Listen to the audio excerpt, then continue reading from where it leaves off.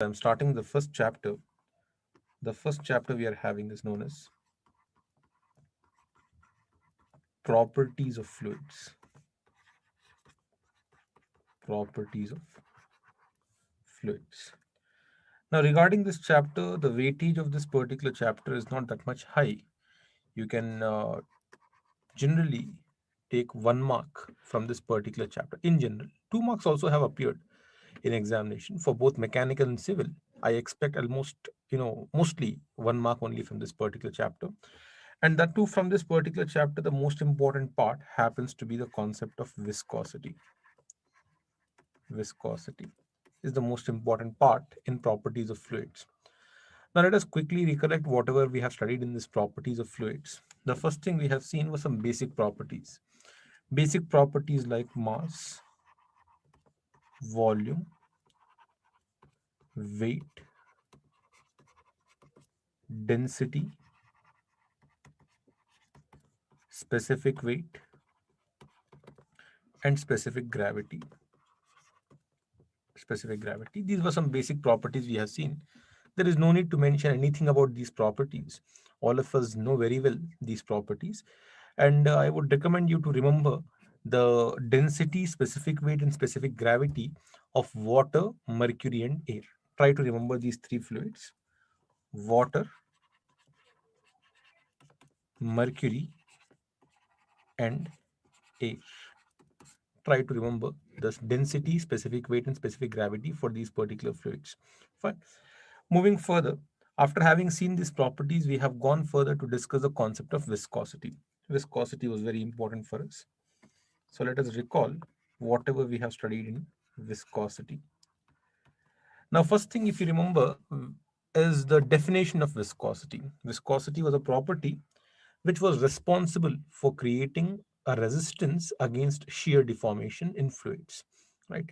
It is something like friction for us. Now, the most fundamental equation corresponding to the concept of viscosity in our subject happens to be Newton's law of viscosity. Very famous equation. All of you must be remembering this thing, which says tau is equal to mu times du upon dy. This is known as your Newton's law of viscosity. Fine. If you observe over here, this particular equation follows a very, you know, very fundamental kind of equation set, right? In physics, there's a fundamental kind of equation set, which is in the form of F is equal to mass times acceleration. Very fundamental form of equation, right? There are many equations of this particular sort in physics.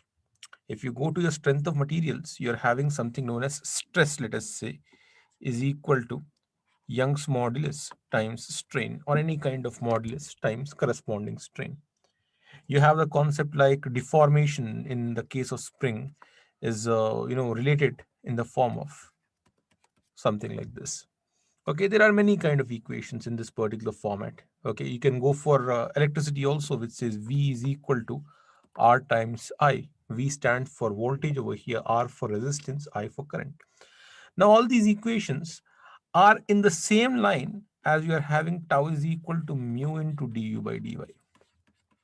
अब क्या है? What is happening over here in these equations? If you observe the LHS over here in these particular equations, if you observe the LHS over here is the cause behind any kind of change. Force is the cause behind change in velocity. Okay, stress is the cause behind change in, let us say, a particular geometry, a particular body's geometry. Stress, right? Similarly, voltage is the cause behind change in something like that, right? Similarly, if you look at this particular set or this particular matrix, this is representing resistance. ये आपका resistance है. Okay, I might speak in Hindi now and then, but whatever I speak, it is understandable, don't worry. Okay, now this particular matrix represents over here resistance. Mass is resistance against acceleration, Young's modulus against strain. Likewise, viscosity is resistance against this particular parameter, which is known as your rate of shear deformation. Rate of shear deformation. तो क्या है viscosity? Resistance against rate of shear deformation. ठीक है. So this is the concept of Newton's law of viscosity. Now, any fluid which observes Newton's law of viscosity is known as Newtonian fluids. So this must tell you that there is one more type of fluid possible, which is known as non-Newtonian fluid. Hey, we say you are having non-Newtonian fluids also. The study of Newtonian and non-Newtonian fluids combined is known as rheology. So you have a concept now, which is known as rheology. Rheology. So what exactly is rheology? Rheology is a particular study which talks about the deformation behavior of fluids. Which fluid? Every fluid, be it Newtonian or non-Newtonian. Everything comes under rheology. Okay, हर किसी का flow behaviour या deformation behaviour आप पढ़ेंगे किसमें? Rheology में. Fine. Now, before I go any further into rheology, let me also recall there is one more kind of viscosity. One more kind of viscosity known as kinematic viscosity. ये हो गया dynamic viscosity. All of you must be remembering this thing. This is known as dynamic viscosity. Abhi, there is one more viscosity which is given by nu, which is equal to mu upon rho, which is known as your kinematic viscosity. Okay, so this is kinematic. All these things you must be remembering. If you don't remember these things and then you are sitting in this class, it will be difficult for you also. Anyway, this is known as kinematic viscosity. He'll be having the units. This particular viscosity will be having the units in the form of Newton second per meter square, and this shall be having the units in the form of meter square per second. I'm speaking over here in terms of SI units. You also have, CGS units and all. You can look into your notes for the conversion rates and all. Okay. Now moving further into rheology. If you want, you can take a snapshot. Very quickly take a snapshot of this particular slide. I'm moving to the next one now.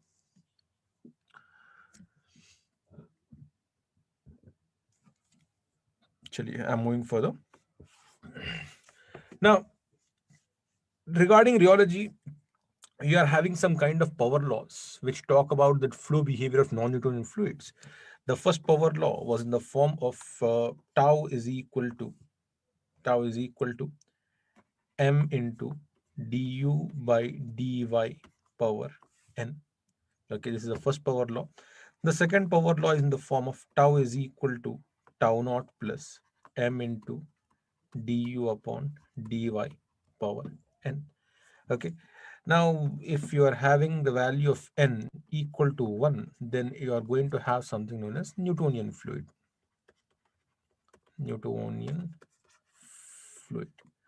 Over here, if the value of n is equal to 1, you are having Newtonian fluid. If you have n less than 1, you are going to have a particular kind of fluid called a pseudoplastic. If you have n greater than 1, you are going to have dilatant fluid. Over here, if tau naught is not equal to 0 and n is equal to 1, you're going to have Bingham plastic. If tau naught not equal to 0 and less than 1, you're going to have thixotropic. If tau naught not equal to 0 and greater than 1, you're going to have rheopectic fluid. Examples are there in your notes. Please refer to those things. Okay. I have given sufficient notes already in the form of PDF previously. You can refer to those notes along with the examples. Graph also has been discussed about. Graph is very, very important. Okay, I hope all of you remember the graph was sort of made taking tau as y-axis and du by dy over here as your x-axis. Okay, for Newtonian, you're going to have something like this. For ideal fluid, you're going to have something like this. Ideal solid, you're going to have something like this. Okay, pseudoplastic like this, dilatant like this. So yeah, dilatant like this. Bingham plastic like this, thixotropic, rheopectic. Okay, don't judge my artistic skills today. We are going to go very fast now. Moving further, after having discussed the concept of rheology, the next thing we are going to have is the concept of surface tension. Very interesting property here. Surface tension. Surface tension.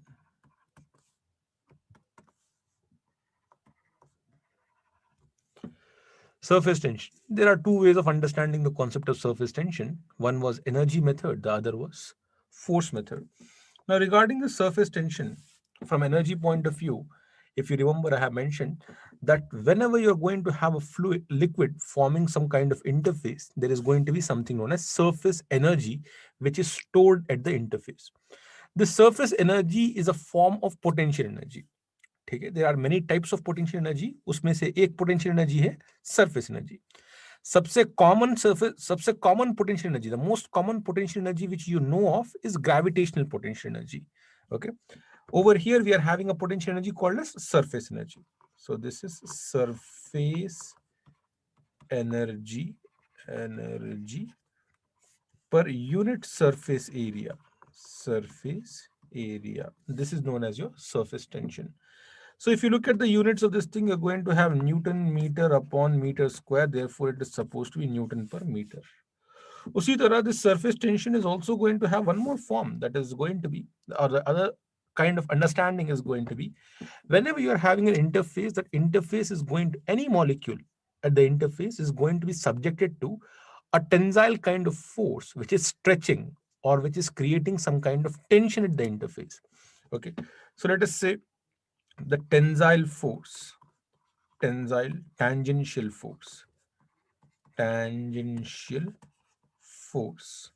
upon the length in contact, circumferential length, LENGTH, length, circumferential length in contact is again known as your surface tension. Okay, so these were two types of understanding on surface tension. After having understood these two things, we have gone further to discuss two important formulas regarding surface tension, which were one was regarding capillarity. Capillarity kya tha? Rise or fall of a liquid column due to difference in cohesion and adhesion was known as your capillarity. Okay, you can refer to the formulas of capillarity. Apart from that, we have also discussed one more kind of problem which talked about you know uh, uh, difference in pressure across curved surfaces. Whenever you're having a curved surface, let us say P1 and P2, you're going to have two different pressures over here. P1 and P2, two different pressures. Generally, what happens whenever there's a curved surface like this, the value of P1 is greater than P2. The difference in P1 and P2, P1 minus P2, is given by delta P, which is equal to sigma into 1 by R1 plus 1 by R2. Okay. R1 and R2 over here are the radii of curvature of two mutually perpendicular arcs on that particular curved surface.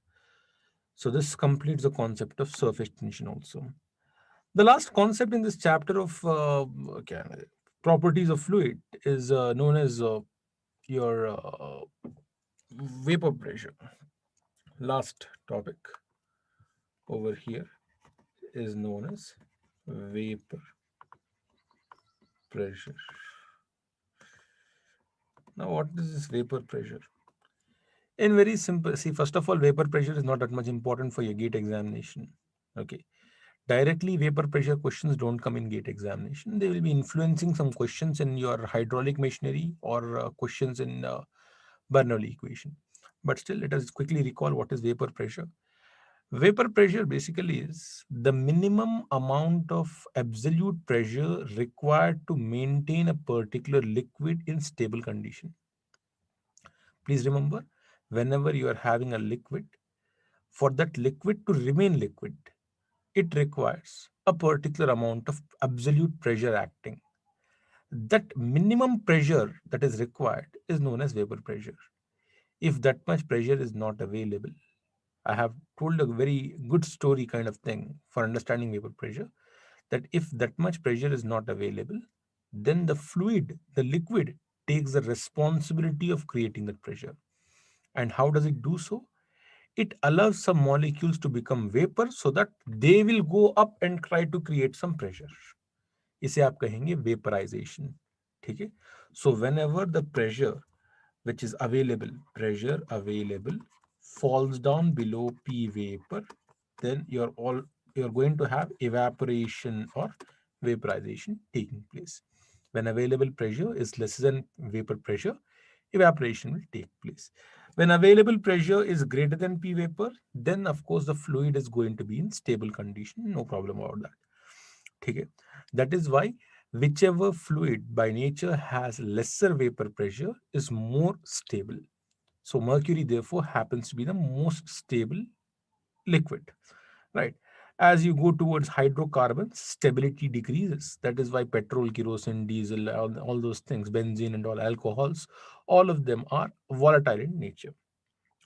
Now, where does vapor pressure, you know, trouble us? Where does vapor pressure trouble our, in our engineering application? You see, whenever you're going to have a flow taking place, so losses take place. All of you have studied Bernoulli equation already. So real flow amounts to some losses also. So whenever these kind of losses take place, pressure is the first thing that is sacrificed. So when pressure sacrifices, there is a good possibility of pressure falling down below vapor pressure. If pressure falls down below vapor pressure, then automatically there is going to be, you know, volatile nature come into existence, which creates tiny, small droplets of vapor, which are known as cavities.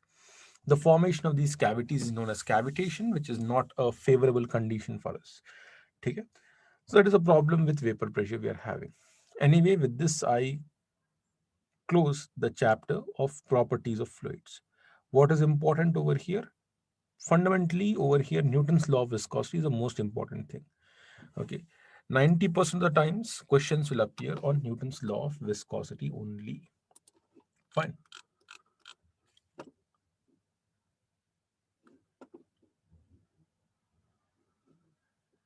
Chaliye. Moving further now. The next thing is the second chapter, chapter 2. Chapter 2 talks about fluid statics.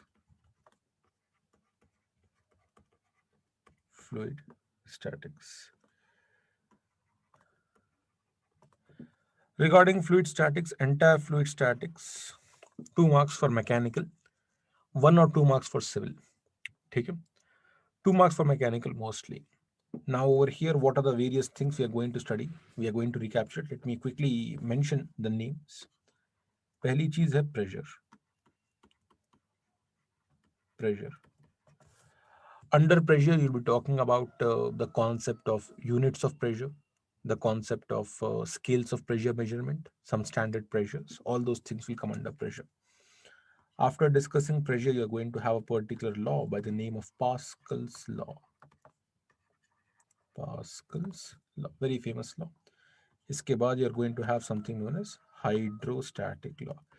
देखिए, whenever you have to revise, first create a kind of flow chart. Okay.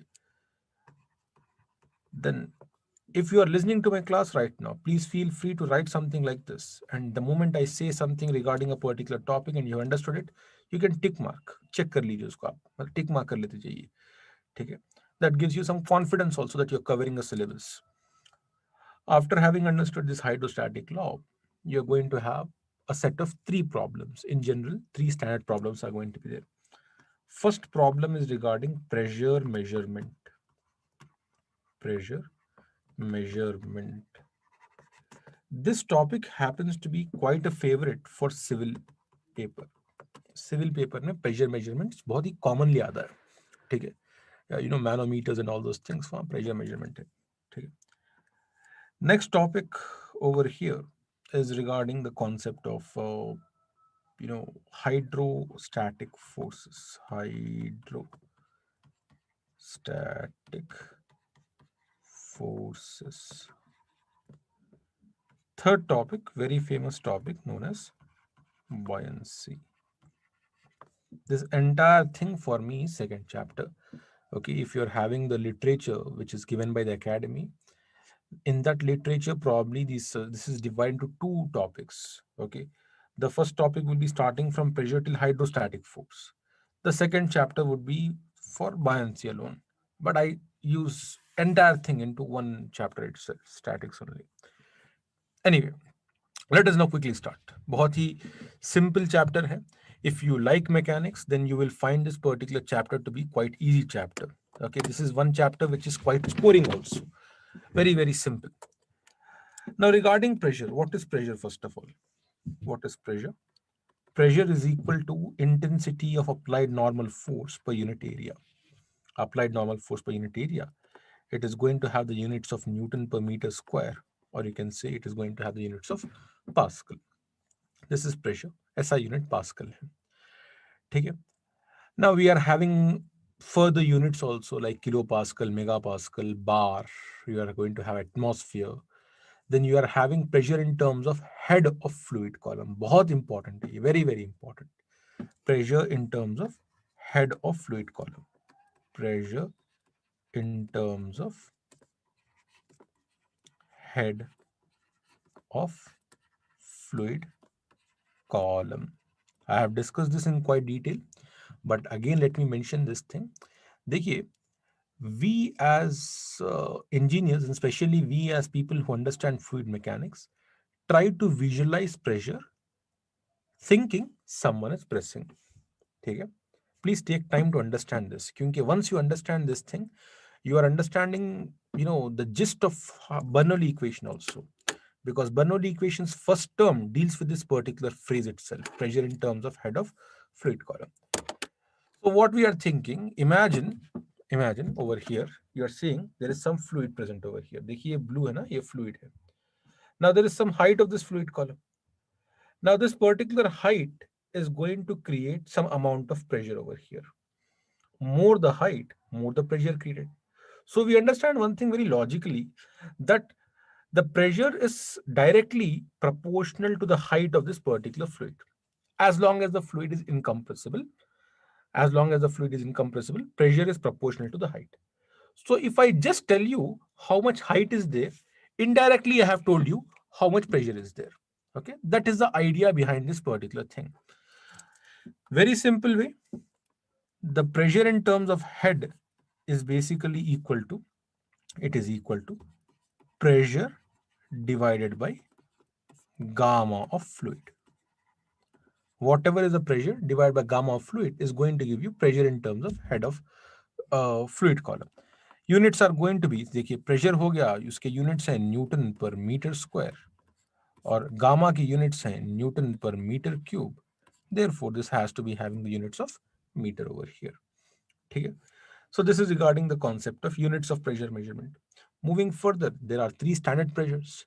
एक है absolute zero, या जिसको आप कहेंगे absolute vacuum also. The second type of pressure is known as standard atmospheric pressure, which is equal to 760 mm of mercury, or 760 torr. That is standard atmospheric pressure, which is the pressure exerted by atmosphere at the mean sea level on Earth. And finally, you're having the most important pressure, which is known as local atmospheric pressure.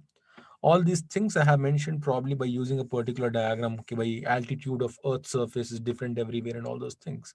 Okay, please refer to all those things if you want. Fine.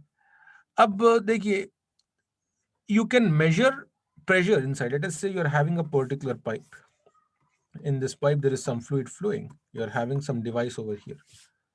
For measuring pressure, you're having some device over here. So when this device is measuring pressure, then this device should start with some zero. This device is supposed to start with some particular zero. If the zero level of this particular device happens to be absolute zero, then whatever is the measured pressure is known as absolute pressure. So absolute pressure किसे कहेंगे आप? Absolute pressure is measured by taking whom as zero. Over here, इसका zero कौन है?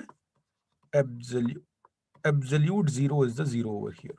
Absolute zero is the zero over here. Similarly, this particular device mostly is going to have local atmospheric pressure as zero. Okay, for example, I'm sitting in Hyderabad. Okay, in Hyderabad, there is going to be some local atmospheric pressure present right now, but that is being taken as zero. ऐसे में whatever is measured is known as gauge pressure. It is known as gauge pressure. So gauge pressure में zero कौन है यहाँ पे? Over here zero is your local atmospheric pressure, जिसको हम P naught से represent करते हैं. P naught से हम represent करते हैं. ठीक है. Now gauge pressure can be positive, negative, or zero itself. So gauge pressure is zero whenever you are exposing anything to atmosphere. Gauge pressure is positive when the pressure is beyond local atmospheric pressure. अगर pressure local atmospheric pressure से कम है, if it is less than local atmospheric pressure, gauge pressure can be negative also. This negative gauge pressure is called as suction pressure or vacuum pressure. ठीक है. So with this we have completed the concept of pressure. Now come to two laws. The first law, Pascal's law over here. Looks very simple. It is very simple, but sometimes complications can occur over here. Pascal's law. So what does Pascal's law say? Pascal's law says that whenever you're having some kind of constrained fluid, imagine कीजिए there is some particular fluid which is constrained. Okay, some constrained fluid you're having, and you apply some pressure on this particular fluid. You're applying some pressure. Then every point in the fluid is going to experience rise in pressure by same magnitude. Okay, I hope you already remember. You're remembering that I gave some examples, something like this. Imagine कीजिए कि you're having some kind of container like this. You're applying some pressure over here. This particular point is having no direct contact with this particular pressure, लेकिन यहाँ भी pressure will increase. So imagine 10 kilopascal you are increasing over here. So over here also you are going to have a 10 kilopascal increase. In which direction? In every direction. Okay, this increase in pressure would take place in every direction. This is known as your Pascal's law. From Pascal's law, we conclude two important points. One point we conclude is pressure at a point in a fluid at rest is supposed to be having same magnitude in all direction, should be compressive in nature, and should be what do you call same magnitude hoga. So it should be compressible in nature. And we also mentioned that the Morse circle for that particular point is going to be a point circle. Okay, this was regarding Pascal's law. After having seen Pascal's law, after having seen Pascal's law comes the concept of hydrostatic law. Let us move further to hydrostatic law. What hydrostatic law does is it gives you the measure of pressure. Pressure कितना है कैसे पता करेंगे आप using hydrostatic law? Very simple. The equation of hydrostatic law says dP upon dH is equal to gamma, or dP upon dz is equal to minus gamma. Okay, dP upon dH is equal to gamma, dP upon dz is equal to minus gamma. Both of them are same things. These are known as your hydrostatic law equations. ठीक है. So what exactly is hydrostatic law representing? इसको कैसे, how do you read this particular dP upon dH? The moment you see d upon d, now it is rate, basically rate of change in pressure with respect to vertical axis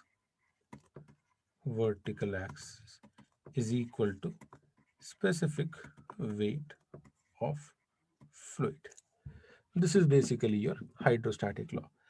अब dP upon dH ऐसे क्यों है? Why is dP upon dz like this? Please understand that H is measured positive in downward direction, Z is measured positive in upward direction.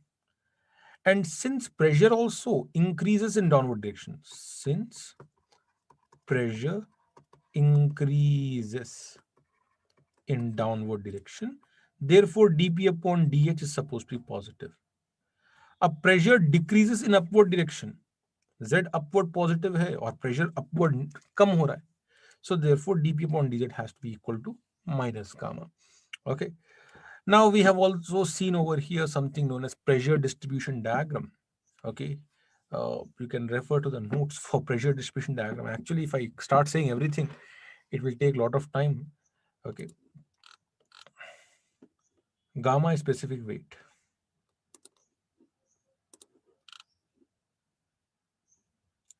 Fine.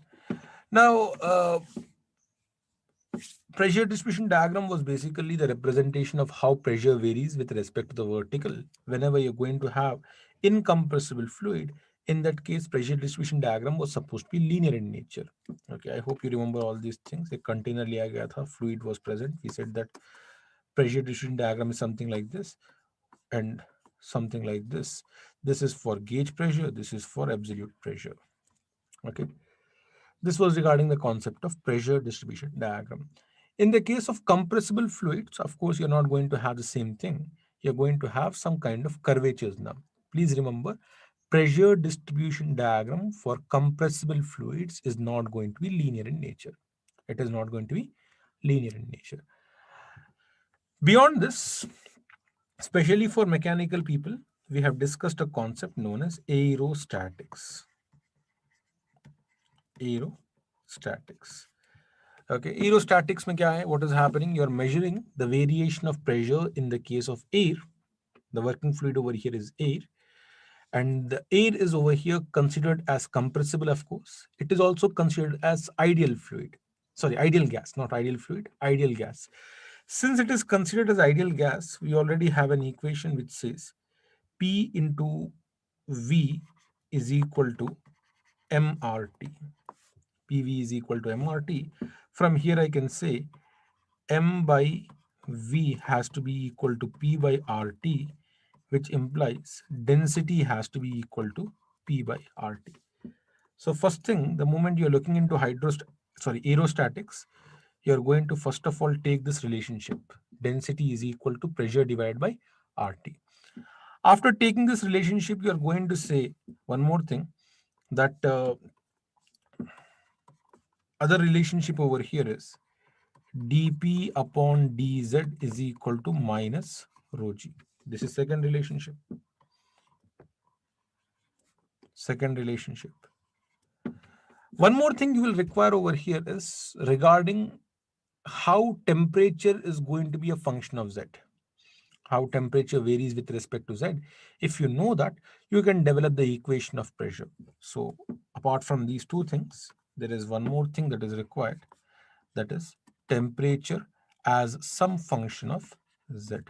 Okay, you can have something like isothermal conditions jahan pe temperature constant hai.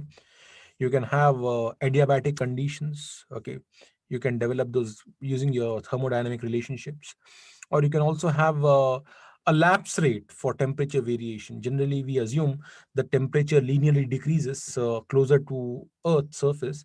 It linearly decreases at the rate of 6.5 kelvin per kilometer. Okay, that you don't have to remember. अगर question exam में आ रहा है तो he will mention how temperature is going to be a function of z. पूरा aerostatics इतना ही है. Okay, even I am surprised that aerostatics is very small now. Okay, so the entire aerostatics depends on three equations. पहला equation है आपका ideal gas equation, पहला equation है. Second equation आपका हाइड्रोस्टैटिक इक्वेशन, ये दोनों फंडामेंटल है. थर्ड इक्वेशन एक वेरिएबल इक्वेशन है. Why do I call it as variable equation? Because in different conditions, that particular equation keeps on changing. That is talking about how temperature varies with respect to z. If you combine these three equations with your mathematical skills, mathematical knowledge, you will get the answer for whatever is happening. Okay. ये सब कुछ किया गया है आपके class में already. You can please observe the notes for aerostatics. This is only present for mechanical people. Civil people don't even look at this particular part. Not for civil. Not for civil. बस इतना याद रख लो कि whenever you're working with atmosphere, what happens is pressure variation is never linear. क्यों linear क्यों नहीं है? क्योंकि atmosphere is going to excuse me, atmosphere is going to be compressible fluid for us now. If it is compressible fluid, तो straight away that with altitude density varies and all, इसीलिए आपको mostly exponential ही आएगा. Pressure variation is going to be exponential in nature. Mechanical people can refer to a previous gate examination question. Fine, someone has given me the equation. I don't remember the equation as such.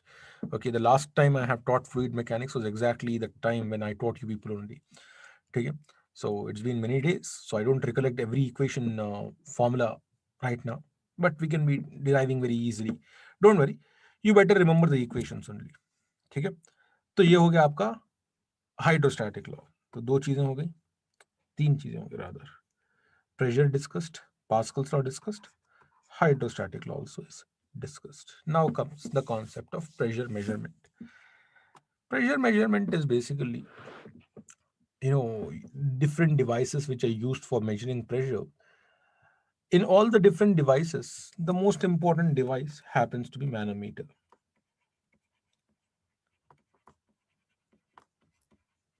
Manometer. Apart from manometer, sometimes they might ask you some questions on barometer. Barometer. Okay, please understand, barometer measures any pressure as such, but barometer is only measuring local atmospheric pressure. It measures local atmospheric pressure. Okay, barometer does not measure any random pressure. It specifically measures local atmospheric pressure. Now, regarding this thing under manometers, you're going to have simple manometer. Simple manometer. You're going to have, a differential manometer. Differential manometer. उसमें भी दो type है. A general YouTube differential manometer, and you have inverted YouTube differential manometer. Inverted YouTube differential manometer. And finally, you're going to have one more called as inclined leg manometer. Apart from this, you're having micromanometers and all, but those things are not important for gate examination. Okay? These are the three types of manometers we are going to have. Okay? See, revision should be such that you are trying to encapsulate everything. Okay? ज्यादा लिखना नहीं revision के अंदर, कम लिख के सब कुछ याद करना है, ठीक है ना? So try to recollect this entire concept of manometry from here. A simple manometer, you're having a bulb, let us say, you're installing some kind of manometer over here. You're going to have a manometric fluid, let us say, something like this. You're going to have manometric fluid. If I start speaking about manometry, today's entire class will be spent in that only. But better than that, what we'll do is, we will try to look at the important points जहां से आप answer निकाल सकते हैं. Okay, very fundamental point जहां से आप answer निकाल सकते हैं. Remember, the fundamental point is only that take a particular horizontal level, such that that horizontal level is connecting a fluid which is continuous. Pehli word kya liya? What did I say? Continuous fluid. A fluid which is continuous, such that the pressures on both the sides on the horizontal level are going to be same. अब मान लीजिए ये point A है और ये point B है. So straight away you can say pressure at point A is equal to pressure at point B. Pressure at point B पता करना आपका headache है. Pressure at point B पता करना, to find out the pressure at point B is your headache. That is very simple. You know that over here pressure is equal to 0. इस point को देखिए, cursor को देखिए यहाँ पे, इस point पे pressure 0 है. अब 0 pressure यहाँ पे है, इतना नीचे चले गए आप पता कर सकते हैं B पे कितना pressure है. You can find out what is the pressure at point B. Immediately you will say the same pressure is at point A. Then let us say there is some point X over here. You want to identify the pressure at point X. You're going up now. You can do that thing. Okay. So the entire idea of manometer depends on this particular thing. Draw horizontal level such that the fluid should be continuous. ये important है. ऐसा नहीं कि आप यहाँ पे draw कर दिए. This would be wrong because you see from here to here the fluid is experiencing a discontinuity. है ना? यहाँ पे red है फिर blue हो गया. यानी कि different gammas are going to be there. इसीलिए try to draw a particular level where the fluid is continuous. Now it comes to differential manometer. Okay, these are diagrams which have appeared in your gate examination. Okay, there is a particular, let us say, pipeline. This is some point A, this is some point B. You're having some kind of manometer, differential manometer like this. You're having some fluid like this, manometric fluid like this. Okay, he might ask you what is the difference in PA and PB. PA minus PB is equal to how much? Again, to solve this particular thing, you take a horizontal level. Okay, the moment you come across manometry, see, first of all, it is very simple. Okay, but if you find difficulty, now whenever you find any kind of difficulty, you should go back to basics. Okay, because basics are never wrong.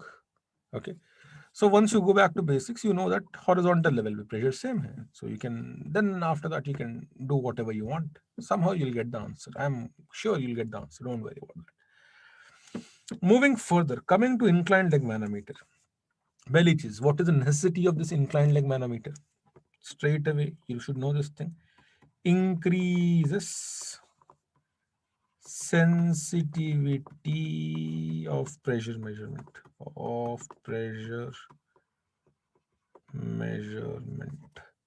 What is this sensitivity? Sensitivity कहते हैं response creation को. Sensitivity is basically response creation. You say a person is sensitive when he responds very quickly or very rapidly he responds. Okay, jaldi ro deta hai, so you'll say sensitive person because he's responding very quickly to whatever surroundings are doing to him. Same thing over here. If the response to change in pressure is very fast or very significant, we say sensitivity is high. अब देखिए, if you are having a vertical leg and inside this particular limb, let us say you're having mercury 1 mm का difference जो है, it is going to correspond to how much? 133 pascal. 133 pascal. मतलब ये हो गया कि you are going to measure pressure in the scale of or in the multiples of 133 pascal. मान लीजिए यहाँ पे 0 है, यहाँ पे 133 है, यहाँ पे 266 है. Likewise, you are going down. If you are having a change of 133 pascal, then you know that pressure is changing. Okay, 133 pascal से कम difference है pressure का, तब you will not realize that pressure has changed, right? Now imagine same thing, I'm inclining like this. Same limb, I'm inclining like this. Now what happens? Let us say this is 30 degrees inclined. 30 degrees inclined. अब मान लीजिए you are having from here to here again 1 mm is there. 1 mm is there. लेकिन देखिए, please understand, pressure difference is not corresponding to incline. Pressure difference is corresponding to vertical. Now you see over here, even though inclined length इसका 1 mm है, लेकिन effective vertical length कितना है? 0.5 mm. That means you are measuring a pressure difference. Let us say mercury है फिर से 133 का half हो जाएगा 62, नहीं 66.5. One moment please. 66.5 pascal. Now you see, the moment you have inclined a particular manometer, what has happened? Your manometer is responding to smaller pressure difference. Jaldi respond kar raha. Okay, that is why we say sensitivity is higher. So whenever you use this inclined leg manometer, over here, what is the gist of entire thing? Please realize that the pressure difference or pressure measurement is with respect to vertical. कहाँ पे लिखा हुआ vertical, vertical, vertical, vertical इधर है. पिछले slide में इधर है. Please understand. Everything we are doing is based on hydrostatic law over here. Hydrostatic law over here is connected with vertical axis only. इसीलिए inclined leg manometer में don't be driven by inclined leg only. Try to convert that inclined leg into corresponding vertical height. उसके बाद आप देखिए क्या pressure difference आ रहा है. ठीक है? So with this I conclude the concept of manometry also. So till here, these four things are done with. Now comes hydrostatic forces. My personal favorite topic in entire subject of fluid mechanics is this hydrostatic force. Okay. One moment, please. I'll drink some water.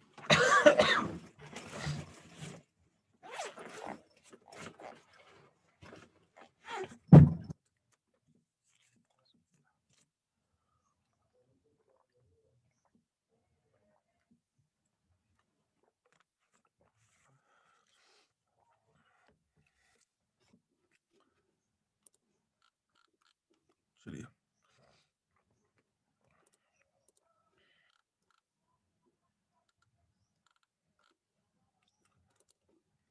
Regarding uploading notes, don't worry about that. They will upload some notes, whatever notes are there. And again, see, I came to know about this revision class very recently. And due to this pandemic things, I have not been teaching classes very continuously because we don't have classes as such uh, very frequently. So I went through the notes I have given you in online class just for myself to revise. I went through the notes कि भाई कैसे revise कैसे revision करना है. I realized those notes are sufficient. If you just go through the notes again, revision can be done by yourself. Self revision can be done very easily. ठीक है. So don't worry about these notes because these will not make much sense for you. अब देखिए यहाँ पे scribbling will be more in this particular note. Scribbling will be more. Whatever fair work has been done, that is sufficient for your revision. This is just to make you happy in a way. चलिए, moving further.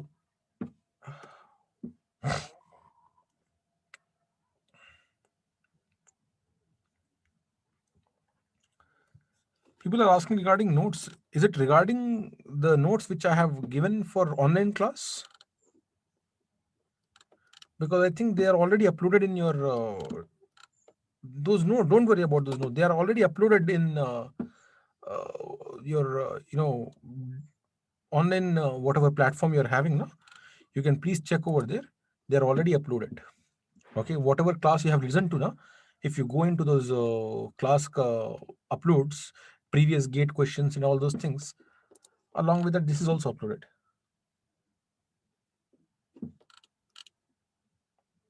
No, Amal, mine is uploaded. I have seen those notes. Actually, I have also taken notes from there only. Fine, please check. Anyway, let us move further now. So we were looking for hydrostatic forces now. Now, what exactly is this hydrostatic force? Very simple here. If you are having some interface, let us say, and you're having some kind of a plate or a curved surface, एक काम करते हैं. Let us consider curved surface also over here.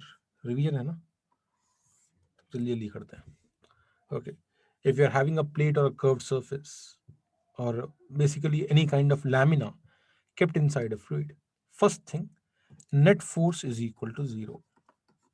Net force on this particular surfaces, be it flat or curved, दोनों cases में net force has to be equal to zero.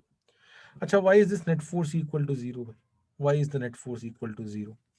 The reason is whatever is the intensity of pressure acting at any point from the top, same intensity of pressure is attacking over here from the bottom in the opposite direction.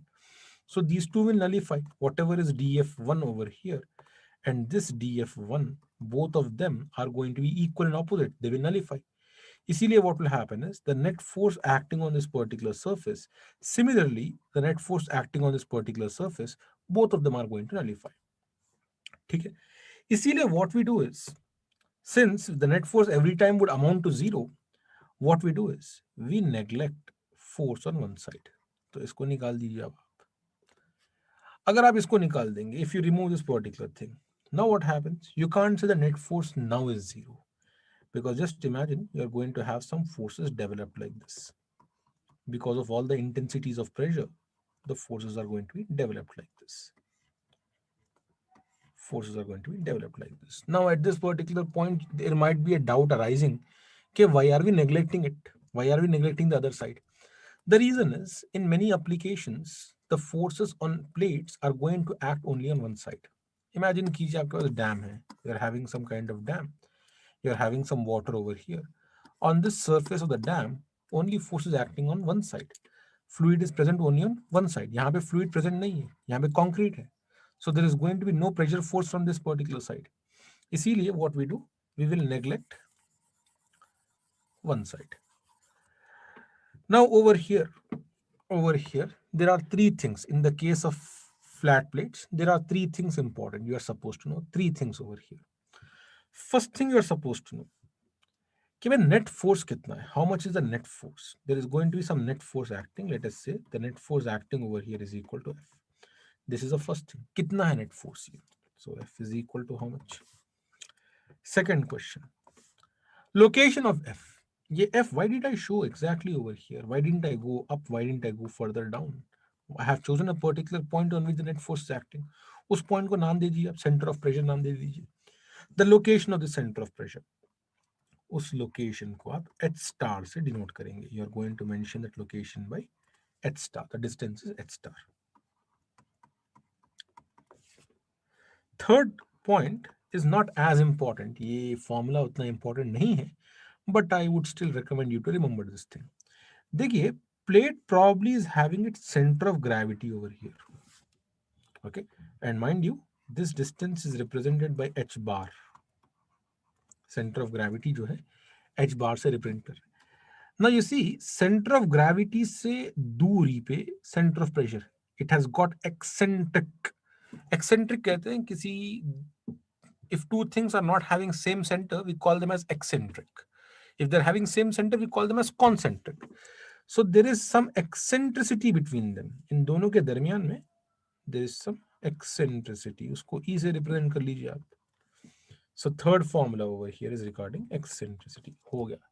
If you understand this much, then you have understood hydrostatic forces on flat plates. अब force की value कितनी है? Very simple to remember. देखिए, every point is going to experience different different amount of pressure. क्यों different amount of pressure? हर किसी का height अलग अलग है. यहाँ से जो डेप्थ है, इंटरफेस से डेप्थ जो है ना, वो अलग अलग है. इसीलिए pressure everywhere is going to be different. ऐसे में I tell you very simple way of remembering. Average pressure कितना होगा? Average pressure will be equal to gamma into H bar. क्योंकि हर किसी का हाइट अलग अलग है, तो H bar would be the average height.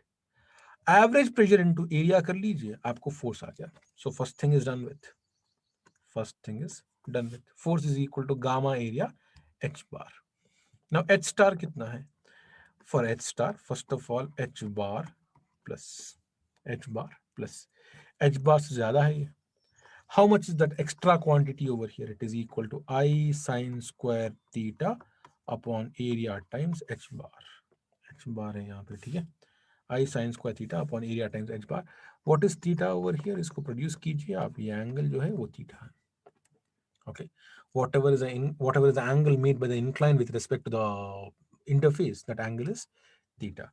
So this is your h bar. So second thing also is, sorry, h star का value है. It is done with. Now coming to eccentricity over here. Eccentricity over here, it is equal to how much?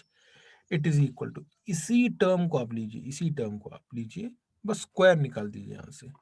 तो I sin theta upon area times h bar. This is your eccentricity. हो गया, flat plate finish. Right. So this is regarding the formulas in the case of flat plate. Nothing more than this is required. इसके बाद जो भी question आएगा, that is only, that solving ability is based on your skills. Concept इतना ही है. There is no concept beyond this thing. Now come to curved surfaces over here. In the case of curved surfaces, what happens is, the tragedy over here is, everywhere the direction of differential force is different. देखिए, previously what was happening? Flat surface में देखिए आप, direction of force everywhere was same. Differential force का direction यानी कि df1, df2, df3, df4, सभी का direction sense या स्लोप सेम था. अब यहाँ पे सभी का स्लोप वेरी कर रहा है. Since the slope is varying, what we do is we break down the forces into two components. One component, let us say, is horizontal component, या fx या fh बोल लीजिए. One component is vertical component, fy या fv बोल लीजिए. Then you will say the net force is supposed to be the resultant of these two. Let us say f. F is a resultant of these two, which is a net force. Let us say the value of this f would be equal to root over of fh square plus fv square. This would be the value of resultant force. Now the question is, how much is fh? fh कितना है? fh is basically same formula. So it is equal to gamma into area times h bar. लेकिन यहाँ पे catch है. The catch over here is, this is supposed to be for projected area. It is supposed to be for projected area. What do I mean by projected area?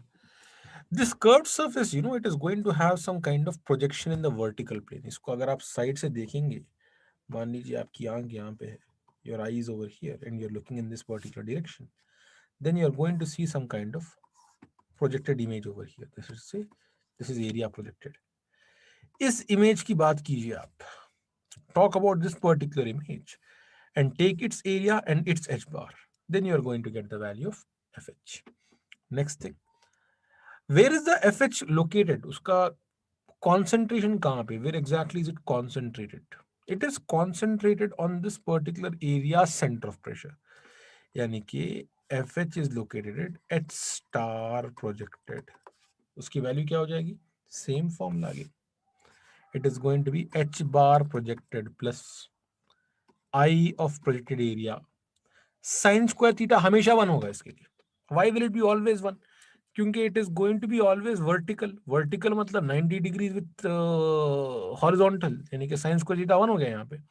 So upon, अब देखिए, area projected, h bar projected हो गया ये value. बार है यहाँ पे, okay, h bar projected, ठीक है. So horizontal is done with. Now what about vertical? Vertical की वैल्यू कितनी है? fv is equal to how much? ये तो और भी सिंपल है. Fv is equal to weight of the fluid, weight of the fluid from interface, from interface to the curved surface, to the curved surface. This is very interesting topic actually. Weight of the fluid from the interface to the curved surface. इसके आगे I used to say one statement. I hope you remember. I would really appreciate if you remember. I used to say, regardless of the presence of fluid,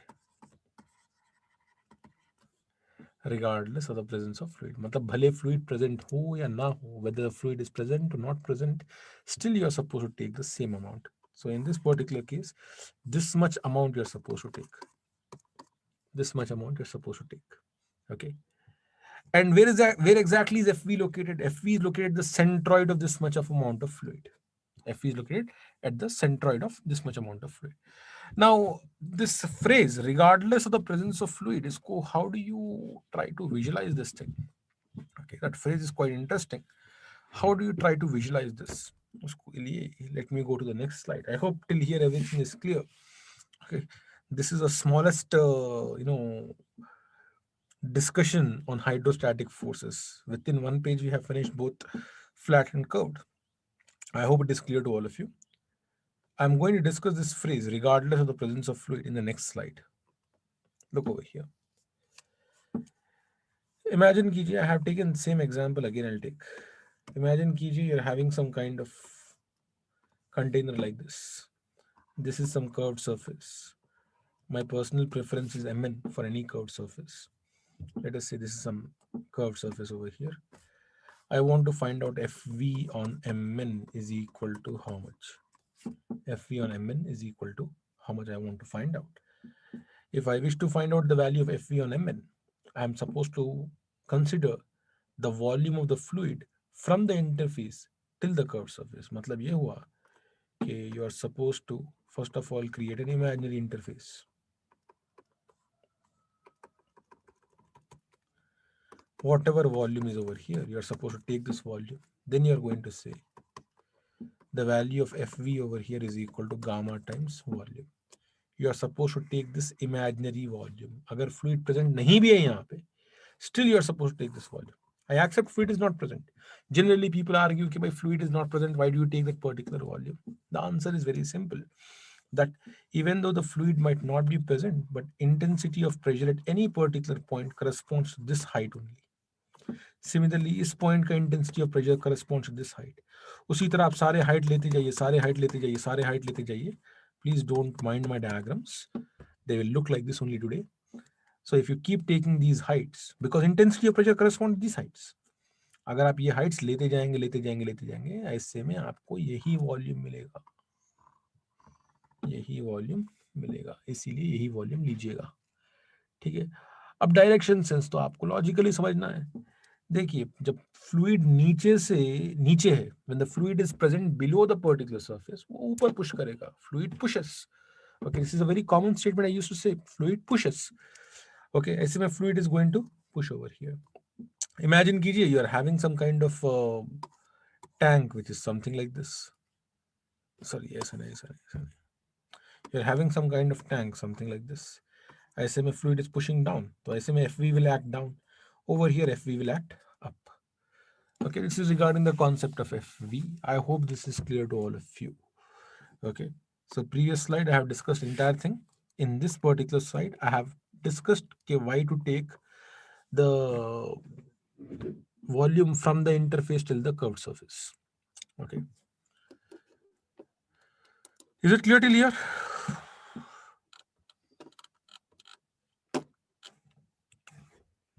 Clear?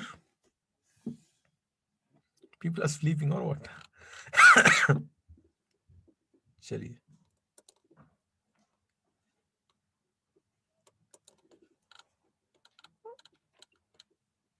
Moving further, one moment please.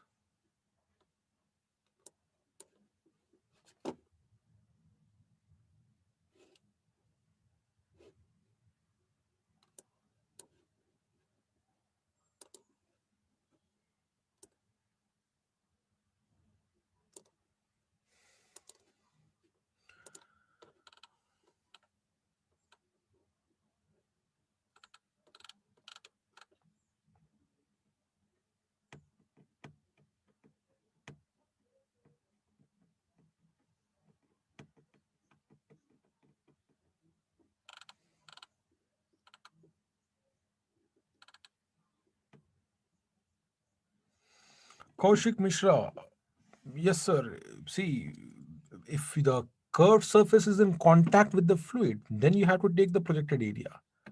Okay, जैसे ही curved surface, imagine you're having a curved surface and it is in contact with some fluid.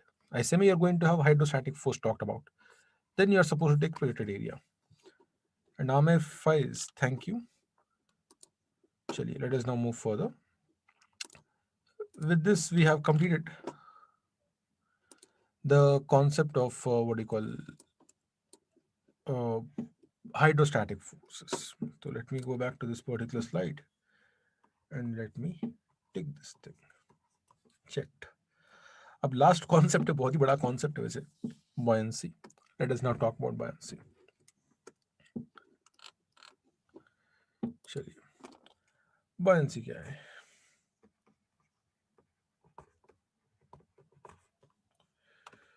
What exactly is buoyancy? You see, whenever fluid's position is hijacked, अगर आप fluid की position को hijack कर लेंगे तो ऐसे में fluid becomes angry. So what fluid does is it tries to eliminate you by pushing you. It might not eliminate you, tries by pushing you. Where does it push you? It pushes you upward. So story is something like this. Imagine कीजिए कि this is a fluid.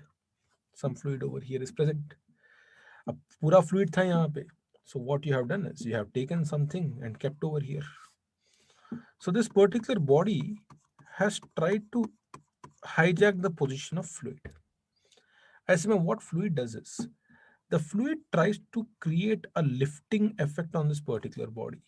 It creates some pushing, vertically lifting effect on this particular body, and that particular tendency is known as buoyancy. और इसको क्योंकि the father of this entire concept was Archimedes, this is also called as Archimedes principle. Okay, that is a very slang way of understanding. Okay, physics क्या है इसके पीछे? What is the physics behind this thing? The physics is very simple. It is just extension of hydrostatic law. क्योंकि hydrostatic pressures are going to act, all these pressure intensities are going to act like this. अच्छा, इसको इस diagram को क्या कहते हैं? What do we call this particular diagram? This particular diagram is called as pressure envelope. Important नहीं है, याद रख लिए तो याद रख लिए, नहीं याद रखे तो कोई दिक्कत नहीं है. It is called as pressure envelope. Spelling of envelope might be wrong. Don't worry about the spelling. So this is called as pressure envelope. Now, if you look at this pressure envelope, what is happening? It is creating two types of effect. एक है horizontal effect और एक है vertical effect. The good thing about horizontal effect is these horizontal effects are nullifying each other. दोनों एक दूसरे को बराबर कर रहे हैं. इसीलिए there is not going to be any imbalance in the horizontal direction. Okay, मान लीजिए यहाँ से 10 न्यूटन आ रहा है, यहाँ से 10 न्यूटन आ रहा है. So both these 10 newtons are going to nullify each other. No imbalance whatsoever. No imbalance whatsoever. But coming to the vertical thing, आप देखिए कि whatever is the intensity of pressure, ये वाला, okay, ये वाला intensity of pressure है, it is going to be lesser in comparison to this one. क्यों? Why is it going to be greater over here? The reason is इसका height ज्यादा है और इसका depth ज्यादा है, इसीलिए imbalance is going to occur in the vertical direction. तो जो नीचे से पुश आ रहा है वो हेवियर है, ऊपर से जो पुश आ रहा है वो वीकर है. तो ऐसे में नीचे का पुश जो है वो डोमिनेट कर जाएगा and the entire body is getting a lift upward. Okay, and this value of force which is given by FB, how much is this particular force equal to? This FB over here is equal to weight. One moment please, बहुत दिनों के बाद ये time पे बात कर रहा हूं तो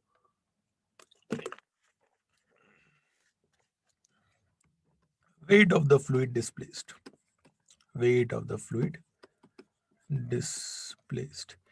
So therefore this has to be equal to gamma into volume of fluid displaced.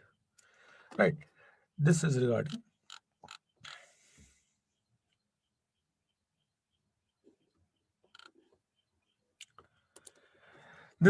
the concept of FB. So FB is equal to gamma into volume of fluid that has been displaced. Okay. Now regarding this FB, you are supposed to remember one more thing. Okay, FB concentrate कहाँ पे होता है? Please understand, whenever you talk about forces ना, you are also supposed to talk about the position and direction of force. Direction तो establish हो गया. The direction is vertically upward. But what about the position? Where exactly is FB concentrated? Please remember, FB acts through the centroid of the fluid displaced. FB acts to center of the fluid displaced, इसीलिए इस particular point को center of buoyancy B से represent करते हैं. This point is also called as what? Center of buoyancy. Buoyancy. It is called a center of buoyancy. ठीक है? So this is regarding the concept of buoyancy, that whenever a fluid's position, or whenever a fluid is displaced, the fluid tries to exert an upward force, upward thrust on whatever body is displacing it. And that upward thrust is known as force of buoyancy or buoyant force. उसकी value weight of the fluid displaced है. And it is going to concentrate through a particular point, which is the center of the fluid displaced. It is called a center of buoyancy. ठीक है. One more thing. This also I have discussed, but if some of you might have forgotten, please try to recall this. There is one more FB. There are two FBs. याद रखिए, Newton's greatest achievement were his three laws. Okay. And in those three laws, the third law happens to be the most misunderstood law, action reaction pair wala law. Okay. And that third law says that forces have to exist in pairs. Okay. जोड़ी में होंगे forces. They are going to be, every time when you say there is a force, there has to be one more counteracting force. इसीलिए action reaction कहते हैं उसे हम. So right now we have talked about this particular force. इस FB की बात कर चुके हैं आप, which is acting by the fluid on the body. There has to be an immediate opposite force also, which is on the body. Sorry, on the fluid. On the fluid. So there is going to be one more FB. One more FB is going to be there.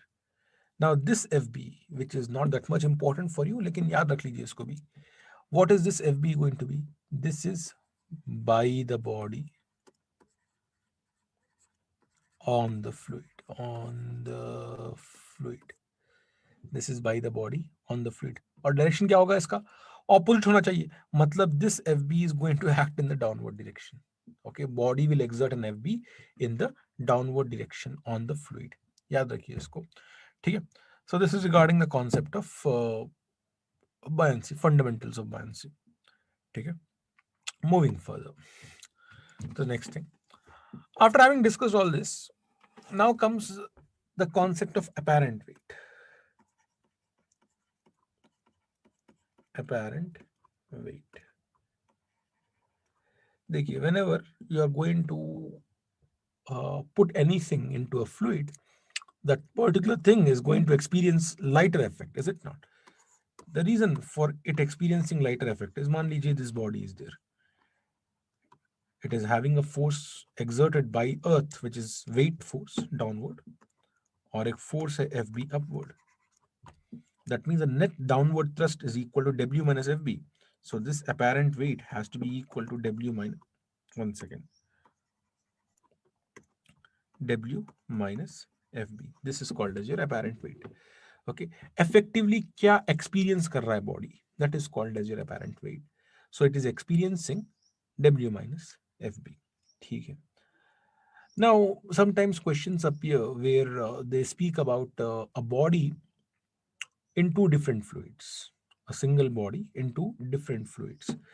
So there comes the concept of ratio of apparent weight.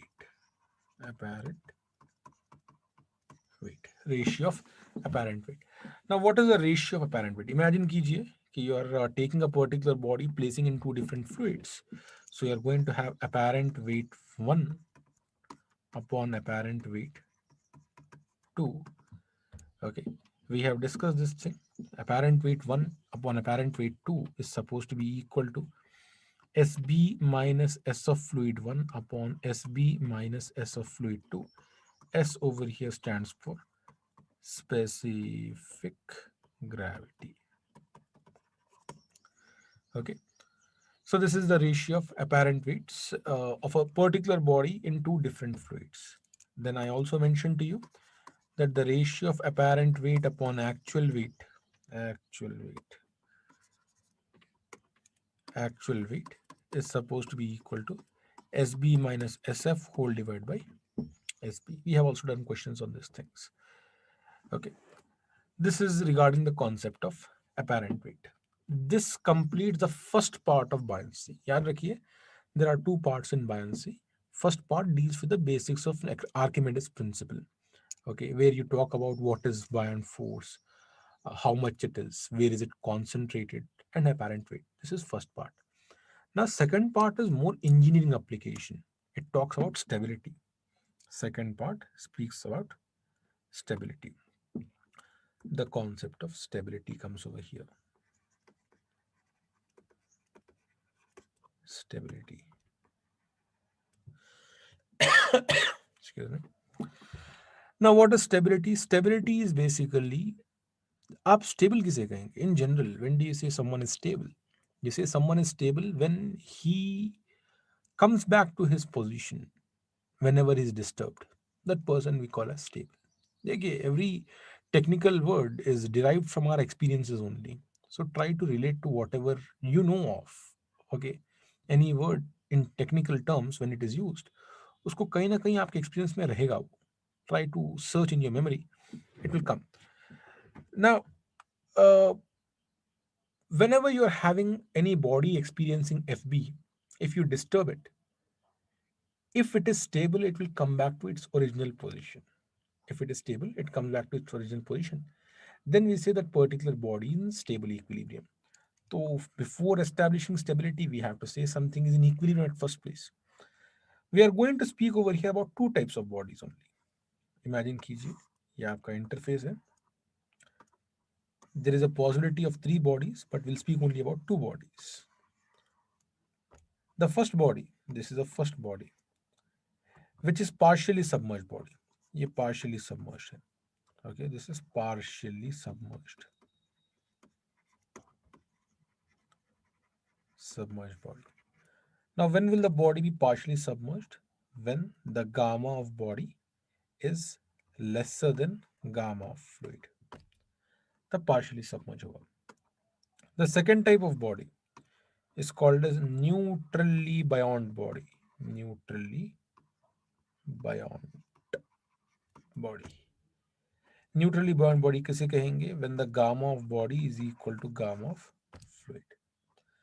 Third category of body is known as accelerating body.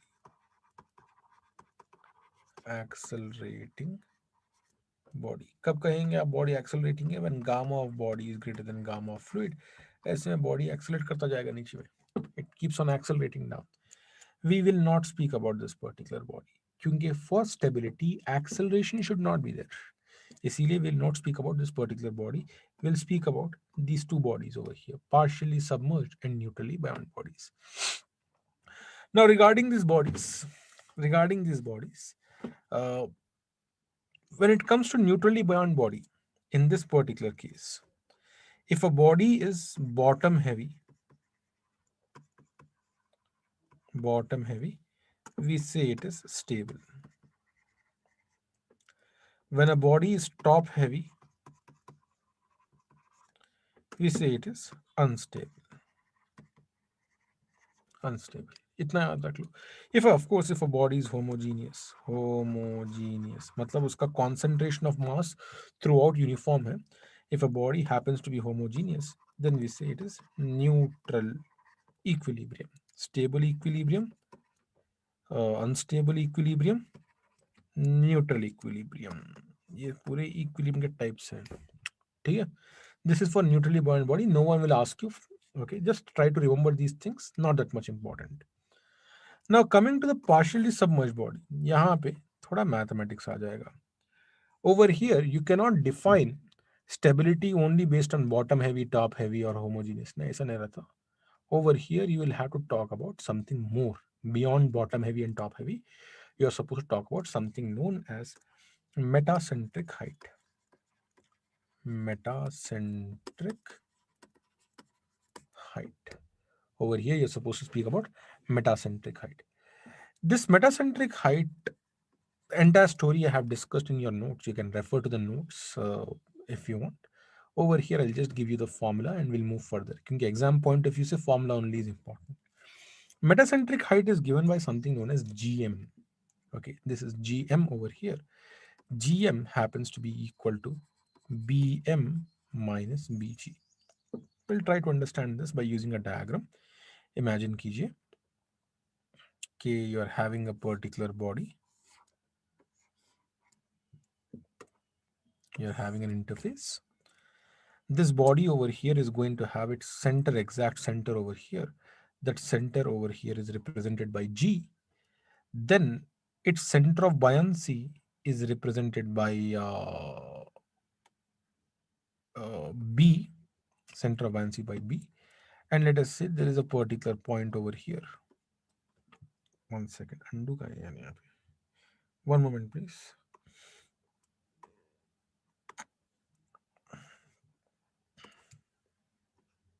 One moment, please. This point let us say is M. Okay. Center of gravity. G stands for center of gravity. B stands for center of buoyancy. M stands for metacenter. Okay. This distance GM is important for us. The value of GM over here is equal to BM minus BG, as you can see in this particular diagram. Right. Now, BM को क्या कहेंगे आप? What is this BM called as? BM is called as metacentric radius. Metacentric radius. Acha, what is the formula of this BM? BM is equal to I by V. BM is equal to I by V. What is I over here? I is area. बहुत important है, देखिए इसको please. Moment of inertia. Area moment of inertia of area in. अब यहाँ पे I'll mention 2 points. Top view at interface. Please याद रखिए इसको. It is the area moment of inertia of the area. देखिए एक वॉल्यूम का आप एरिया कई जगह से देख सकते हैं. ये बॉटल है. If I look from side view, I'll get a different picture of area. If I look from top view, I'll get a different picture. एक एंगल से देखा अलग picture. Right? So you can get many kind of shadows, many kind of pictures. लेकिन आपको कौन सा picture देखना है, कौन सा एरिया देखना है आपको? You are supposed to look from top view. Top view. अब कौन सा टॉप व्यू? क्योंकि टॉप व्यू एवरीवेयर. देखिए this particular bottle, okay, standard bottle है ये. यहाँ पे क्रॉस सेक्शन कम है, यहाँ पे क्रॉस सेक्शन ज्यादा है. तो टॉप व्यू के अंदर भी क्रॉस सेक्शंस वेरी कर सकते हैं. तो किस लेवल पे देखिएगा आप top view? At the interface. मतलब ये हुआ कि ये टॉप व्यू आपको इंपॉर्टेंट नहीं है, ये टॉप व्यू आपको इंपॉर्टेंट नहीं है, ये टॉप व्यू आपको इंपॉर्टेंट है. Okay, I hope you are following these things. It is slightly difficult to explain all these things online, but I hope it is clear. ठीक है. तो एरिया मोमेंट ऑफ इनर्शिया लेना है आपको. किस area का लेना है? टॉप व्यू का लेना है. किस लेवल पे लेना है? इंटरफेस पे लेना है. ये वाली बात है. ठीक है. चलिए. Okay, you are supposed to take the area moment of inertia of the area in the top view at the interface level. ठीक है. V over here stands for volume of fluid displaced. Volume of fluid displaced. So if this is happening for metacentric radius, then I can conclude from here that the value of GM has to be equal to I by V minus BG. Value of GM has to be equal to I by B minus BG. Now, if the value of GM happens to be positive, if GM is greater than 0, we say it is stable. If GM less than 0, we say it is unstable.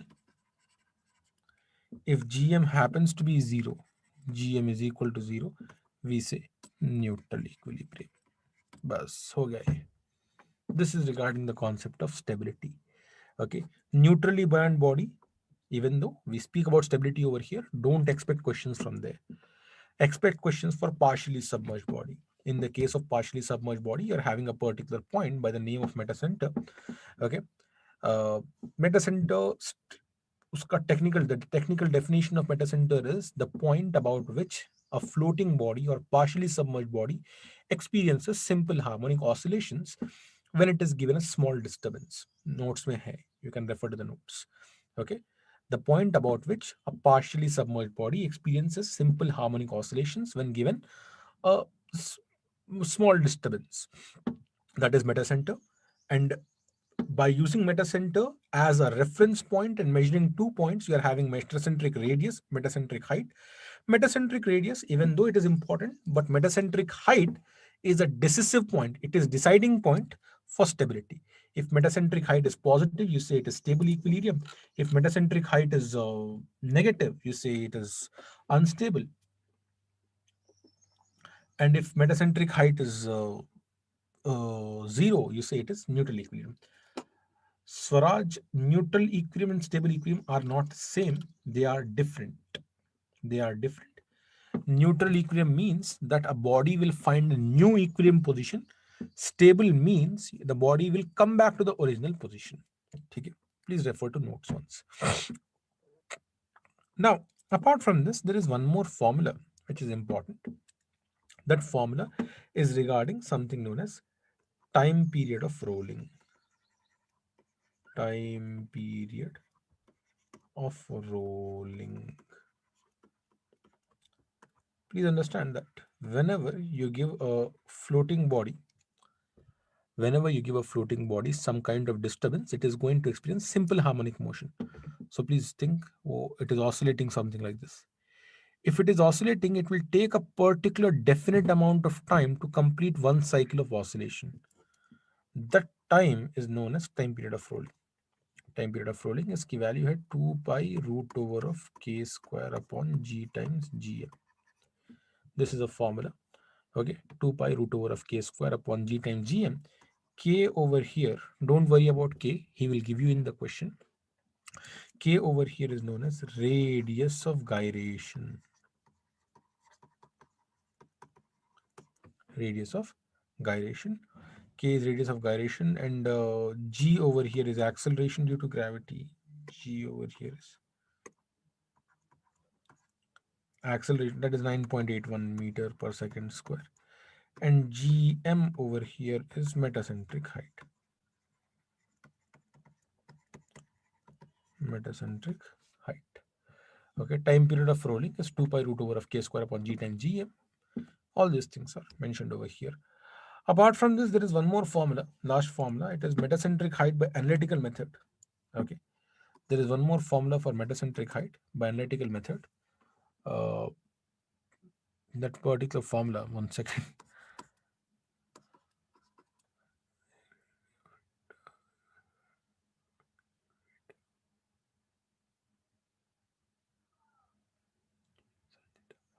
One moment, please. I'm forgetting the formula. Let me just get it very quickly.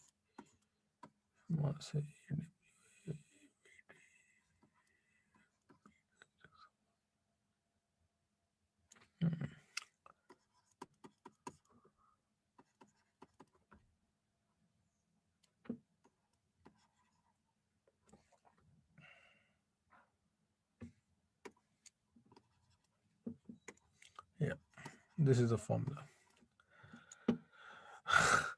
Uh, no, it's very quickly you can derive this thing. Anyway, no need to derive now. Actually, it's been many days since I have, you know, taught fluid mechanics. इसीलिए some kind of rustiness is there. Anyway, the formula goes something like this. Is an analytical formula. It says that if you are having a particular body, let us say a floating body whose weight is W, and you take a load, small load P, you displace it by X from the center. So now let us say the body has assumed some position over here. Okay, the body has got tilted, assumed some position. This distance over here is X. The value of Gm has to be P times X, disturbing moment, upon weight of the body times tan theta. Tan theta is the angle of tilt, let us say. Okay, this is the formula. One more formula for metacentric height might come in handy whenever required. Okay. Chaliye, this is regarding the concept of buoyancy. With this, we complete the concept of, yeah. Uh, Good thing people have mentioned that over here you're supposed to include W plus P. Strictly speaking, that is correct.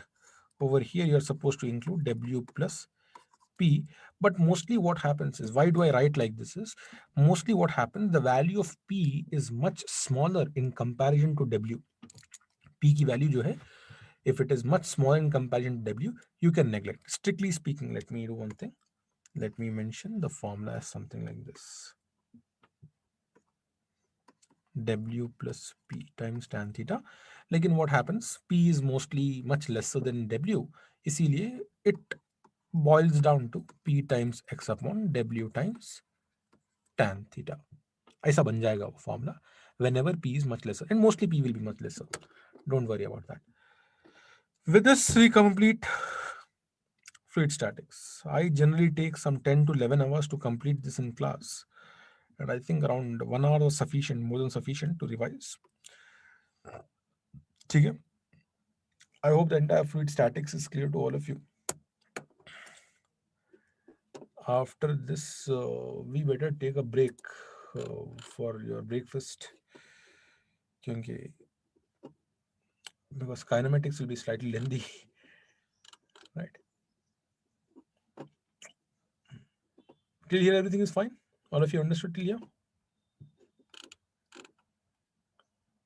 No break needed. Yeah, no break needed for you, sir. You are sitting and probably eating also. I have to speak over here. हाँ, चलिए, shall we go for a break over here at this moment? Probably half an hour would be sufficient. I might be needing one, right? Chaliye, please take a break. Don't worry, revision will be completed. Don't worry, everything will be fine. Okay. Chaliye, thank you.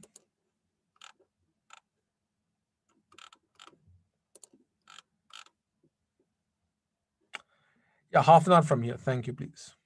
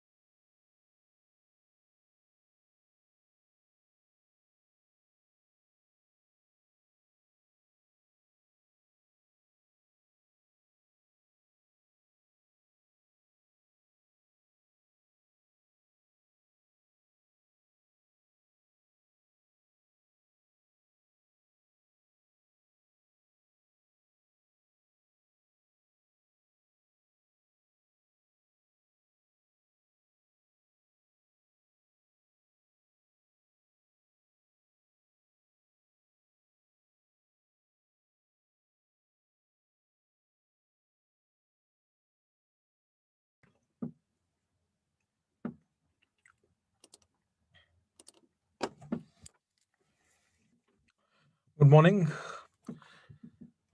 Is my voice audible?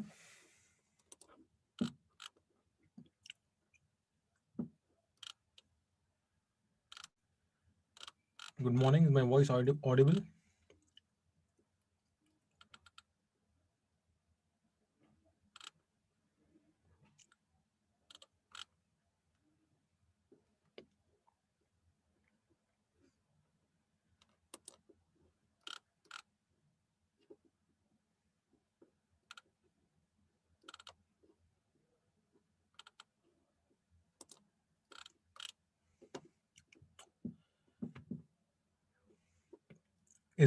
Is audibility fine? Yes, chaliye. Let us start then. Now we are going to start the chapter of kinematics.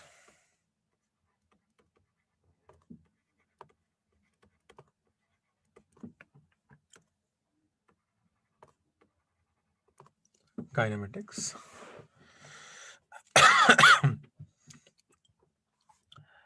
In fluid kinematics, we are going to have three parts, let us say. The first part is basics of fluid kinematics. Basics of fluid kinematics. Under the basics of fluid kinematics, we are going to talk about the concept of velocity, classification of flow.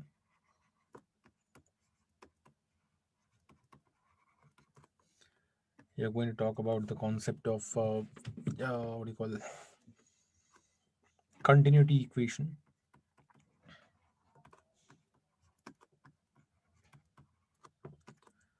And finally, acceleration.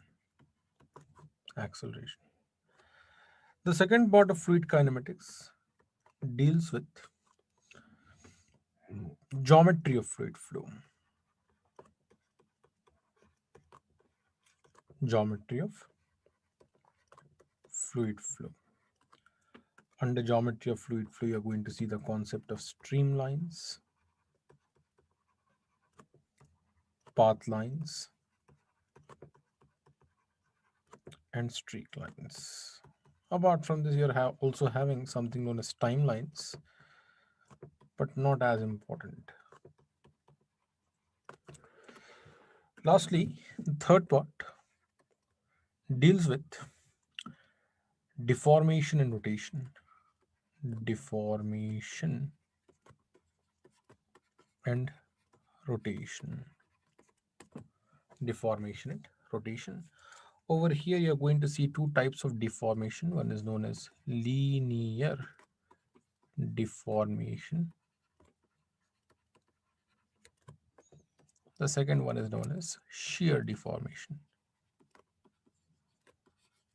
Shear deformation. Apart from this, you're also going to see the concept of rotation, vorticity, circulation. Lastly, you can say there's one more topic: stream functions and path function. Sorry, potential function. Stream function and potential function functions. Okay, so this is the gist of entire fluid kinematics. Let us now start. First of all, there are two approaches in the study of fluid kinematics. One is known as Lagrangian approach, and the other is known as Eulerian approach. Everyone knows this thing. Lagrangian approach is basically particle-oriented approach. You talk about a particular particle or a group of particles. That approach is Lagrangian approach. Eulerian approach or Eulerian approach, some might say, it is position-oriented approach. Every parameter in Eulerian approach is assigned for position, not for particle. Every parameter is assigned for position. Right, we have had a very good discussion regarding this thing. I hope all of you remember. It got stretched quite lengthy. The concept of Eulian approach was quite lengthily stretched. Okay. So remember, whenever you talk about classification of flow, try to convert first of all the equation into velocity in Eulerian approach. Okay. For example, very recently a question appeared in GATE examination. I think this is some 2 years back GATE examination mechanical paper question. Very good question. One of the best questions to be asked in that particular year was this question, which says that the positions of a particular fluid particle in a flow was represented by x is equal to x naught e power kt and y is equal to y naught e power minus kt, something like this. Okay. Then the question asked was, what is the kind of flow it is? Okay, whether it is steady, unsteady, uniform, non-uniform flow. This was the question asked. Now, generally, when people look at this kind of equation, they straight away think, "ठीक है, you are having some time over here. X is a function of time." Straight away, your mind thinks that this happens to be an unsteady flow. But there are some mistakes, the fundamental mistake done over here.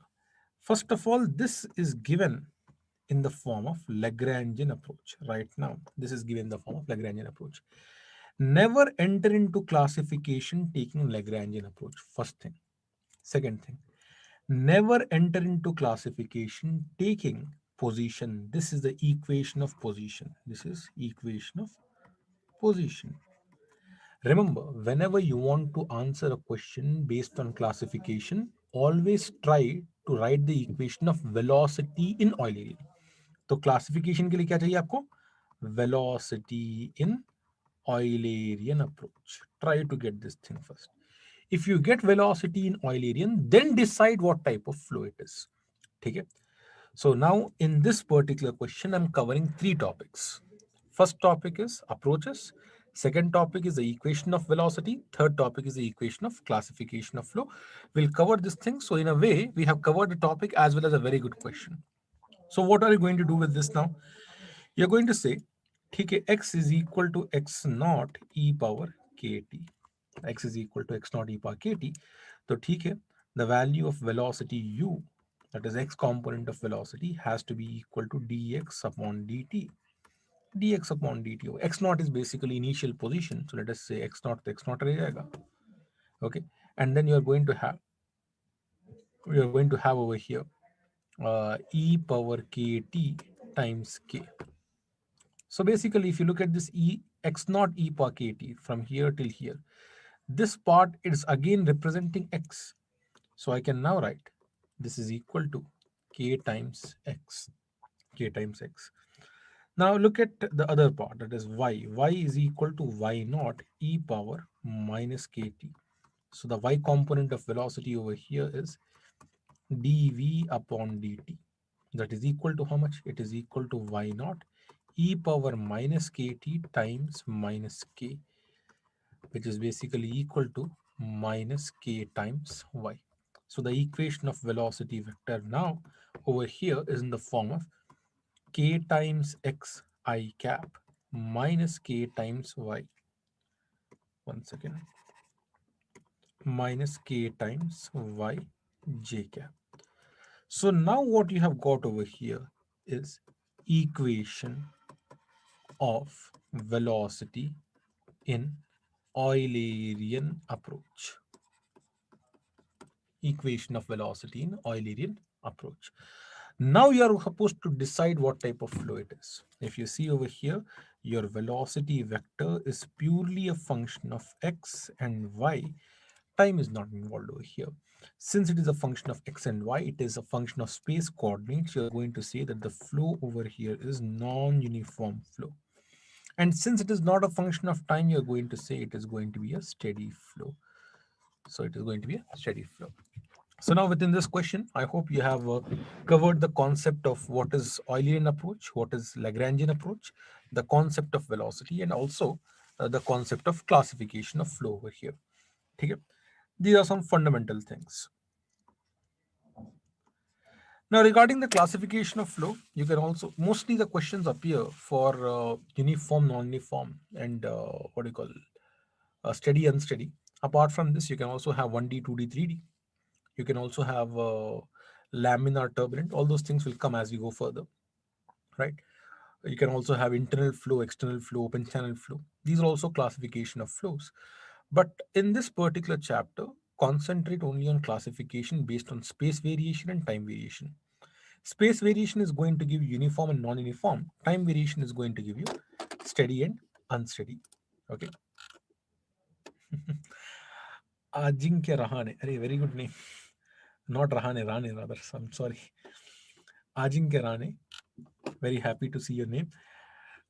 I was expecting this question, sir. Very, very good question. I was expecting this question. And I have taken this question because I wanted someone to ask me this doubt. Okay. Uh, Someone has asked me very good question, and this is very commonly asked question even in regular classes. When we take classes and when I take this particular example, people ask me this question. ठीक है, accepted. The question is, let me paraphrase this question. Okay. Probably he might be saying in this particular manner, ठीक है, accepted कि velocity is a function of x and y. यहाँ तक तो ठीक है. But x and y themselves are function of time. These are also functions of time. तो indirectly the velocity भी function of time है. So why do you say it is steady? Why don't you say it is unsteady? Probably this is how he might be creating a question. वैसे तो लिखा तो इतना ही गया है कि v is also should be a function of time. I accept all these things. But you have to understand the details of our subject. Please remember that a position must be always a function of time. A position must be always a function of time for you to develop velocity. Why do I say this thing? Imagine a flow field. Okay. And let us say you are a particle over here. If you want to have velocity, if you are supposed to have velocity, your position should somehow vary with respect to time. अगर आपका position is not a function of time, if your position is not a function of time, that means you are not moving at all. That means you don't have a velocity. So please understand, x and y will always be function of time. इसीलिए once you have developed this particular equation, you are not supposed to look into x and y again because they will always be function of time. अगर वो function of time नहीं है, if it is not a function of time, then velocity is impossible. ठीक है? So this you are not supposed to look into. Once you get into x and y, just stop over there. If velocity directly is a function of time, say it is unsteady. But if you are looking into x and y, always you will find x and y to be a function of time. It is impossible to have velocity without having position as a function of time. याद कीजिए velocity का मतलब ही क्या है? It is basically dx upon dt. Velocity is only possible when x is a function of time, right? So don't go into details of x and y again. You will get into mistakes then. ठीक है? चलिए, let us move further. After having seen this thing, let us now talk about continuity equation, probably the most important equation in the entire subject of fluid mechanics. Okay, entire subject of fluid mechanics. This equation is most fundamental equation. Let me write over here, continuity equation. I am expecting one question from here. Okay, mechanical civil paper, at least one set will have one question from here. It is generally, you know, norm to have questions commonly coming on continuity equation. One more thing I did not mention over here. This can also be worth 2 marks. This particular chapter can be worth 2 marks. And there is more possibility of question coming from here than coming from statics. चलिए, पहली चीज continuity equation के बारे में fundamental concepts क्या क्या है. It is based on law of conservation of mass. Law of conservation of mass must be satisfied. Must be satisfied. It is actually very funny to very quickly finish off kinematics. क्योंकि kinematics is such a detailed topic. It takes a lot of time. So I would I would require some kind of help from your side also. Be attentive. Be a lot attentive in this thing. Now, in this continuity equation, first of all, try to understand some four parameters. Four parameters और समझ लीजिए. Okay, if you are finding some difficulty, at least accept, because at this particular time We cannot explain everything in details now. Four parameters, very simple parameters. What are these four parameters? The first parameter is called as local velocity. Okay, local velocity. Second parameter over here is basically the average of local velocity, called as average velocity. Average velocity. And this thing is not just important for this particular slide. Let me tell you, when you go into flow through pipes, these things will become important. Local velocity में एक extremum रहेगा. It will have a particular extreme value which is called as maximum local velocity. Maximum local velocity. This maximum local velocity is a kind of local velocity only, but extreme value. Third parameter you are having is known as mass flow rate. Mass flow rate. Fourth parameter you are having is known as volume flow rate or discharge. Volume flow rate, और बहुत ही commonly used state word है ये discharge in our subject. Discharge is very commonly used word. ठीक है. So these are some four parameters you are supposed to remember. Let us start now quickly regarding what are the meanings of each of these things. I'll take an example for you to understand this better. I'll take the example over here of laminar flow through pipes. Everyone by now should be aware that in the case of laminar flow through pipes, you're supposed to have some kind of parabolic velocity profile. Please excuse my diagrams. You're having some parabolic velocity profile. When you have this parabolic velocity profile, then you see that every position my velocity is changing. Every position my velocity is changing. Let us say this is my radius r1, my velocity over here is u1. Let us say this is my radius r2, my velocity over here is u2. So velocity is keeping on changing over here with respect to radius. Now these kind of velocities over here, all these velocities over here, these are known as your local velocity. Okay, किसी particular location की velocity को local velocity कहेंगे. One more thing you understand, please. If flow, now you can see over here, the flow over here has to be non-uniform. Okay, please be attentive in this thing. Okay, try imagining that I am sitting in front of you and speaking. Okay, if the flow over here is non-uniform, if flow is non-uniform, local velocity must be a function of space. Local velocity should be a function of space. For example, space. For example, in this particular case, if you see, u has to be a function of radius. आपको याद होना चाहिए. In laminar flow, you're having a particular formula.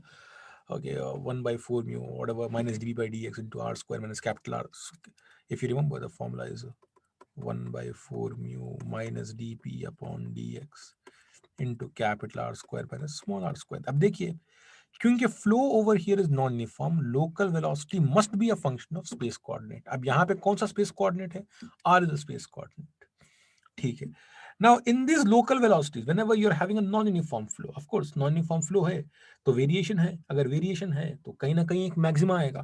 That maxima you are going to get, and you know by mathematics के differentiate कीजिए, equal to zero कीजिए, extreme आ जाएगा आपको. So you know very well कि maximum also is there. Now, what is average? In sub ka average, whatever all these local velocities are there, they are going to have some aggregate average. Usko aap kahenge average velocity. Understandable. But don't straight away look at this thing. Look at the next term over here. Let us say इसको हम denote करेंगे v से. इसको हम denote करते हैं generally u से. इसको हम denote करते हैं v से. Now, what is mass flow rate? Now, through this particular passage, there is some mass flowing. There is some mass flowing through this passage. That is called as per unit time. Excuse me. Per unit time, there is some mass flowing. That is called as mass flow rate. That is represented by your m dot. The value of this m dot has to be equal to density into area into velocity. Please understand, whenever you talk about this third and fourth term, you're always going to take which velocity? You're going to take average velocity. You're going to take average velocity. Now imagine that you are not having average velocity given. If you're not having average velocity given, ऐसे में क्या कीजिएगा? If average velocity is not given, you are going to say dm dot is equal to rho into dA times local velocity. Okay, then you are going to say ठीक है, integrate dm dot to get the value of complete m dot. Okay, and then you will say that is equal to rho into a into average velocity. Integrate करेंगे, you'll integrate this entire thing, you will get the value of average velocity from there. Moving further to the next thing, this is discharge over here q, which is equal to m dot divided by density, which is equal to area times average velocity. Area times average velocity. Again, if average velocity is not given over here, but density is constant, if density is constant, average velocity is not given, then you are going to say differential discharge has to be equal to differential area times local velocity. Then integrate differential discharge. You are going to get area into average velocity. Fine. This is some basics now. Till now, I have not started continuity equation. These are some parameters you are supposed to be aware of. Okay. I hope all these things are clear to all of you. Moving further now. अब continuity equation की बात करते हैं. Continuity equation in, first of all, let us talk about continuity equation in differential format. Continuity equation in differential format. Differential format. My continuity equation, how does it look like? The equation goes something like this. The equation says dou rho by dou t plus dou by dou x of rho into u plus dou by dou y, dou by dou y of rho into v plus dou by dou z of rho into w has to be 0. From this particular equation, questions have appeared for both mechanical as well as civil people. Okay, civil में भी question आया है यहाँ से. Generally, civil questions are quite easy in chapter of kinematics. Okay, please expect easy questions in civil, slightly decent, slightly good questions in mechanical. Okay, this is the equation you are having. Now I have spoken at length regarding each term over here. I have mentioned it to you probably if you remember. If you look at these three terms together, these three terms over here talk about space variation, and this term over here is talking about time variation. What is the physical significance of each of these things? I have mentioned to you, if you remember. If you take a particular amount of control volume, then this particular term over here is talking about how the change in density is taking place inside this particular control volume with respect to time. Okay, I think I have taken the example of a room which is having some exits and entries.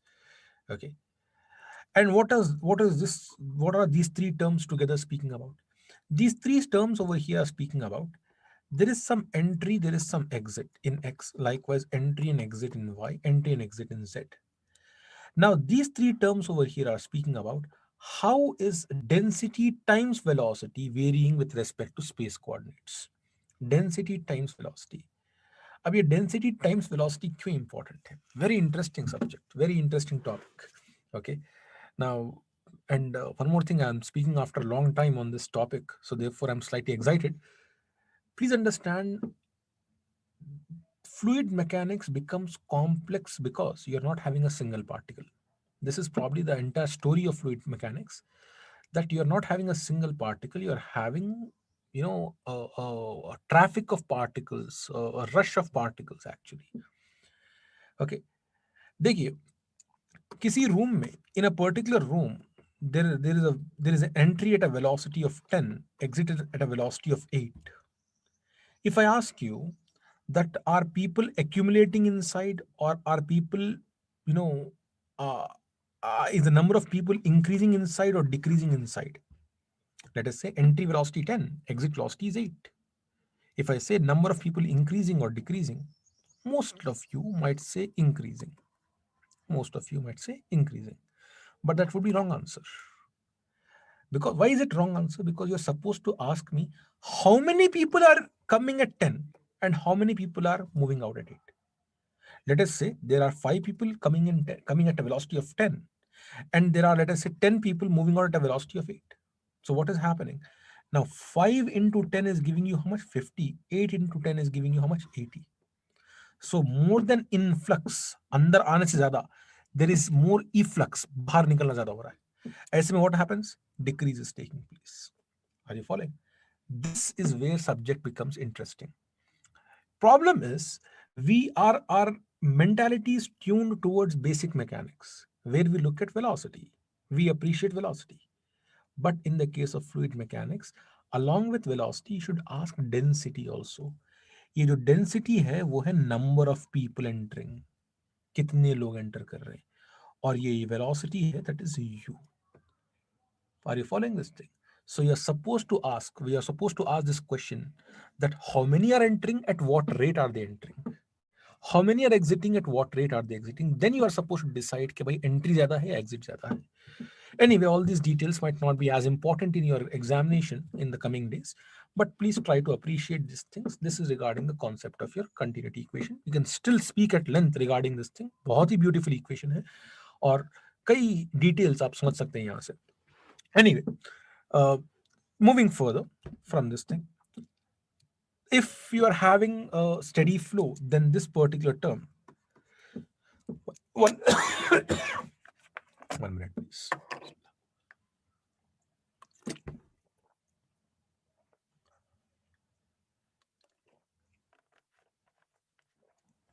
If you have a steady flow, then what happens? Dou rho by dou t over here becomes 0. So in steady flow, what happens? Okay, all these things are in your notes, so I'm not supposed to write this again. Please samajhiye. In the steady flow, you're going to have only this part remaining. Only this part remaining. If the flow happens to be incompressible, all the more easy for you. If the flow is incompressible, density does not play much role in the variations.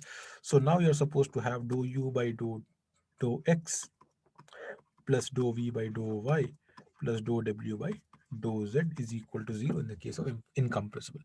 Most of the time, what happens is we mostly speak about 2D incompressible flow. In the case of 2D incompressible flow, you're supposed to have dou u by dou x plus dou v by dou y is equal to 0 in the case of 2D incompressible flow.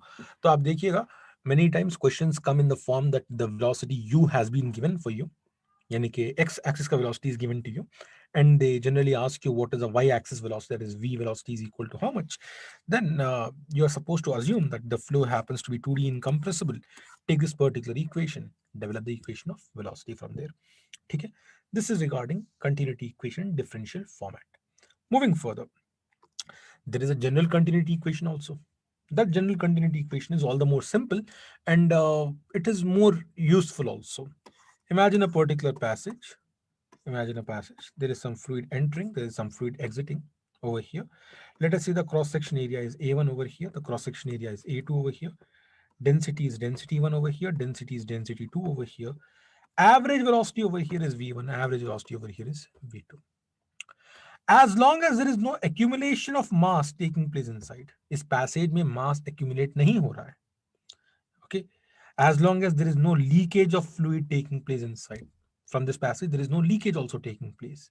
As long as nothing like this is happening, you can say whatever is the mass influx has to be equal to the mass efflux. Jitna mass enter kar raha hai per unit time, same amount of mass is supposed to exit per unit time.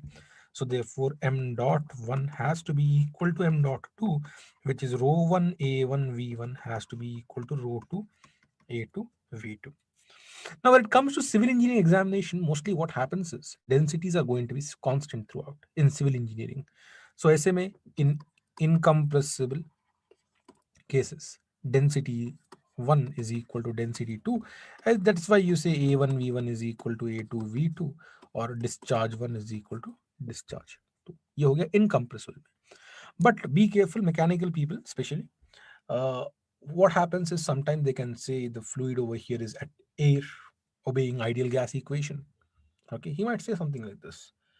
In that case, density might not be same, of course, right? If density is not same, you're supposed to obey this particular equation and correspondingly follow. Okay, I have seen some questions where you are supposed to use density is equal to again P by RT to develop whatever equation is there. ठीक है, ये ideal gas से आ रहा है आपको. चलिए, this is regarding the concept of continuity equation general format. ठीक है.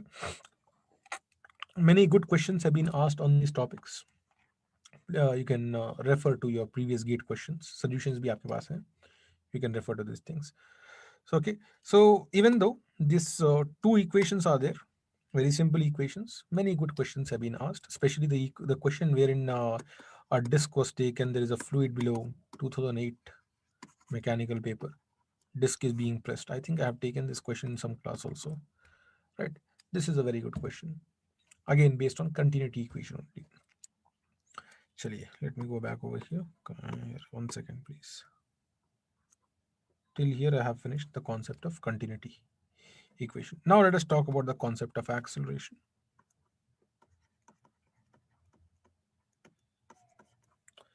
Acceleration. Acceleration basically is your vector quantity, a dv by dt. In Cartesian coordinate system, I have told you to memorize acceleration in this particular format. Acceleration is equal to d by dt is equal to u into, sorry, one second, dou by dou t plus u into dou by dou x plus v into dou by dou y plus w into dou by dou z. देखिए, if I keep writing I will remember. Actually I already remember these things, so you are having time, you also write along with me. Okay, now I told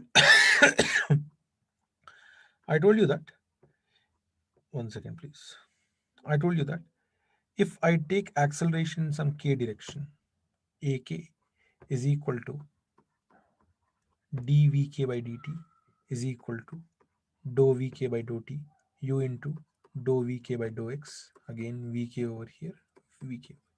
Format तो same रहेगा, format will always be same.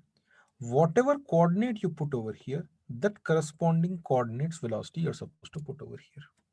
Corresponding coordinates velocity you're supposed to put over here. These three terms together, they are talking about how the velocity is observing a change with respect to space. These three things together are known as convective acceleration. And this happens to be zero in uniform flow. Uniform flow. It is zero in uniform flow. Next thing, this is very interesting acceleration. This is talking about how the velocity observes a change at a particular position with respect to time. Okay, this acceleration is called as local, या इसका एक और नाम दे दीजिए आप, temporal acceleration happens to be zero in steady flow. Happens to be zero in steady flow. इसको कहेंगे आप total acceleration. This is material derivative.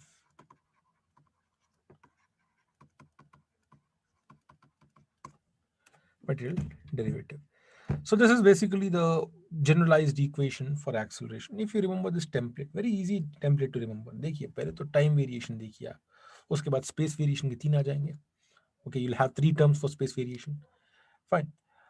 Time and three space variation. So basically in total you're having four over here. Those three space variation are called as convective. The one which is alone initially is called as local or temporal acceleration. And the format also is very interesting. When you write u over here, you're supposed to write u corresponds to which axis? X. Similarly, when you write v over here, v corresponds to y, w, and w corresponds to z. Likewise, this is acceleration in Cartesian coordinate system. Cylindrical polar, you can look at the formula in your literature or your notes. I have given you the formulas over there also. Acceleration over there again was the format of, for example, AR was there. Okay, dou VR by dou T plus VR into dou VR by dou R plus V theta by R. You're supposed to be very careful over here, into dou VR by dou theta plus Vz into dou VR by dou Z. Now, along with this, you're going to have an extra term actually in the form of centripetal acceleration, which is equal to minus v theta square by r. Similarly, the value of a theta was equal to dou v theta by dou t plus vr into dou v theta by dou r plus v theta by r into dou, क्या लिख रहा हूँ मैं, v theta by dou theta plus vz into dou v theta by dou z.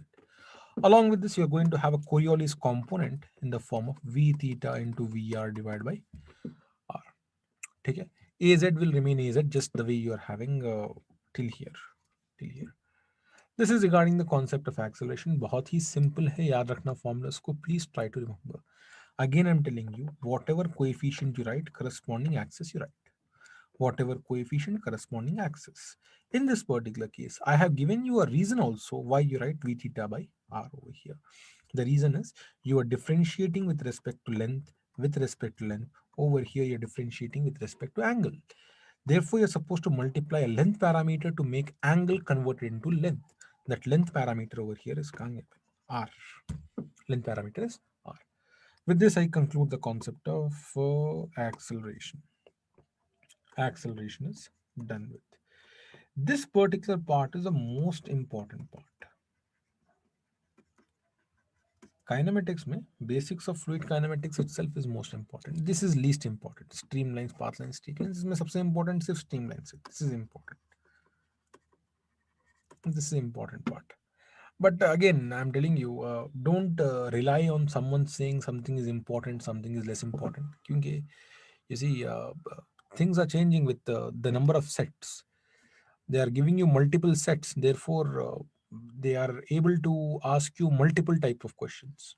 For example, if you're having three sets, for example, let us say fluid mechanics weighs 8 marks in mechanical paper. If you're having three sets, if you can create three sets, so you can create 24-mark questions. When they can create 24-mark question, they can make every chapter important now. Okay, if only one set was there, what would happen then? Then they have only 8 marks to play with. If they have multiple sets, you multiply 8 with the number of sets, those many marks they can play with. इसीलिए हर chapter जो है almost becomes important. ठीक है, these are all uncontrollable variables. इस पे आप ध्यान मत दीजिए. ठीक है, what is controllable is your effort. You please concentrate on that only. Moving further, moving further, the next part is the concept of geometry of fluid flow. Geometry of fluid flow में streamlines है. One second.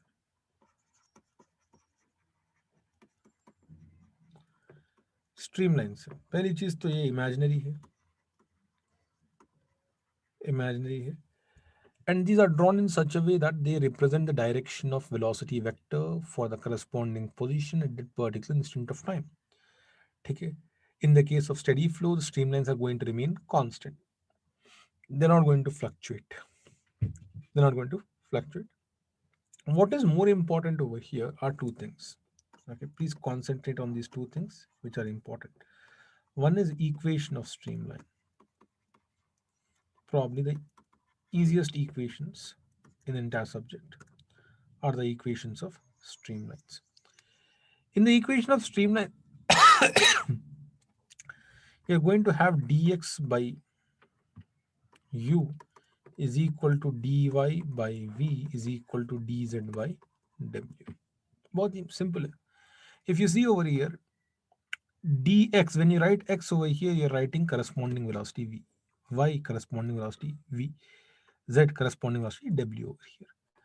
इसी को आप 2D flow में कर देंगे तो dz by dw, dz by w निकाल दीजिए, remove dz by w, so you're left excuse me, you're left with dx by u and dy by v. So therefore you get over here dy by dx has to be equal to v by u. Basically it is saying the slope of a streamline has to be equal to slope of velocity vector. क्योंकि दोनों को direction same होंगे, slopes have to be same. Acceptable. The next thing which is important is acceleration with respect to streamlines.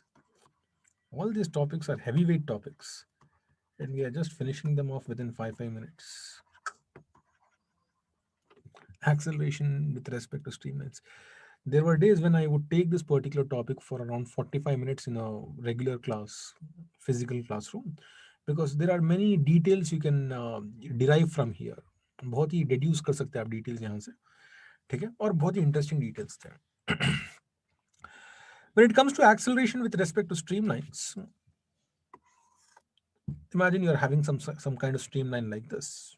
Okay, remember there is going to be only a particular velocity which has a name vs. Sorry, not v theta, which has a name vs. Vs is the name of velocity. And let us say this particular streamline at this particular instant is having some center of curvature over here. And this happens to be its radius of curvature. It happens to be its radius of curvature. Let us say after a small displacement ds, the velocity vs is something like this. Okay. This ds is a very, very tiny length along the curvature. Okay. Now over here there are going to be two types of acceleration. Very interesting. Two types of acceleration. One acceleration over here is as, which is your tangential acceleration. The other acceleration over here is an, which is your normal acceleration. Again, two quantities are supposed to be there. One local, one convective. In each of these cases, the local goes something like this: dou vs by dou t. Over here, dou vn by dou t. And over here, Vs into dou Vs by dou S, and over here Vs square by R. Vs square by R. Fine. This is your local acceleration, and this is your convective acceleration column.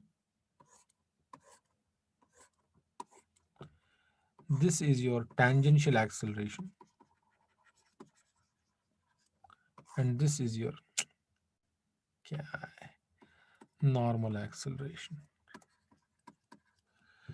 Normal acceleration. Your net acceleration is supposed to be equal to root over of as square plus an square. A square plus an square. ठीक है ना? This is regarding the concept of your acceleration with respect to streamlines. Now don't worry. This particular topic, they will ask you very simple questions only in examination. Otherwise, there can be some really, really good questions, difficult questions also possible from here, but that much scope is not there in your regular gate examination. That scope is possible in some very good interviews. Otherwise, simple questions only are asked. Direct formula based numericals are being asked from here. You can refer to your previous gate questions also. You'll find that direct formula based questions पूछे गए यहाँ से. ठीक है? This completes the concept of streamlines. Path lines.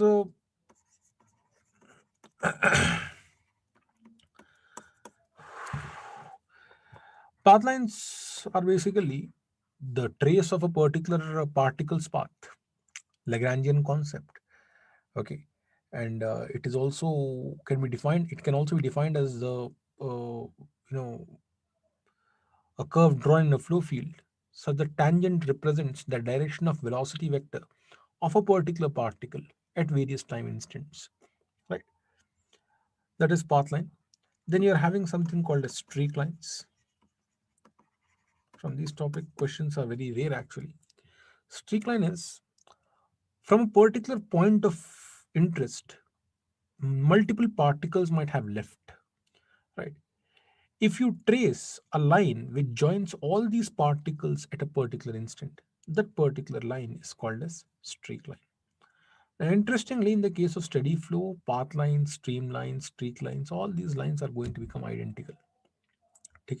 Please remember that thing. Steady flow में streamlines, path lines, streak lines, all of them are identical.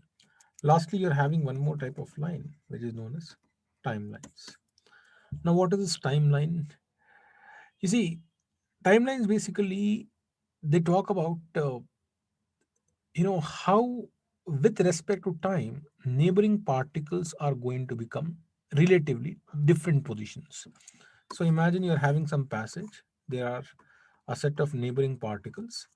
They're having certain position, Now, with respect to time, let us say after some time t, let us say the particles are over here.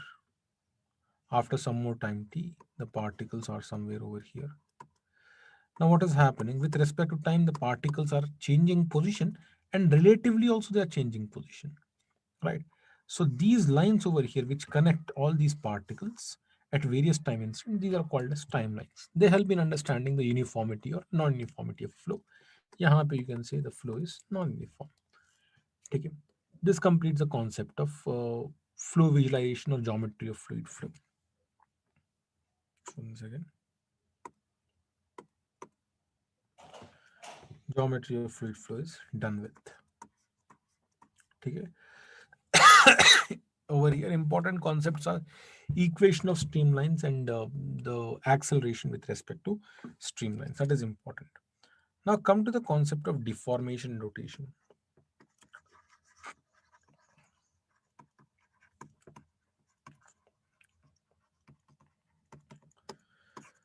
How to study this concept of deformation and rotation? Please understand that in the case of non-uniform flow, पहली चीज, I hope you all remember, for all these to happen, the flow has to be non-uniform. Without non-uniform flow, there is no concept of deformation or rotation. Okay, flow has to be non-uniform. In any non-uniform flow, a fluid element or a fluid particle or a fluid element, let us say rather, is going to experience some kind of deformation. It can also experience some kind of rotation. Standard deformations, two type of deformations are there. First one is known as linear deformation.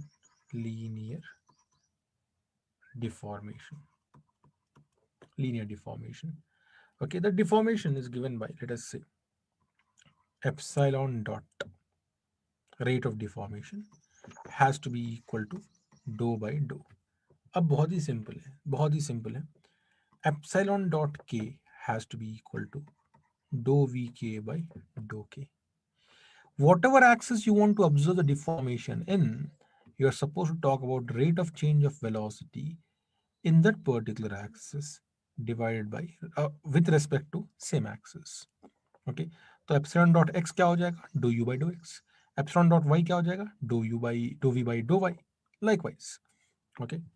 The second type of deformation you're going to have is known as your shear deformation. Here you're having some formulas. Shear deformation.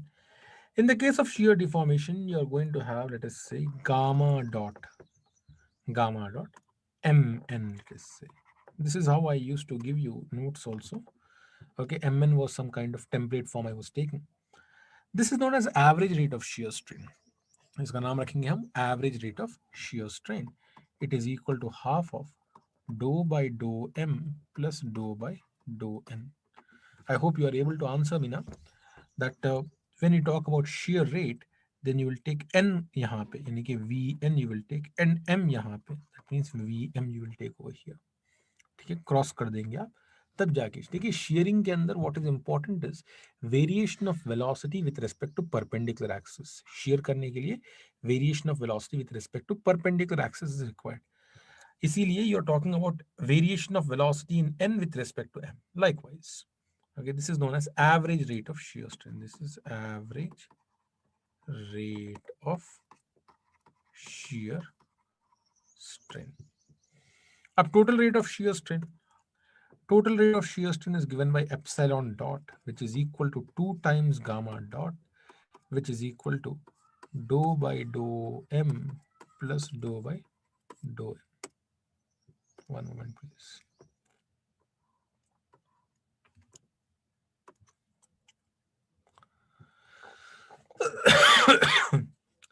Dou by dou m plus dou by dou n. The same thing. mn लिख लीजिए, mn लिख लीजिए, vn, vm. Finally, you are having one more. This is known, first of all, this is known as total rate of shear strain. Total rate of shear strain. Finally, you are having one more thing. Lastly, that is the concept of rotate. Sorry, shear stress. Shear stress. The formula of shear stress. In the formula of shear stress, you are going to have tau mn has to be equal to mu into epsilon dot mn. Tau mn has to be equal to mu into epsilon dot mn. So you tau xy has to be equal to mu into dou v by dou x plus dou u by dou y. Likewise. Okay. With this, we complete the concept of deformation. Now come to rotation. The next topic you're having over here is the concept of rotation. Rotation basically is in a flow field, if a fluid element is rotating about its mass center, then we say that fluid element is experiencing rotation. If it is experiencing rotation, it is supposed to have some angular velocity also. It is supposed to have some angular velocity. That angular velocity is given by omega. Let us say omega about some axis k. Some axis k has to be equal to how much? It has to be equal to half of dou of, one moment please. I used to give notes like this. If you remember, it is fine.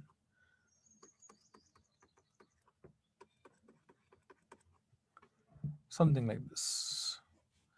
Okay, omega about axis k is equal to half of dou of vk plus 2 upon dou vk plus 1 minus dou of vk plus 1 upon dou vk plus 2. What is the meaning of this thing? Let us say omega about z axis is equal to half of dou by dou. अब देखिए z के बाद क्या आएगा cyclic form में x y z cyclic form में जाइए आप z के बाद क्या आएगा x आएगा माइनस दो बाई x के बाद क्या आ जाएगा y आ जाएगा then this velocity over here that is the meaning. Okay, this is known as rotation. Basically, rotation technical meaning is the average velocity of two mutually perpendicular line segments in a fluid element is called as rotation. Then double the rotation, you are having vorticity. Vorticity is, let us say, given by chi. It is equal to 2 times rotation. So you know how to find it all also. And finally, you are having circulation. Circulation is given by capital gamma. Capital gamma is equal to integral of Vs times ds, cyclic integral.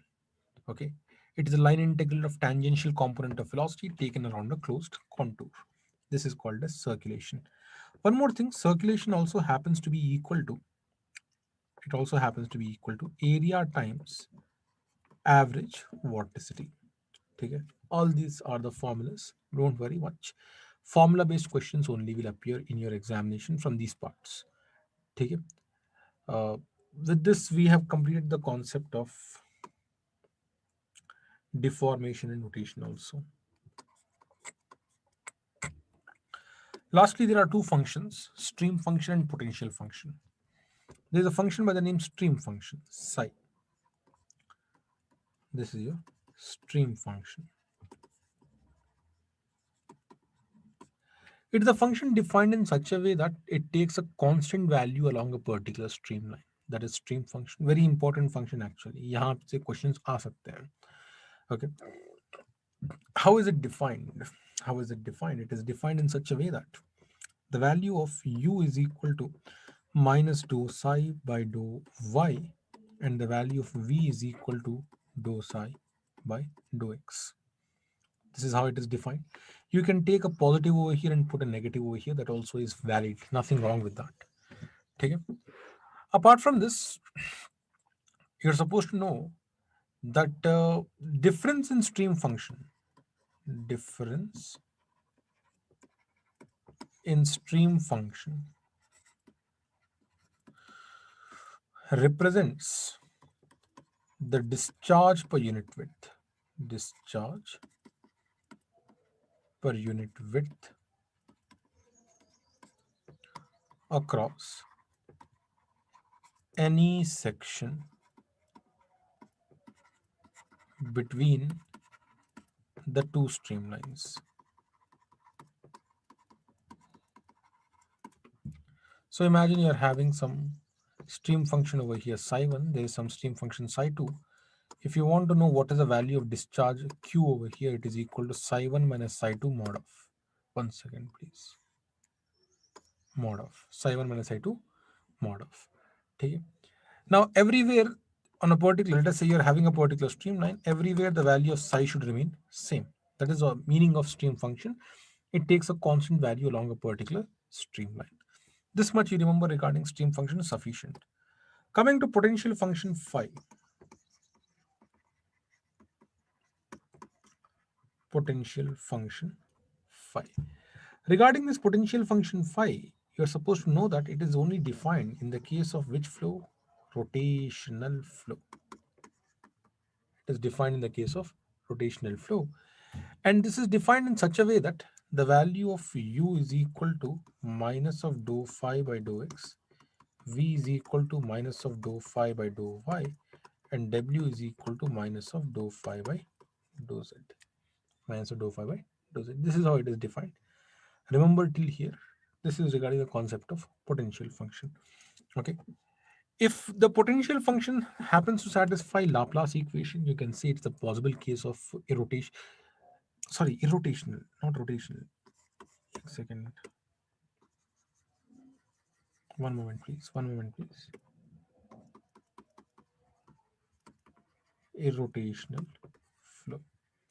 If it satisfies Laplace equation, it is a possible case of irrotational and incompressible flow. You can mention this thing. Okay. With this, we complete the entire chapter of fluid kinematics. Now, where can questions come from? Mostly questions can come from here, and questions can come from here, and questions can come from here. Mostly. Okay. Nothing can be said 100% over here. You have to be careful.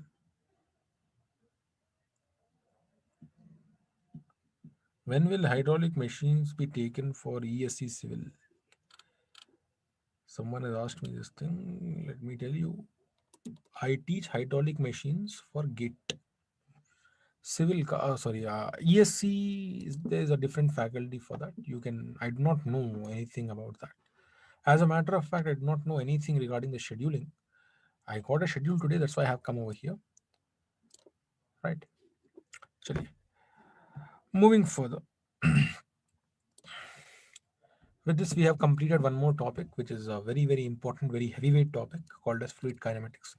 It is the biggest chapter actually in the entire fluid mechanics. Now comes the next topic. One second, please. That is fluid dynamics. One moment.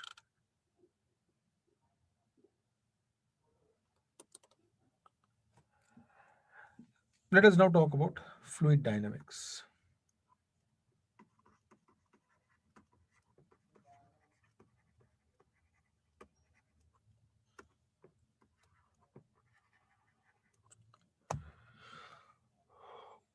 Excuse me. Please do not raise hand right now. This is not a regular class. It is just some kind of revision. So I cannot take questions now. In fluid dynamics, we are going to have two parts. One is known as energy equation. One is known as momentum equation.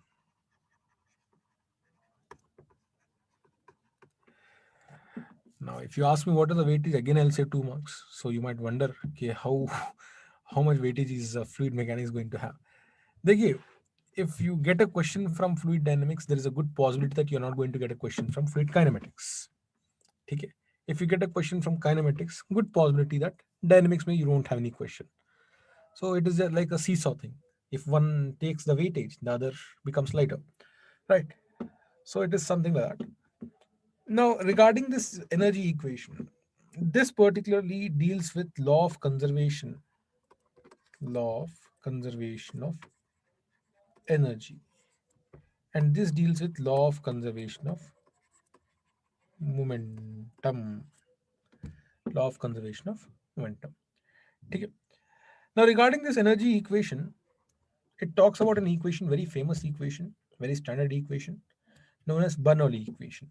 This equation says that P by gamma plus V square by 2G plus Z happens to be a constant. This happens to be a constant in the case of an incompressible steady flow and in the absence of any kind of loss. This is supposed to be constant.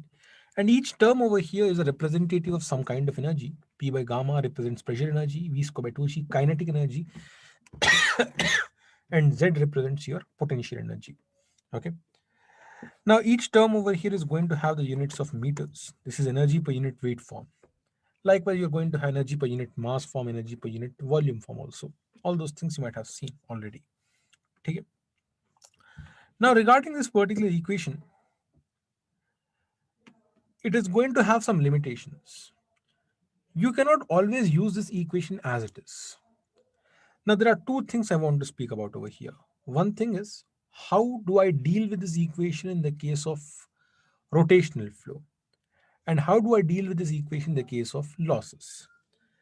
First thing, in the case of in rotational flow, in rotational flow, this equation can be applied across 2 points lying on same streamline, but it cannot be applied between 2 points lying on different streamline. Between different streamlines. Okay. So imagine you're having rotational flow. This is rotation taking place over here. So if you're having a particular point A, you're having a particular point B, you're having a particular point C, you can say over here that PA by gamma plus VA square by 2G plus ZA has to be equal to PB by gamma plus VB square by 2G plus ZB. Everything is fine with this.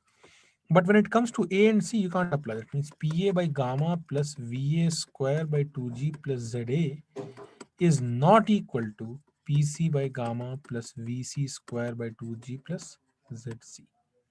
You can't apply. Rotational flow में different streamlines are going to have different total head. Next thing, in the case of losses in real flow,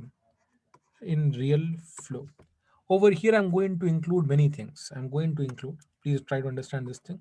I'm going to include loss, pump, turbine सब कुछ एक ही equation में ले लेंगे हम okay please try to understand this thing let us say P1 by gamma plus V1 square by 2G plus Z1 ये initial point है फाइनल पॉइंट P2 है V2 square by 2G Z2 है I am not writing equal to now only I'm supposed to talk about three things over here, and you will help me with this. Okay, don't type, but answer it to yourself.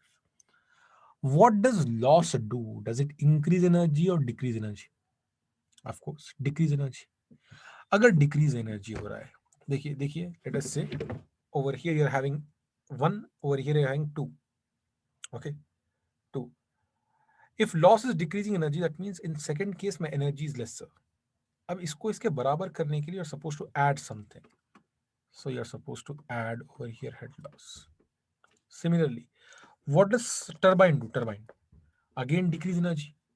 इसीलिए if second side is experiencing lesser energy, उसको इसके बराबर करने के लिए again you have to add over here. इसीलिए head of turbine. Pump increases energy. ये चलिए मान लीजिए ऊपर चला गया. अब इसके बराबर करने के लिए क्या कीजिएगा? माइनस कीजिएगा. Then you're going to write equal over here. Okay, please ask yourself this question: what does pump do? What does turbine do? What does loss do? Since loss decrease energy, इसीलिए उसको add करेंगे आप यहाँ पे. Turbine decrease energy, इसीलिए उसको आप add करेंगे. पंप इंक्रीज कर रहा है एनर्जी, तो बराबर करने के लिए उसको सब्ट्रैक्ट कीजिएगा. यहाँ पे ऐसा आ गया.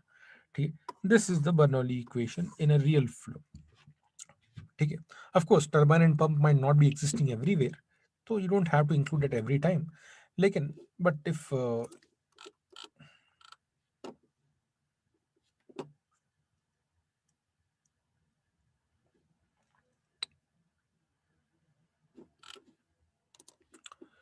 okay, chaliye, let us move further now. After having seen this, you're supposed to come across the equation of power. The equation of power is given by gamma into Q into H. This is the equation of power, or you can see rho q g h. Whatever type of head you take, that type of power you're going to get. If you take head loss, you will get power loss. If you take head of turbine, you'll get power of turbine. If you take head of pump, you'll get power of pump. जो भी type का head लेंगे आप, that type of power you are supposed to get. This is regarding the concept of power. Moving further, after having discussed the concept of power, there is one more important thing, and that thing is regarding, excuse me,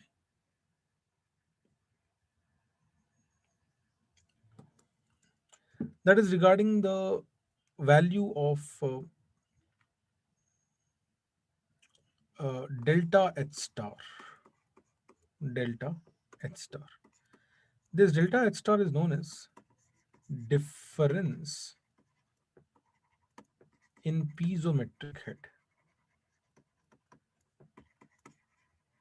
Difference in piezometric head. Piezometric head का मतलब है combination of which two heads? It's a combination. Piezometric head is basically combination of P by gamma and Z. That is pressure head and datum head combined is known as piezometric head.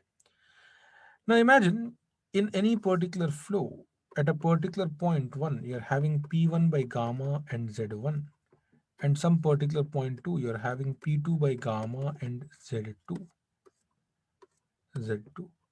Now there is going to be some difference over here. The difference is equal to how much? Generally what we do, we use some kind of a manometer over here. If we use a manometer, then this manometer is going to give you, it is going to give you some HM. ठीक है, you have got the value of HM. लेकिन अब you have to convert this HM. You can't take HM for an answer. आपको delta H star चाहिए. You have to find out the value of delta H star in terms of HM. तो आप लिखेंगे delta H star is equal to HM multiplied to SM by SW minus 1. This formula is extremely important. So this is difference in piezometric head in terms of HM. This formula basically is difference in piezometric head in terms of HM. Okay. Now sometimes what happens is you happen to work with you know a fluid which is much lighter than the manometric fluid. So let us say in this particular case, if SM is much lesser than SW, sorry, much greater than, I'm sorry. M stands for manometric, W stands for working. If SM is much greater than W, example, water and air. Water density happens to be 1000, air happens to be 1.2, 1.25. So water is 800 times heavier than air. So ऐसे में -1 करना नहीं करना एक ही है. It's not, if you subtract one or not subtract one, it does not make much of a difference. So therefore, in that case, what we do is the value of delta H star now we say is equal to HM multiplied to SM by SW. We neglected -1 over here. Okay, -1 को छोड़िए. So this is the first part of your Bernoulli equation thing. Over here, you have seen the concept of Bernoulli equation. It's an energy equation basically. You have seen how to apply Bernoulli equation in the case of a real flow, how to include various heads. I hope that is clear to all of you. You have seen, after that, you have seen the concept of power. You have seen the concept of delta H star also over here. That is difference in piezometric head in terms of HM. Okay? Now comes the next thing, that is application of Bernoulli equation.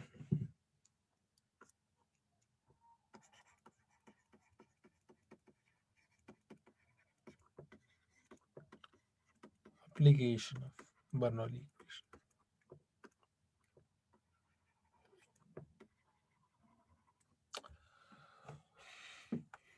Excuse me.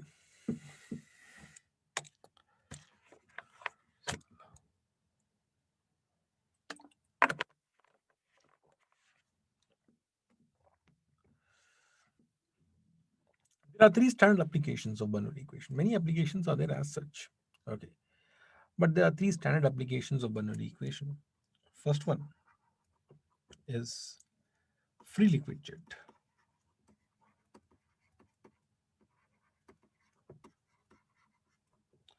Second one is apart from field widget, you are having what do you call velocity measurement.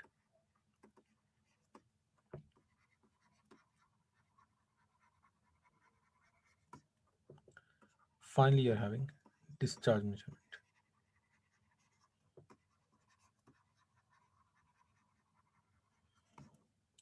Discharge measurement. These are three standard applications of Bernoulli equation. Apart from this, you can have many more.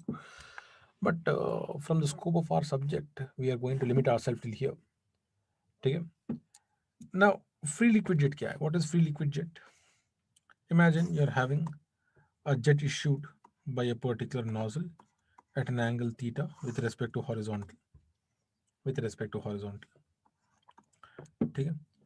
Let us say it is having a certain velocity over here at an angle theta. It is having a certain velocity.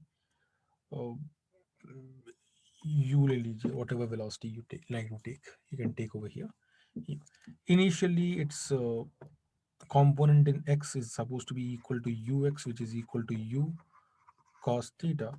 In vertical, it is supposed to be equal to u ले लीजिए. In vertical, it is equal to u sin theta. U sin theta. ठीक है? So over here there are four equations you are supposed to remember. First equation over here is the equation of trajectory. Now I'm forgetting these equations. Second equation is the equation of h maximum. Once again, h maximum. Third equation is the equation of range. Fourth equation is the equation of time of flight. Take a second. Let me quickly recall. Equation of trajectory over here. This coordinate is 0, 0. This coordinate over here is r, 0. Y is equal to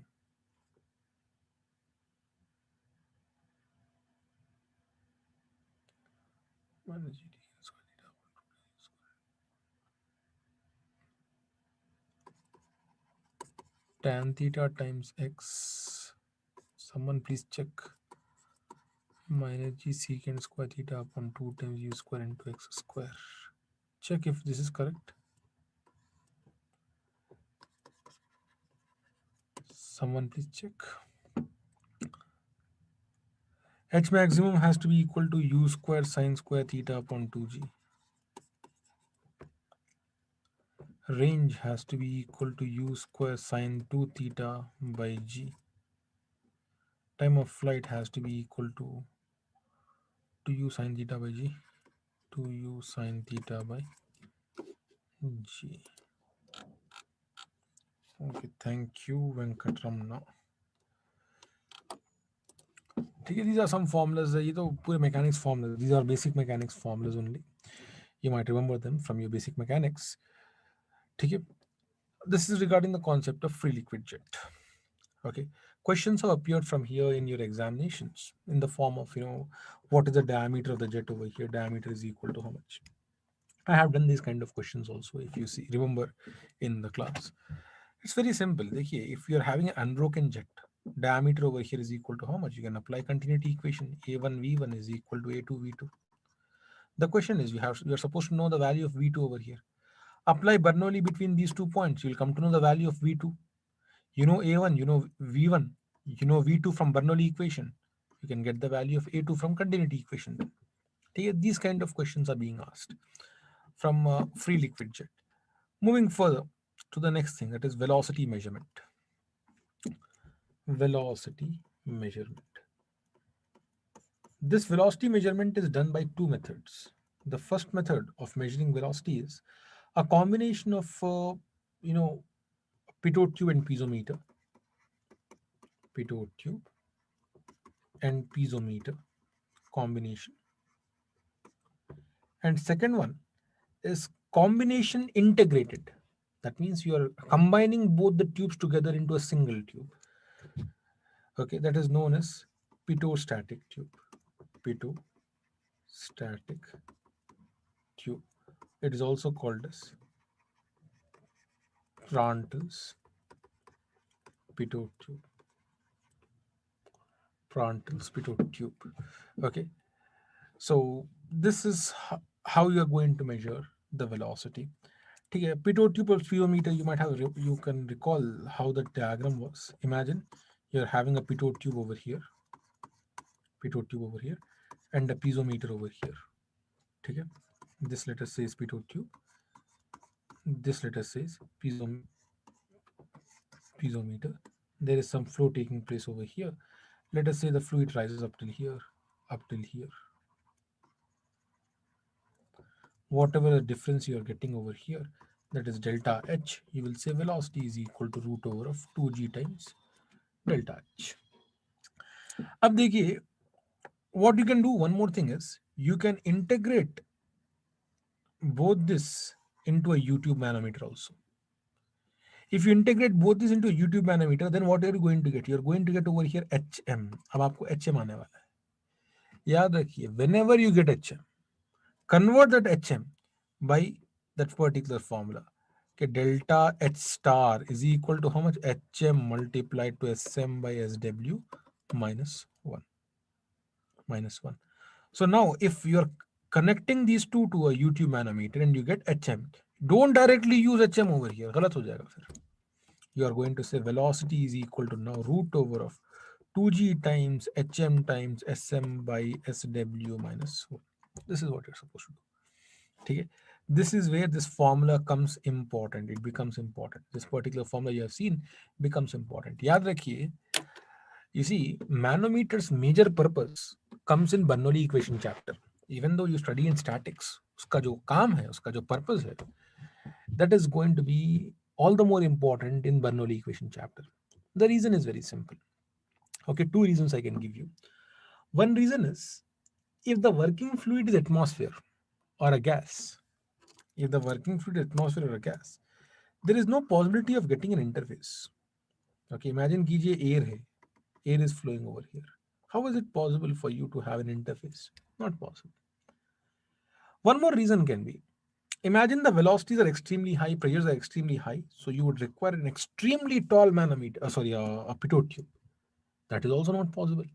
इसीलिए most commonly what we do is we connect pitot tube and piezometer to a manometer, and when we connect to a manometer we get HM. Don't directly use HM. If you directly use HM, you're going to get a wrong answer. Okay? This is how you're supposed to do. This is regarding the concept of velocity measurement. Same goes for both the devices, whether it is pitot tube plus piezometer or an integrated case, that is pitot static tube. Either case, you're going to have same formula valid. ठीक है ना? अच्छा, यहाँ पे एक और चीज़ है. You are going to have something known as coefficient of velocity. अब वो यहाँ पे लगा दीजिए आप, CV coefficient of velocity लगा दीजिए. It's fine. That value is approximately unity.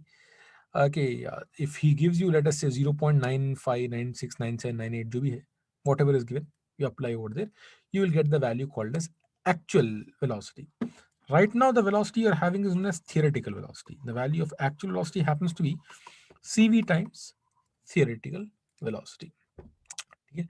CV over here is called as coefficient of velocity. Now, some questions might also mention this coefficient of velocity by a different name called as probe factor. Okay, don't be surprised that time. Probe factor, coefficient of velocity, same thing. Okay, चलिए इससे आगे बढ़ते हैं. Now you're going to have the concept of discharge measurement. Discharge measurement या volume flow rate measurement, different names are there. So concept is same. For measuring discharge, there are many devices, but within the scope of our syllabus, we are going to deal with devices called as obstruction flow meters. Obstruction flow meters. The device we are discussing over here is obstruction flow meters. Now, regarding obstruction flow meter, regarding obstruction flow meters, you are supposed to know venturi meter, orifice meter, nozzle meter. All three of them fall under the category of obstruction flow meter. The idea of obstruction flow meter is first create some kind of partial concentric obstruction. फायदा क्या हो गया? When you create partial concentric obstruction, that time you are developing delta P. Delta P. Once you develop delta P, use this delta P in Bernoulli equation plus continuity equation. and get the value of velocity over here. Which velocity over here? Average velocity. Okay, use delta p इस machine में डालिए आप. Okay, इस machine का नाम क्या है? Bernoulli plus continuity equation. If you put this delta p over here along with these things, then you will get the value of average velocity.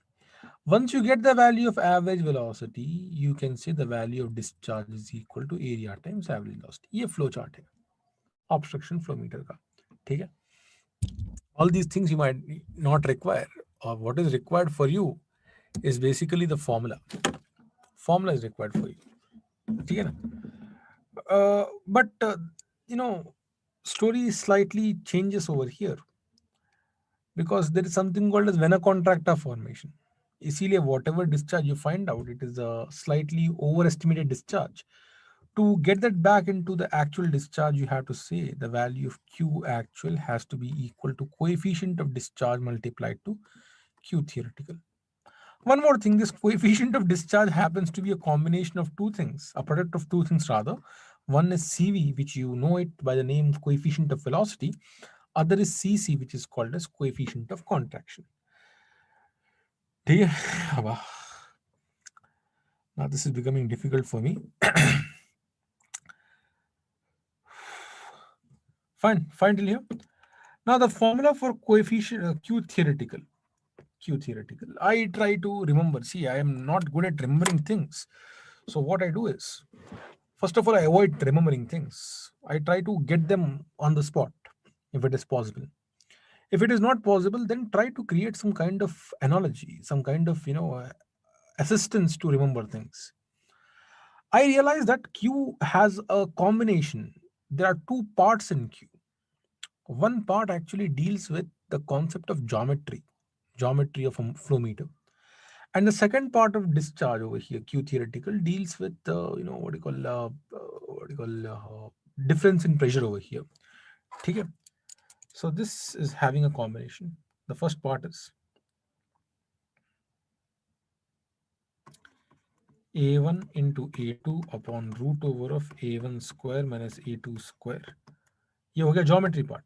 इसको आप you can also write this as pi by 4 d1 square into d2 square upon root over of d1 power 4 minus d2 power 4. Either way you can write. You can write this way or this way. Either way is fine. Now coming to the second part, you can say root over of 2g times delta h star, or you can say root over of 2g times hm multiplied to sm by sw minus 1, or you can say root over of, देखिए delta h star is delta p star by gamma, that is equal to 2 times delta p star divided by rho. Okay, now take one thing from here and take one thing from here, multiply, you'll get the value of Q theoretical. Okay, now that's it. This is regarding the concept of Q theoretical. अब एक और चीज है यहाँ पे. One more thing is there. Okay, I'm keeping on saying one more thing. Huh? So many things now. Don't worry. One more thing over here is the concept of loss. Okay, there are some losses possible in the case of obstruction flow meter. The value of head loss in the case of obstruction flow meter is equal to delta H star multiplied to 1 minus CD square.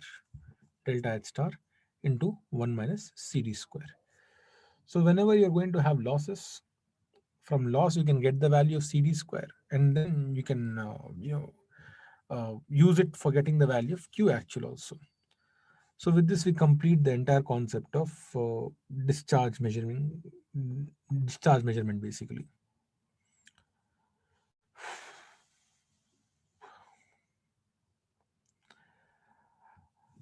After discharge measurement, once again, applications of Bernoulli equation is done with.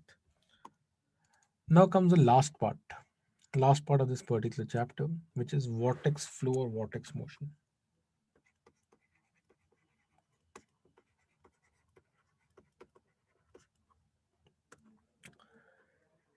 If you remember, I have given you short notes on vortex motion. 1 minute, please.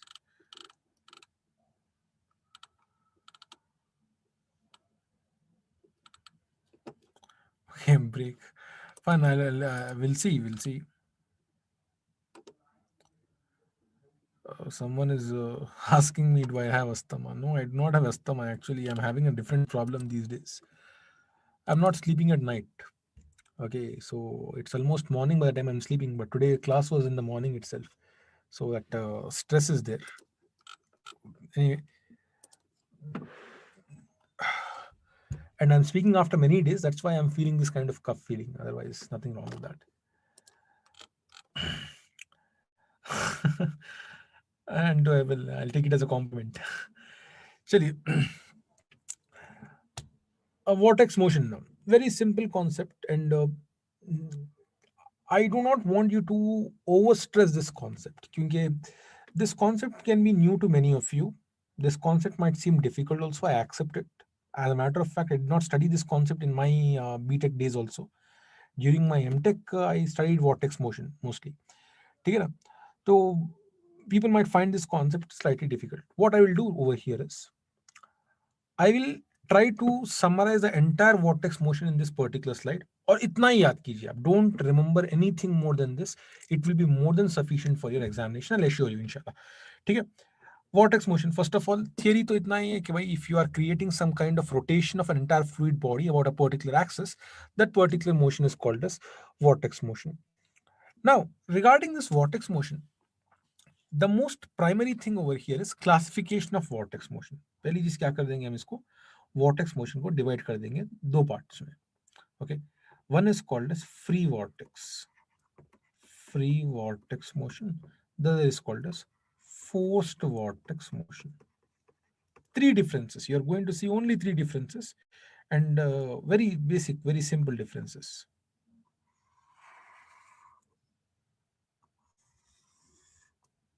Very simple differences. The first difference you are going to have is regarding the relationship of velocity with radius. देखिए, when you are rotating something, automatically it means that there is supposed to be some distance from the center and there is supposed to be some tangential velocity.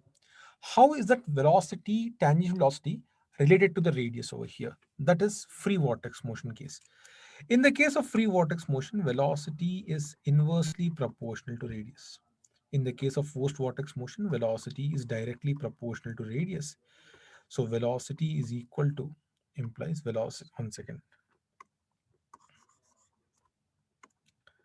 Velocity over here is directly proportional to radius, implies velocity is equal to omega times r. This omega over here happens to be constant. मतलब ये हुआ कि in the case of forced vortex motion, every element is having the same angular velocity with respect to the center. With respect to center. Second thing. Now we are going to talk about. अब तक first point was regarding the variation of velocity with respect to the center axis. ठीक है ना? Now we will talk about a particle's rotation itself. Is a particle itself rotating about its own axis in free vortex? No. So over here you are going to have irrotational flow. Irrotational flow. देखिए, this pen over here is rotating about my finger. That is vortex motion. Pen's rotation about its own axis would give you rotational flow. लेकिन वो नहीं हो रहा है इसमें. In free vortex, pen is not rotating about its own axis. Whereas in the case of forced vortex, pen would rotate about its own axis also. मतलब ये हुआ कि flow over here has to be rotational flow. Rotational flow. Third point, final point over here. क्योंकि irrotational है flow, you are supposed to have Bernoulli equation valid between any two random points. ऐसे में क्या लिखेंगे आप? PA by gamma plus VA square by 2G plus ZA has to be equal to PB by gamma plus VB square by 2G plus ZB.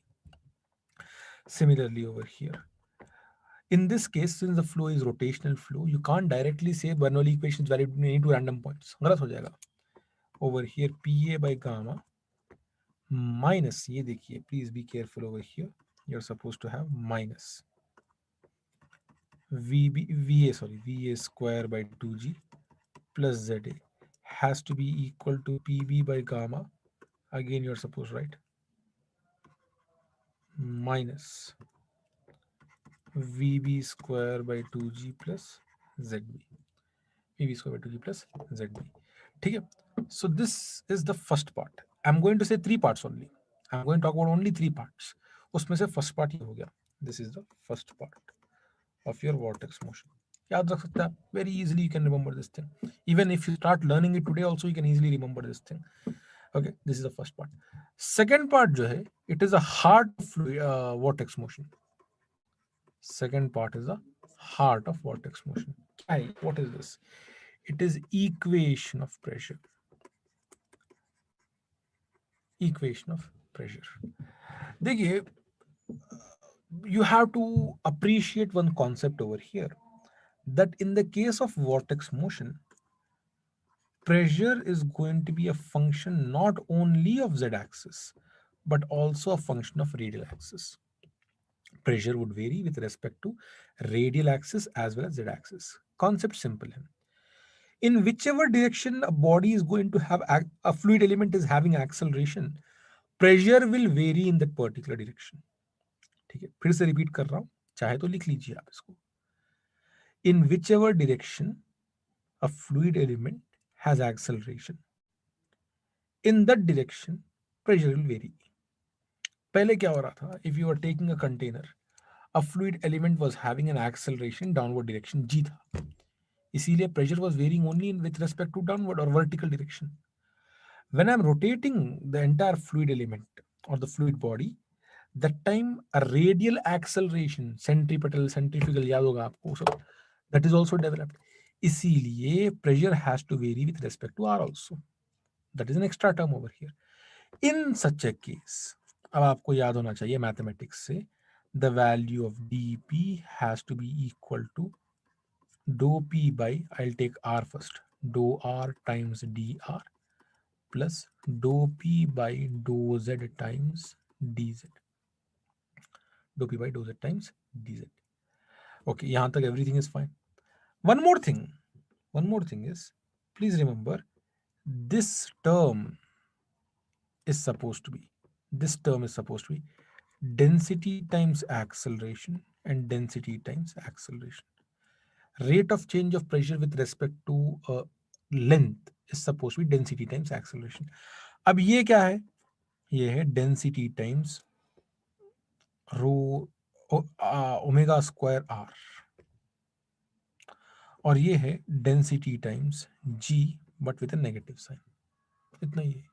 अब कितना easy हो गया याद रखना ये. Okay, density times acceleration. अब रेडियल डायरेक्शन में acceleration क्या है? ओमेगा स्क्वायर आर है, और जेड में एक्सेलरेशन क्या है? माइनस जी है. So therefore you are going to have a summarized view something like this. dp has to be equal to, अब यहां पे क्या लिखेंगे आप? Rho omega square R times D R, और यहां पे क्या लिखिएगा? Minus rho G times D Z over, that's it. This is the equation of dp. This is the equation of dp you are going to have. ठीक है, from this equation only you can derive this equation और you can derive this equation. Okay, take this equation, apply these particular conditions, and you can derive these things also.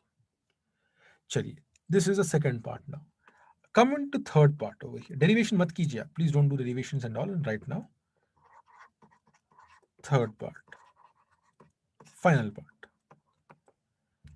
Now this third part is particular only to forced vortex motion. अब इसमें बात करेंगे forced vortex motion की.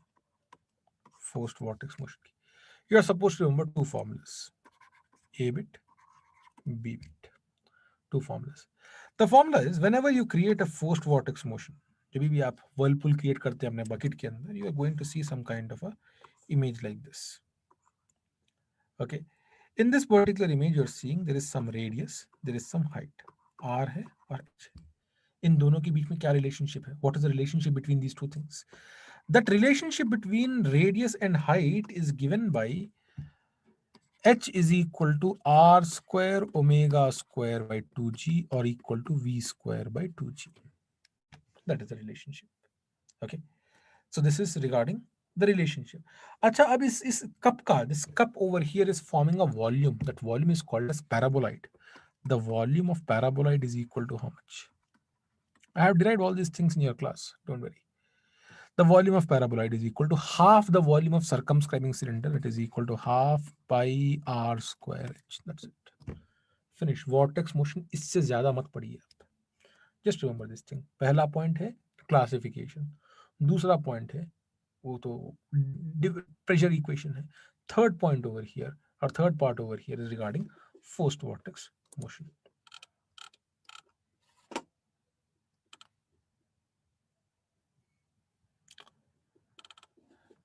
People are asking me regarding why this negative sign has come up over here. That is what I'm saying. If you derive it from here, you will get negative sign. And the moment you get negative sign, you can say that the flow has to be rotational flow because Bernoulli equation is not valid between any two random points. If any two random points are not satisfying Bernoulli equation directly, we say the flow has to be rotational at that instant. Okay? I hope vortex motion is clear to all of you till here. This concludes the concept of energy equation. Okay. Any problem with the vortex motion concept? Anyone?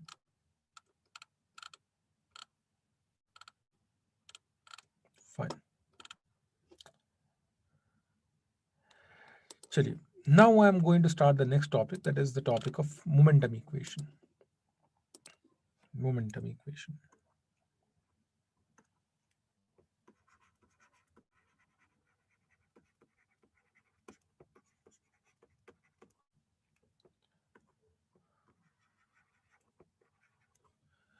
The concept of momentum equation. Now, when do we first of all go for? People always have difficulty in this particular chapter also. कि भाई, why do we take this equation or when to take this equation and all? Let me tell you, this particular topic actually, if you think logically, it is very simple. Okay, momentum equation is going to be used whenever you're supposed to talk about forces. Whenever we are talking about forces, that time we'll be using momentum equation. Okay, imagine a fluid is in static condition. देखिए, static fluid, and you want forces. Then go for hydrostatic law. Hydrostatic law. Imagine you're having dynamic fluid. Dynamic fluid मतलब fluid flowing. Dynamic fluid. And you want to find force. ऐसे में क्या कीजिएगा आप? What will you do now? Now is the time for you to appreciate momentum equation. You're supposed to get into momentum. I hope you're following this thing. Static fluid के अंदर mostly hydrostatic law will be sufficient for you to find out.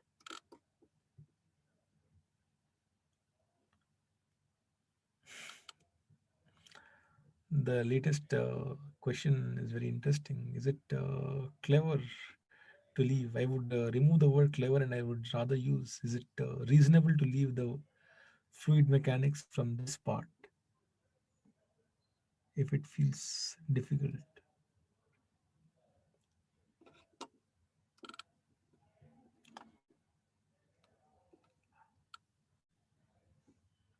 Uh, if someone is, I sense over here, someone has sent me that is it clever to leave the momentum equation part if it feels difficult?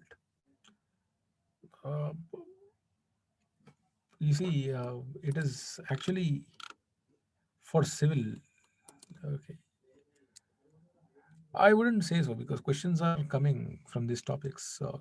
You just be with me for some time. 15 minutes, I'll cover this topic. Don't worry. Okay. Chaliye. Now, I was saying that in the case of static fluid, if you want to find out force, you are using hydrostatic law. In dynamic fluid condition, if you want to find out force, now is the time to use momentum equation. Momentum equation. Acha, you're not going to apply momentum equation just directly as it is. Okay, mostly what happens is you're going to first start with your continuity equation, Bernoulli equation, establish every fact and fundamental, and then you will go for momentum equation. So generally momentum equation directly नहीं जाएंगे आप. You will first establish continuity equation. याद रखिए continuity equation. If you are seeing the fluid is flowing, okay, and you're not getting any hint what to do, first apply continuity equation. It will help you move somewhere forward in the question. ठीक है. Continue fluid flow हो रहा मतलब continuity equation है वहां पे. ठीक है, आप लिख के ले लो. So apply continuity equation, you will be moving forward somewhere. Then after that you will go for Bernoulli equation. After that you will go for momentum equation. ये सीक्वेंस फॉलो कीजिएगा फोर्स के लिए. ओके, चलिए. Now let us see what this equation is saying. This equation is basically saying the summation of forces acting on a control volume, acting on control volume. Control volume क्या है? Control volume is something like your free body diagram. वो आपके subject के लिए free body diagram is equal to change in momentum flux. Momentum flux. The net force acting on a control volume is supposed to be equal to change in momentum flux. This is just like Newton's second law. Newton's second law से बाहर निकला हुआ equation है ये. ठीक है. So now imagine you are having, let us say, uh, let me take an example.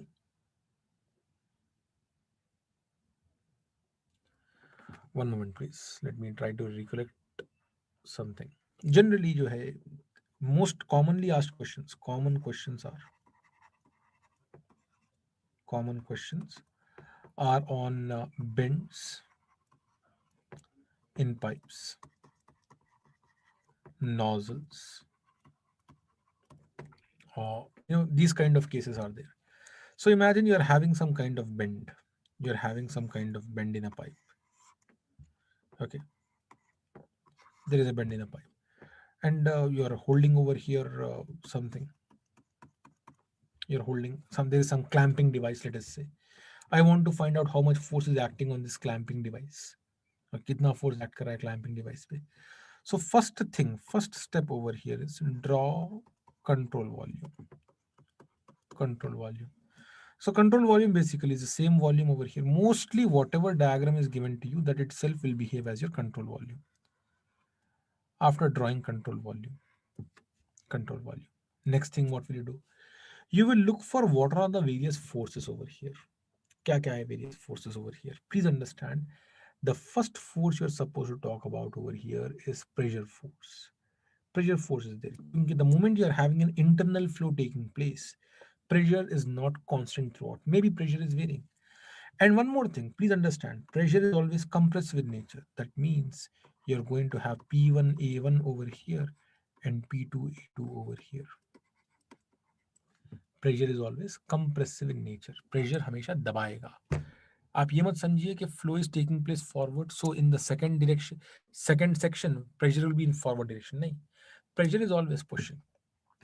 If you are finding any difficulty in understanding that, please imagine you are in a queue. You are in a queue. You are in a queue. If this is you, tell me the person behind you, where is he pushing you? Or where is the force because of him coming? It is coming like this. And the person in front of you, where is the force because of him coming? It is again like this. That is the same thing what pressure does. Whatever amount of fluid you are having, दोनों तरफ से press करेगा. It is going to press from either side. So pressure is compressive in nature. ठीक है. फिर यहाँ से ले लीजिए कुछ reaction है R. Okay, let us say some reaction in X, Rx है, ये Ry है. Okay, for example, then there is some weight. For example, if he says weight is there of the fluid, that weight also you consider over here. Fine. Now, after doing all these things, you are going to work only with this equation. यही equation है आपके पास. There is no other equation you can going to work with. This equation says summation of force, let us say in x-axis, has to be equal to delta m dot into velocity in x-axis. Delta m dot into velocity. Change in momentum flux is this thing. So now what are the various forces in x-axis? Let us say P1A1 is having some component in x. It will have a negative component. Therefore, minus P2A2 is having some component in x. W is not having any component. Rx is positive plus Rx. देखिए, now what have I done? I have written the left hand side completely. सारे forces को recognize कर लिया and we have written those forces over here. What am I going to write now? I am going to write delta m dot into velocity in x means m dot into velocity in x in final section minus m dot into velocity in x in initial section. That's it. Now, if I solve this particular equation, Rx I will get. But for me to solve this entire equation, I need to know, please understand this thing. I need to know the value of P1. I need to know the value of P2. I need to know the value of velocity over here. You see, these things, velocity, pressure and all, वो आपको कहाँ से मिलेंगे? You will get from continuity and Bernoulli equation. Are you following this thing? तो पहले continuity और Bernoulli से जो भी unknown है निकाल लो आप पहले. Whatever is unknown, you try to establish it using continuity and Bernoulli equation. For example, pressure, some pressure might be unknown sometime. Some velocity might be unknown sometime. Those things you try to establish using continuity and Bernoulli. पहले वो हो जाएगा. आधा काम हो गया. But the problem is you don't have step marking over here. पूरा काम करना पड़ेगा आपको. So the next step is to write this equation. I don't understand why people find it so difficult to write this only this much equation. ठीक है? Once you write this, whatever is Rx or Ry जो भी है आपको मिल जाएगा. Similarly, you can write sigma Fy is equal to delta m dot into velocity in y axis. उसी तरह you can get these things. I hope you are following these things. This momentum equation thing is clear to all of you. Apart from this, there is one more thing, that is impact of jets, that is important.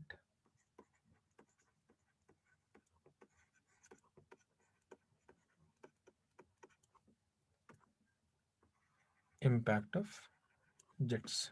This impact of jets is important for you. Regarding impact of jets, I would recommend you to remember some basic points. One point over here is pressure throughout is equal to 0. Because you are talking about jets striking at atmospheric pressure. Let me finish the impact of jets. I'll take a break then. Jet striking at atmospheric pressure. Therefore, pressure over there is equal to 0. Gauge pressure is 0 over there. Okay.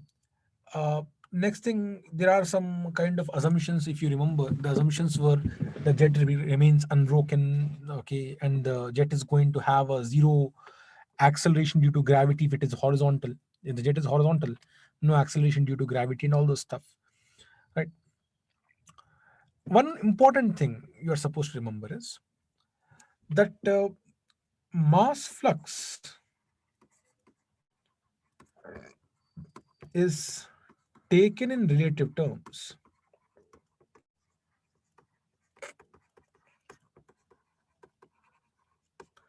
Mass flux is taken in relative terms in impact of jets. In impact of jets. Only when jet length changes with respect to time. Okay. For example, if you're having a nozzle over here, a plate over here, plate is moving with a velocity u, nozzle is showing a jet with a velocity v. Okay, the mass flux striking over here is equal to rho into a into v minus u. Mass flux striking is equal to rho into a into v minus u. And imagine you are having multiple plates mounted on a wheel, and this is moving with a velocity u, and you're having a jet issuing a fluid with a velocity v.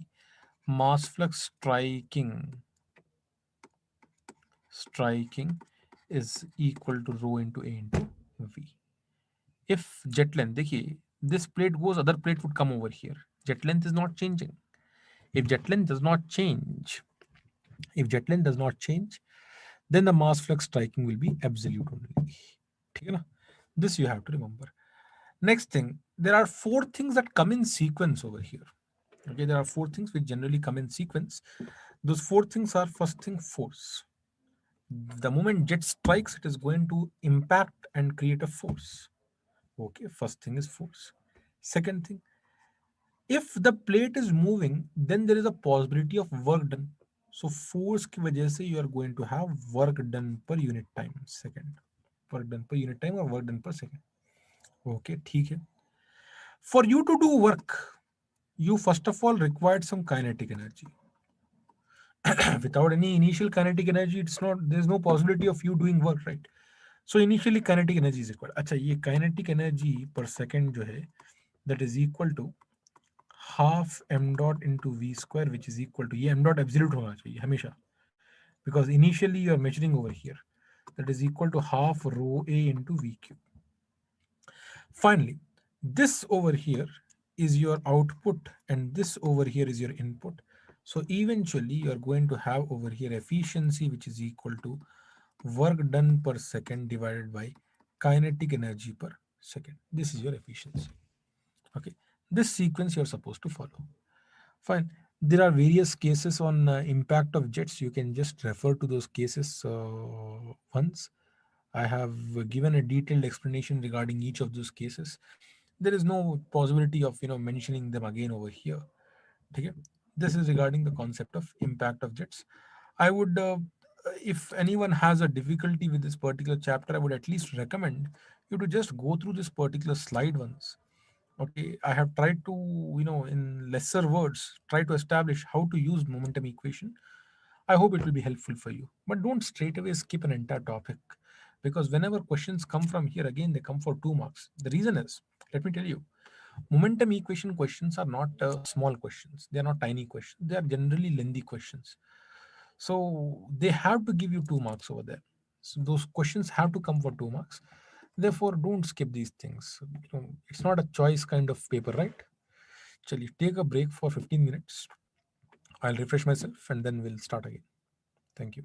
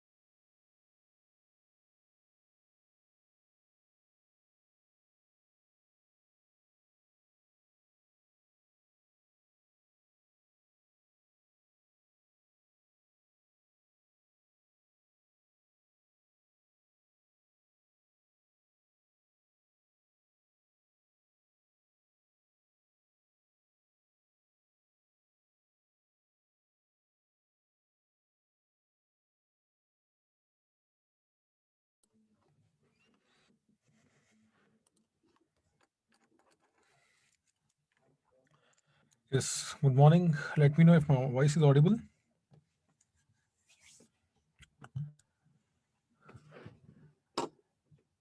Is it audible?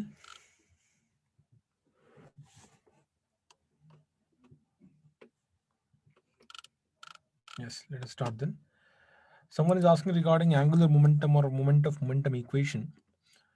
Okay, the concept is very simple over there. It is the value of torque over there is equal to change in moment of momentum flux. Okay, that is m dot into v times r. Solving a question right now would become very lengthy. You better go for the notes. Once you go for the notes, you'll get those equations. Anyway, now I'm going to start a very important part. This part itself will take around 1 hour or more, probably. Okay. This is the concept of internal flow. Important topic.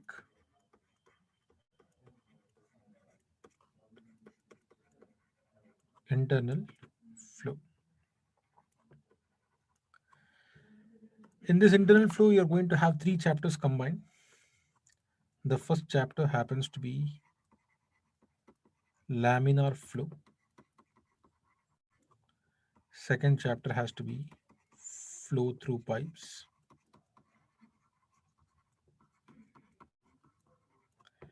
And the third chapter is turbulent flow. The turbulent flow is not as important though, but these three chapters comprise of internal flow. Actually, let us start now.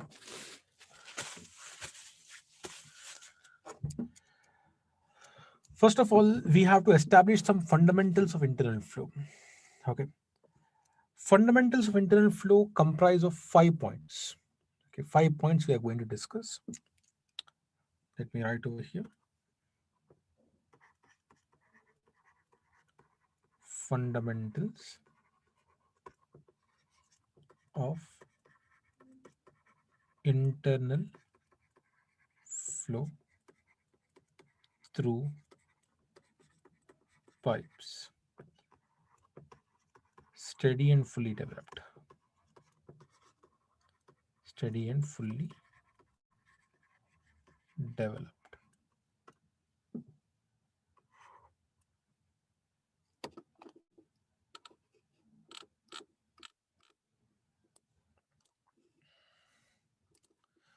Steady and fully developed flow. Fine. The first equation we are going to have is the equation governing the flow. Governing equation. The governing equation of internal flow through pipe is given by tau into my 1 second. One moment, please.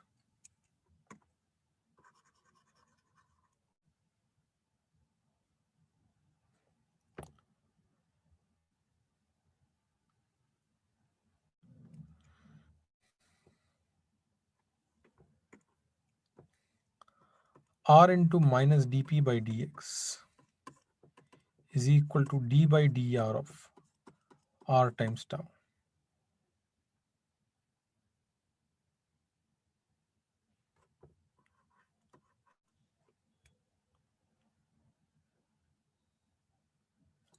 Right.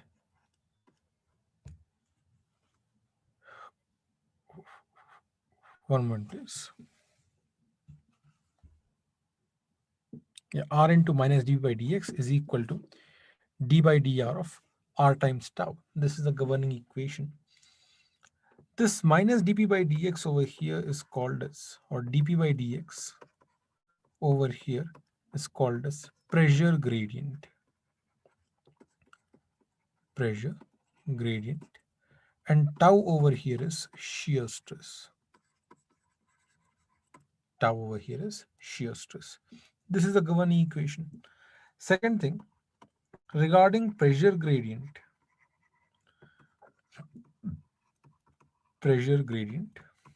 you have to remember some fundamental things.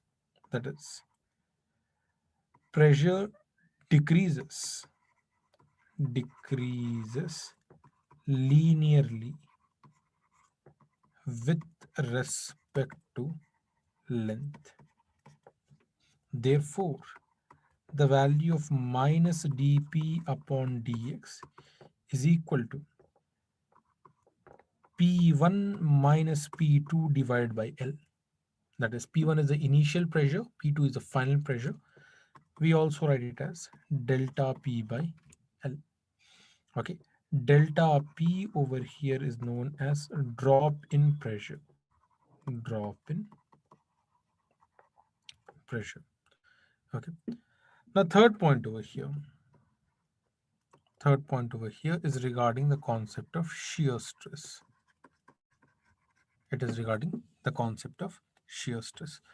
The formula for shear stress, tau, is equal to minus dp upon dx multiplied to r divided by 2. This is a formula for shear stress in the case of internal flow. And we are going to get the maximum shear stress when r is equal to capital R. That is minus dp upon dx multiplied to capital R divided by 2. Okay. So these are some 3 points. I'm going to discuss the next 2 points in the next slide. The next point we are going to have, fourth point over here. Fourth point. This point is talking about friction coefficient and friction factor. Friction coefficient and friction factor. Friction coefficient and friction factor. Friction coefficient F prime is given by wall shear stress upon half rho v square.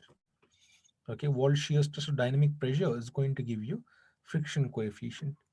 And friction factor F has to be equal to 4 times F prime. It has to be equal to 4 times F prime. This is the value of friction factor.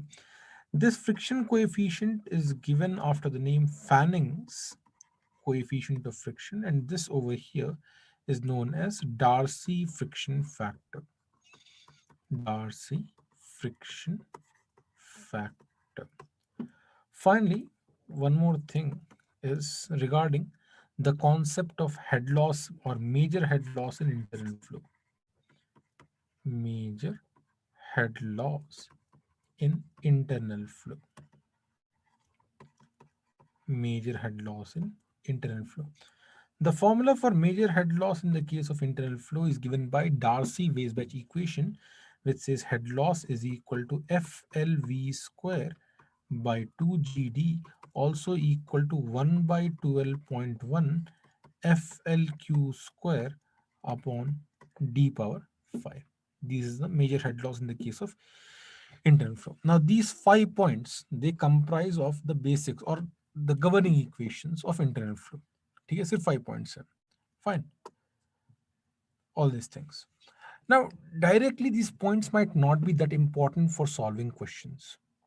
If you want to remember or if you want to specifically mark something as important, then first thing you have to do is mark this is important and then this is important. And I believe right now everyone remembers this formula. Darcy equation is one of the most famous equations in entire fluid mechanics. So please mark these three equations as important. Second, third, and fifth. Very important. Now, what is the advantage of this particular equation? Let me for a moment discuss regarding this pressure gradient. कहाँ पे use करेंगे? What help are you going to get from here? देखिए, throughout this internal flow concept, please understand that the flow is already assumed to be steady. Already assumed to be steady. Whether it is a flow taking place in a case of pipe, or whether it is a flow taking place between two plates, whether it is laminar flow, whether it is turbulent flow, any which case you are having, the flow is already assumed to be steady. If the flow is assumed to be steady, this basically means that if you're looking for how the pressure is varying with respect to the length of flow, length of flow versus pressure, length of flow versus pressure, you will realize that the pressure is going to vary linearly. It is going to keep on decreasing linearly with respect to the length of the flow. Now, if you know this thing, then you will be having an easiness in solving many questions. One more important point I want to mention. Whatever formulas I have mentioned over here, these formulas over here, first, second, third, whatever formulas I have mentioned over here, these formulas are valid only in the case of horizontal kind of pipe, horizontal pipe. So please remember what to do if pipe is inclined. If pipe is non-horizontal, non-horizontal, if pipe is non-horizontal, then what are you going to do? You're going to replace every pressure term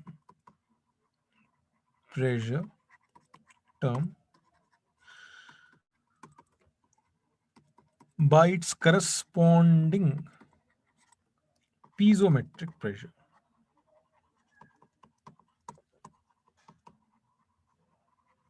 You're going to replace every pressure term by corresponding piezometric pressure. That means over here you're going to have P star, over here you're going to have P star, everywhere you're going to write P star only whenever you are having a inclined or a non-horizontal pipe.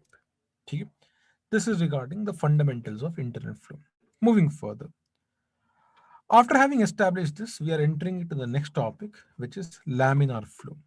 Laminar flow.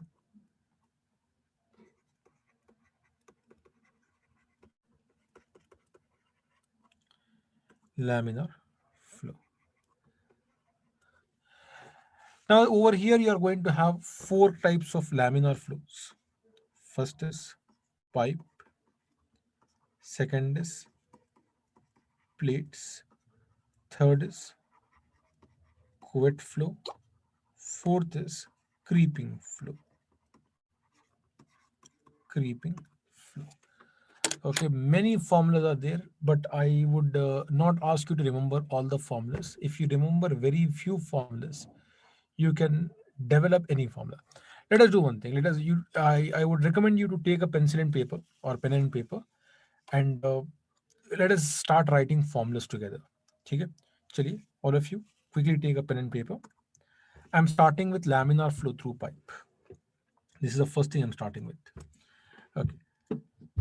I will write a particular formula, and using that formula, we are going to derive further formulas. Let us do some small derivations. That will be a good exercise for your examination itself. The first formula which I'm supposed to remember is the formula for velocity. That is u, which is equal to 1 by 4 mu minus dp upon dx multiplied to capital R square minus small r square. This तो ये तो आपको याद रखना है. This you have to remember somehow. ठीक है? All of you write this formula straight away first. ठीक है? Now from here, what all can I deduce? Can I deduce the formula of Umax? Can I deduce the formula of Umax? Yes, I can. I know that for U maximum, I am supposed to be at the center, therefore R has to be equal to 0. If R is equal to 0, I can say 1 by 4 mu minus dp upon dx multiplied to capital R square. ठीक है, I deduce this formula. Next thing, can I write U upon Umax? Can I write U upon Umax, a relationship of local velocity to maximum local velocity? Yes, I can. 1 by 4 mu minus dv by dx got cancelled off. I'm going to have over here 1 minus r square upon capital R square. I hope you're also writing these things. Okay? This is a value. Now, next thing I'm supposed to remember. Next thing I'm supposed to remember over here is the value of average velocity is equal to how much? Very simple. Average velocity is equal to u maximum divided by 2. Half of maximum velocity is average velocity. If it is so, then I can write over here the value of average velocity is equal to 1 by 8 mu minus dp upon dx multiplied to r square. Multiplied to r square. This is the value of average velocity I'm having. Third formula over here is discharge. For a flow through pipe, I know area over here is pi r square. Area into average velocity. Remember, you are supposed to multiply area to average velocity for discharge. Therefore, the value of discharge has to be equal to, now if you multiply pi r square over here, you're going to have pi upon 8 mu into minus dp upon dx multiplied to r power 4. Okay, fine. I have developed these formulas. I would call this set of formulas as kinematic formulas. Kinematic formulas. Now, next set of formulas are quite easy. Those are known as pressure loss and losses formulas. Those are the formulas for losses.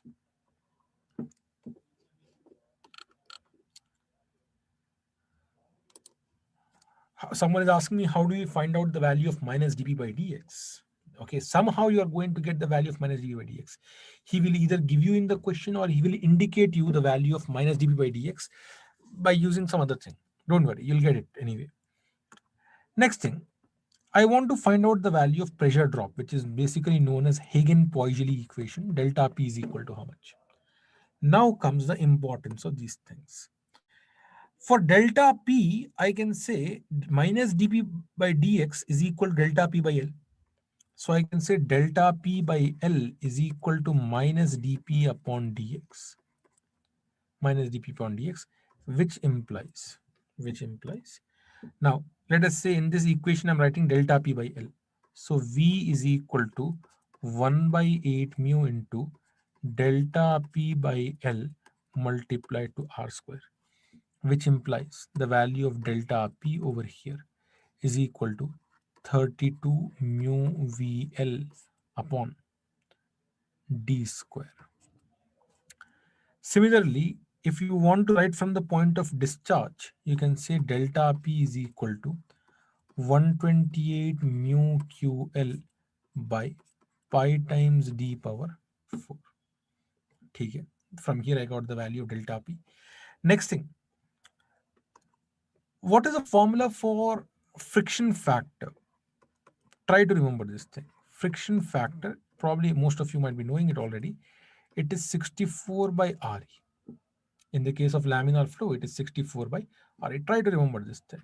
If you remember this thing, you can say it is equal to 64 by rho Vd, and mu would come over here. Okay. Now what we do is we are going to use Hagen-Poiseuille equation, which says head loss is equal to FLV square by 2GD. Head loss is equal to FLV square by 2GD. So it is 64 mu upon rho Vd multiplied to LV square by 2GD. So from here I can get the value of head loss is equal to 32 mu VL by gamma times D per D square. Gamma times D square. Okay, if you want to convert this into into discharge, you can get 128 mu QL by pi times gamma times D power 4. That's it. If you remember these formulas, you can find anything in the case of laminar flow through pipes. Now you see how much you have to remember. You have to remember this thing. This is compulsory. And this, if you see over here, it is very simple. Umax by 2, very simple. Okay. Now, this is continuity equation, area times velocity. This is coming from the fundamentals only. Okay, this is something, again, you have to remember. And I think most of you might be remembering already.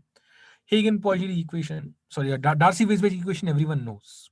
Head loss FLV square by 2GD, Darcy-Weisbach equation, everyone knows this thing. So this completes the concept of laminar flow through pipes. Now come to plates next. We have finished this thing. Now let us talk about plates. In the case of plates, laminar flow through plates, again I'm going to start with the initial velocity, that is local velocity u. It is equal to 1 by 2 mu minus dp upon dx multiplied to by square. One second, b times y minus y square.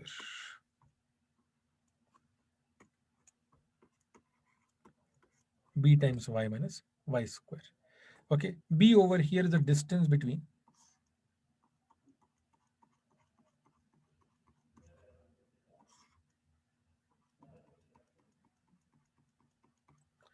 B over here is a distance between the two plates. Okay. And Y is a distance measured from any of the plates. Y is a distance measured from any of the plates. This is local velocity. That much I have to remember any which way. After this, getting everything is quite easy. For example, if I want to get the value of Umax, I know it is exactly at center. That means when y is equal to b by 2, I'm going to get over here 1 by 8 mu minus dp upon dx multiplied to b square. Multiplied to b square. Next thing, if I want to get the value of average velocity, it is equal to 2/3 of Umax. I have to remember this thing. It is 2/3 of Umax, which is equal to 1 by 12 mu minus dp upon dx multiplied to b square. If I want to get the value of discharge, then I have to multiply area with average velocity, which is equal to area over here is equal to b times the width coming perpendicular, let us say is w, multiplied to average velocity. Therefore, the value of discharge over here has to be equal to how much? It has to be equal to 1 by 12 mu minus dp upon dx multiplied to b cube times w. B cube times w. If I want to find out delta p, I can say delta p by L is equal to minus dp upon dx. If I write this thing, I'm going to get the value of delta p over here is equal to how much? Delta p over here is equal to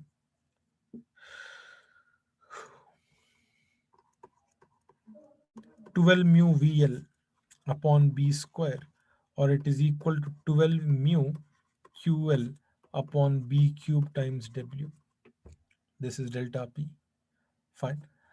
If I want to find out head loss, I can say head loss is equal to delta p by gamma over here, which is equal to 12 mu VL by gamma times b square, or it is equal to 12 mu QL by gamma times b cube into w. ठीक है? Shear stress is equal to mu into du by dy. If you differentiate this, okay, you're going to get the value as minus dp upon dx multiplied to b minus 2y whole divided by 2. This is the value you're going to have. Okay? And if you want to find out the value of tau naught, maximum shear stress, tau naught, that means I'll put y equal to 0. I'm going to get this value as minus dp upon dx multiplied to b by 2. This is the value of tau naught I'm having. Okay? So you see now again, what do you have to remember? You have to memorize this particular formula. This formula you cannot escape. After that, this formula or this relationship you are supposed to remember. Rest everything is very basic. Okay? So again, I'm telling you over here, in these cases, if you forget any formula, don't worry. If you know the fundamental formulas, within half a minute, you can derive any formula. As a matter of fact, I myself, after having taught this subject for those many years, I myself do not remember many formulas till now. Okay. But I know what to remember. That at least you should know. What to remember, at least you should know. For example, in the previous slide, I've shown you these things are fundamental. You're supposed to remember them any which way. Similarly, over here, these things you cannot escape remembering them. Okay. Now comes quit flow. Quit flow was a slightly untouched topic, but these years you can expect questions from quit flow as well.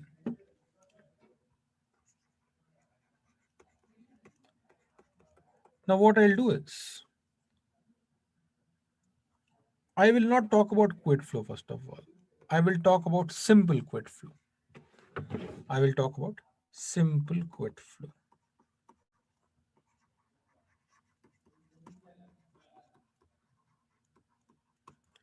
Simple, because some people might find this topic slightly difficult because you might have not studied this in your BTech level. Okay. I'll talk about simple quit flow. Then we will go to the last level of quit flow from there. Simple quit flow is basically you're having a plate which is movable and you're having a plate which is fixed. The distance between these two is again equal to capital B. Is again equal to capital B. There is a fluid in between. and this plate is being pulled with the velocity, let us say capital U, and the velocity profile over here, and the velocity profile over here is a linear velocity profile, is a linear velocity profile. Let us say at any random distance y, any random distance y, you are having a local velocity given by small u. Small u is the local velocity. Okay. Now, I want to know the value. Three things only. Only three things we'll talk about over here: velocity, discharge, shear stress. Only three things. First one, velocity. Second one, discharge. Third one, shear stress. Sirf three things. Try to develop this. For velocity, I can say by using similar triangles, u upon y is equal to capital U upon b. Therefore, the value of u is equal to capital U into y by b. Capital U into y by b. For discharge, area over here is b times w. You can imagine this thing. B vertical है, w is the width. B times w. And average velocity, things very simple. एक linear variation में average has to be exactly half of maximum. So therefore, I'm going to have b times w is the area. Average velocity is capital U divided by 2 half. ठीक, perfect. Okay. Last thing, shear stress. Shear stress has to be equal to mu into du by dy. What is the value of du by dy over here? This velocity is equal to capital U, and this distance is equal to b. Linear variation. Therefore, I can say it is equal to capital U upon b. I hope everyone has understood this part. Simple quick flow, everyone understands, I hope. This is simple quick flow. Now come to the general, more general form of quick flow. A more general form of quick flow. Again, I'm drawing a diagram.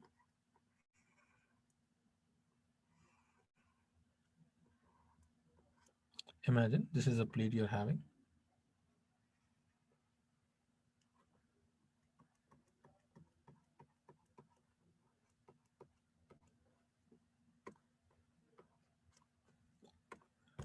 Okay, you're pulling this plate with a certain velocity capital U. This distance is b again as it is. The velocity over here is capital U. You can have a velocity profile something like this, or you can have a velocity profile something like this, or you can have a velocity profile which is something like this. Any of these three is possible in any quick flow. Okay. Now, what exactly is happening? This is basically a combination of two flows. A quick flow is a combination of, first thing, it is a combination of simple quick flow plus laminar flow between fixed plates. Laminar flow between fixed plates. That is a previous topic. Whatever we have discussed over here, this plus this combined is going to give you quick flow. Now, even the formulas, three formulas are going to behave in the same manner. The three formulas are going to behave in the same manner. What are the three formulas? The first formula over here is the formula for local velocity. The first formula is the formula for local velocity. What is the local velocity for simple quick flow? If you see, the local velocity for simple quick flow is u into y by b. U into y by b. And what is the local velocity for laminar flow between two fixed parallel plates? The velocity over here is 1 by 2 mu minus dp upon dx multiplied to b times y minus y square. This is the formula we are going to have. Okay? This is the formula for local velocity. Next thing, second formula. The formula for discharge is equal to how much? Discharge. For simple quick flow, I'm having b into w into capital U divided by 2 plus the discharge over here is equal to how much? Look at the discharge over here, 1 by 12 mu and all. So you're having 1 by 12 mu minus dp upon dx multiplied to b cube into w, b cube into w. This is the formula. Lastly, the third formula over here is the formula for shear stress. The formula for shear stress from simple quick flow is mu into capital U divided by B plus, and shear stress in laminar flow is going to be equal to how much? Shear stress in laminar flow, if you see, is equal to minus dp by dx multiplied to minus dp upon dx multiplied to b minus 2y whole divided by 2. B minus 2y whole divided by 2. Okay, so these are the formulas we are having. Now, one more thing. When will this particular case take place and when will this particular case take place? When is A taking place? When is B taking place? So for A to take place, let me mention over here, for A to take place, you are having a simple quid flow forward. This is simple quid flow forward. And you're having laminar flow between plates also forward. Okay, this is also forward and this is also forward. That means in this particular case, dp upon dx is negative. dp upon dx is negative. When will B take place? That is reverse flow. When will it take place? Simple quid flow is taking place forward. That means you're pulling the plate forward. But laminar flow through plates or between plates is taking place in the backward direction. That means you're having over here a reverse laminar flow taking place. In this case, the value of dp upon dx is going to be positive. So please understand, if the laminar flow is also forward and the plate is also being pulled forward, you're going to have A. You're going to have A. If the laminar flow, sorry, if the plate is being pulled forward, but laminar flow is backward, you're going to have B that time. Okay.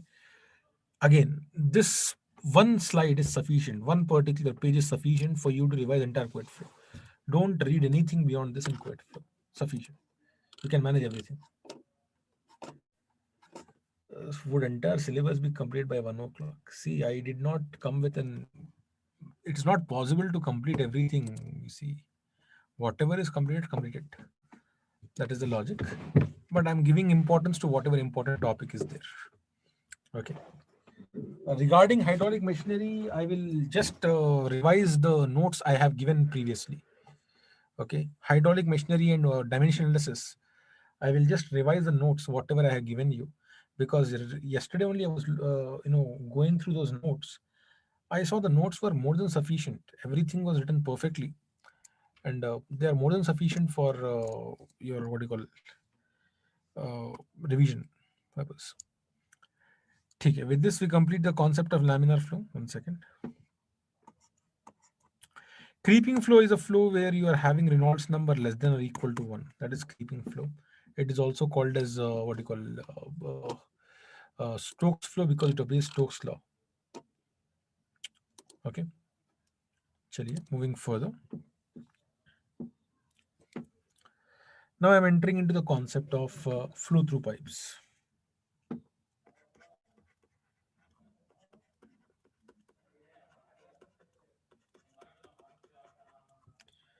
Very, very important chapter. Okay.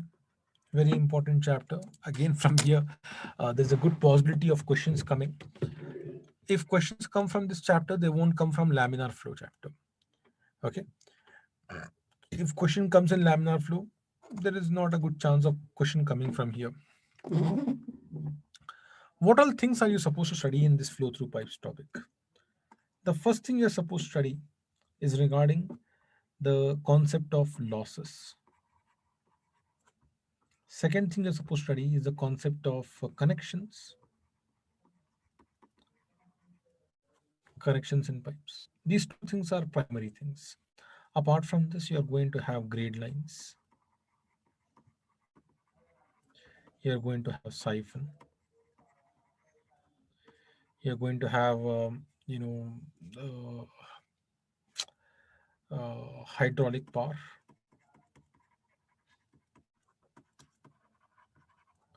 pumping power, network, water hammer, water hammer. All these things are there. What topics are you supposed to give more importance? These two topics are more important. These two topics are more important. This and this topic, most important. Okay. Rest topics are, again, these two topics are least important. Network and water hammer, these two topics are less important in the case of gate examination. Even hydraulic power and pumping power also you can say are less important. Grade lines and siphon, okay, medium important. You can. Chali, let us talk about losses. First of all, major loss, all of us know already that this major loss over here is head loss is equal to FLV square by 2 GT, or it is equal to 1 by 12.1 FLQ square by d power 5. When it comes to laminar flow, we know that the value of F over here is going to be equal to 64 divided by R. But there's one more problem. Sometimes what happens is you're not having a pipe, instead you're having a duct. In cases of duct, in duct cases, instead of diameter, you're going to use d hydraulic, which is equal to 4 times area upon wetted perimeter. Okay. So wherever you see diameter, you're going to use d hydraulic. Similarly, the value of Reynolds number over here in the case of duct becomes rho into V into d hydraulic divided by mu. D hydraulic divided by mu. This is the Reynolds number you're going to have in the case of ducts. Moving further, coming to minor losses. First thing, no, don't think that minor losses are always supposed to be minor. Okay, it's a very common misconception that people think that minor losses will always be minor. No, it is not necessary. See, minor losses are small whenever the length of pipe is extremely large. In cases where length of pipe is also small, minor losses become significant. Okay. Now, there are various types of minor losses. The most common of them are expansion and contraction losses. Imagine you're having a case of expansion. Over here, you're having velocity V1. Over here, you're having velocity V2. The formula for head loss over here is V1 minus V2 whole square divided by 2G. If you're having contraction, one second, contraction,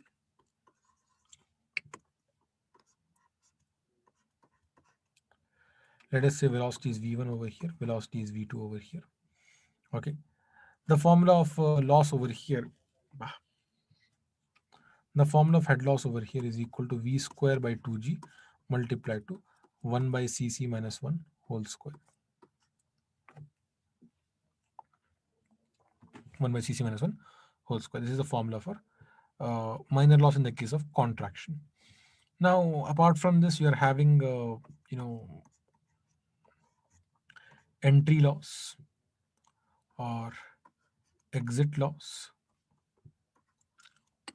In the case of entry loss, V2 over here is 0. Therefore, head loss has to be equal to V1 square by 2G. It is same as expansion, but only thing V2 over here is 0. Over here, the value of head loss is equal to 0.5 V square by 2G. Once again, this is V2. V2. Over here it is 0.5 V square by 2G. Now, if he gives you some coefficient of loss, if coefficient of loss is given, then the value of head loss is equal to the coefficient multiplied to V square divided by 2G.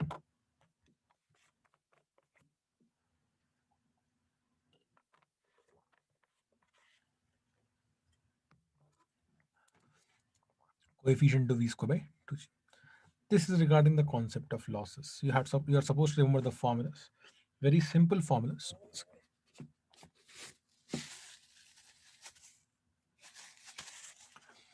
Very simple formulas are there. Now, coming to the concept of connections in pipes. connections in pipes.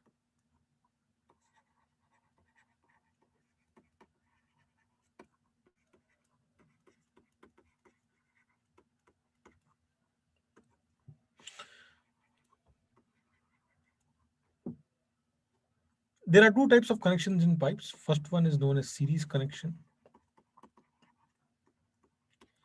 In the case of series connection, let us say you're having multiple pipes connected in series. Let us say this is pipe A, pipe B, pipe C, pipe D. Likewise, you're having multiple pipes. You are supposed to understand that the discharge everywhere is going to be same. QA equal to QB. Likewise, up till QD also equal to equivalent pipe discharge. Now, what is this equivalent pipe? Equivalent pipe is basically if you remove all these pipes and replace by a single pipe, which is going to have the same discharge and same head loss what the system had. Okay, that is called as equivalent pipe. So Q has to be same throughout, and equivalent pipe also is supposed to have same amount of discharge. Regarding head loss, the head loss of equivalent pipe is supposed to be equal to head loss of A plus head loss of B plus head loss of C. Likewise, over here only D are there. So all the pipes combined, whatever head loss are there, if you combine them, you're going to get the head loss of uh, equivalent pipe in the case of series connection. Coming to parallel connection. Parallel connection. Now, first thing, when do we use parallel connection? Parallel connections are primarily used whenever you want to increase the discharge. Okay, these are used to increase the discharge.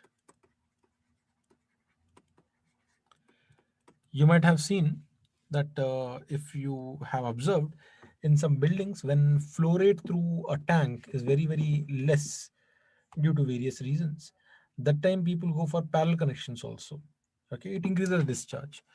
Now over here in the case of parallel pipes, what happens? Exactly opposite is going to happen. Exactly opposite is going to happen. The value of Q equivalent. Imagine you're having n number of parallel pipes. So Q equivalent will be QA plus QB likewise till whatever pipes you're having. And the value of head loss in equivalent pipe. Head loss in equivalent pipe is going to be equal to how much? Please understand, both the pipes, sorry, all the pipes are starting from same amount of pressure, ending at same amount of pressure. That means a drop in pressure for every pipe is same.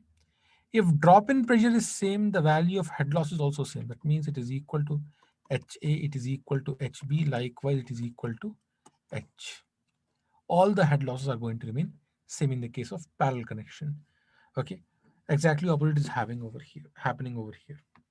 This is regarding the connections in pipes. Now, coming to grade lines concept. The concept of grade lines.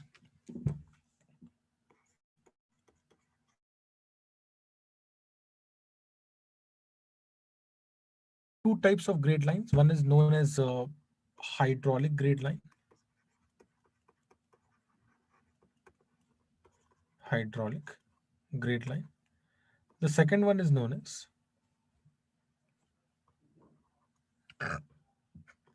energy grade line. It is also called as total energy line.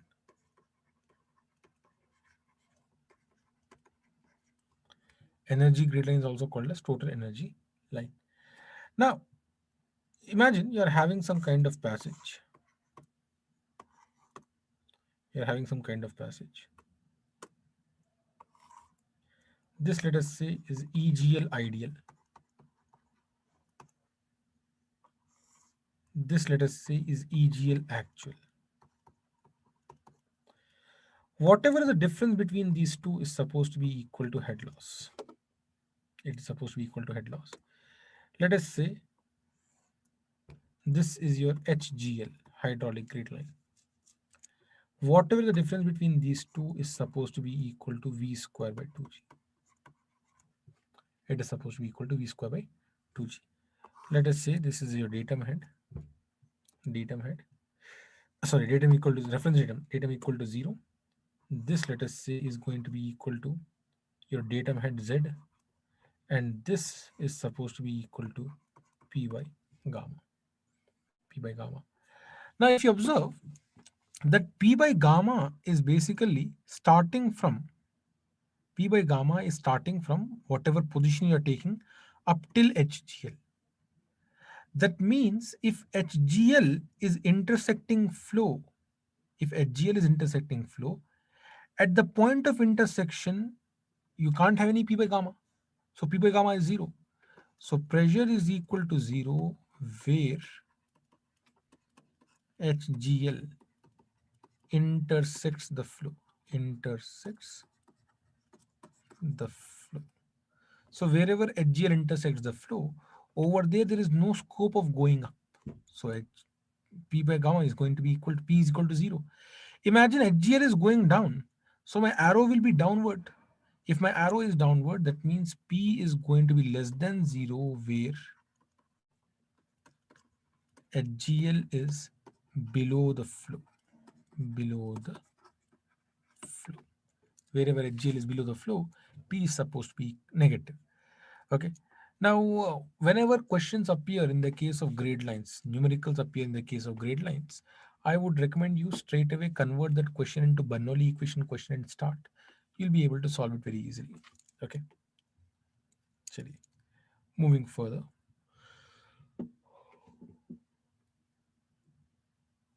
Excuse me. The next topic we are going to have is the topic of siphon. It is a topic of siphon.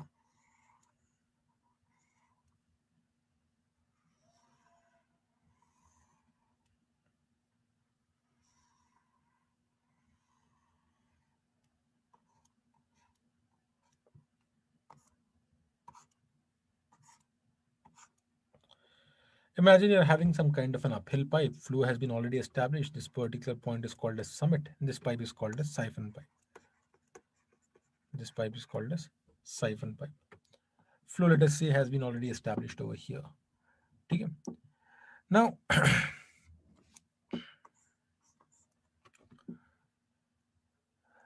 what are the things required over here? Again, you're going to see the same concept, whatever we have discussed in the previous case, that if the HGL is intersecting somewhere over here and here, let us say HGL is intersecting over here. From this point up till this point, you're going to have negative gauge pressure. Over here and over here, you're going to have zero gauge pressure. That is fine. Uh, Regarding a siphon, just the way you solve questions for flow through pipes, you're going to solve over here. Some technical points, let me tell you. One point is there are two parts in a siphon. One is an uphill pipe, the other is a downhill pipe. Ideally, ideally, uphill pipe should be shorter than the downhill pipe. Than the downhill pipe. Ideal condition. Uphill pipe should be shorter than a downhill pipe. Now, what could be the reason over here? The reason over here is a very technical reason. You see, if uphill pipe is longer, uphill mein kya ho raha? What is happening in the case of uphill? Uphill, you're going to have over here Z increasing. Excuse me. One moment, please.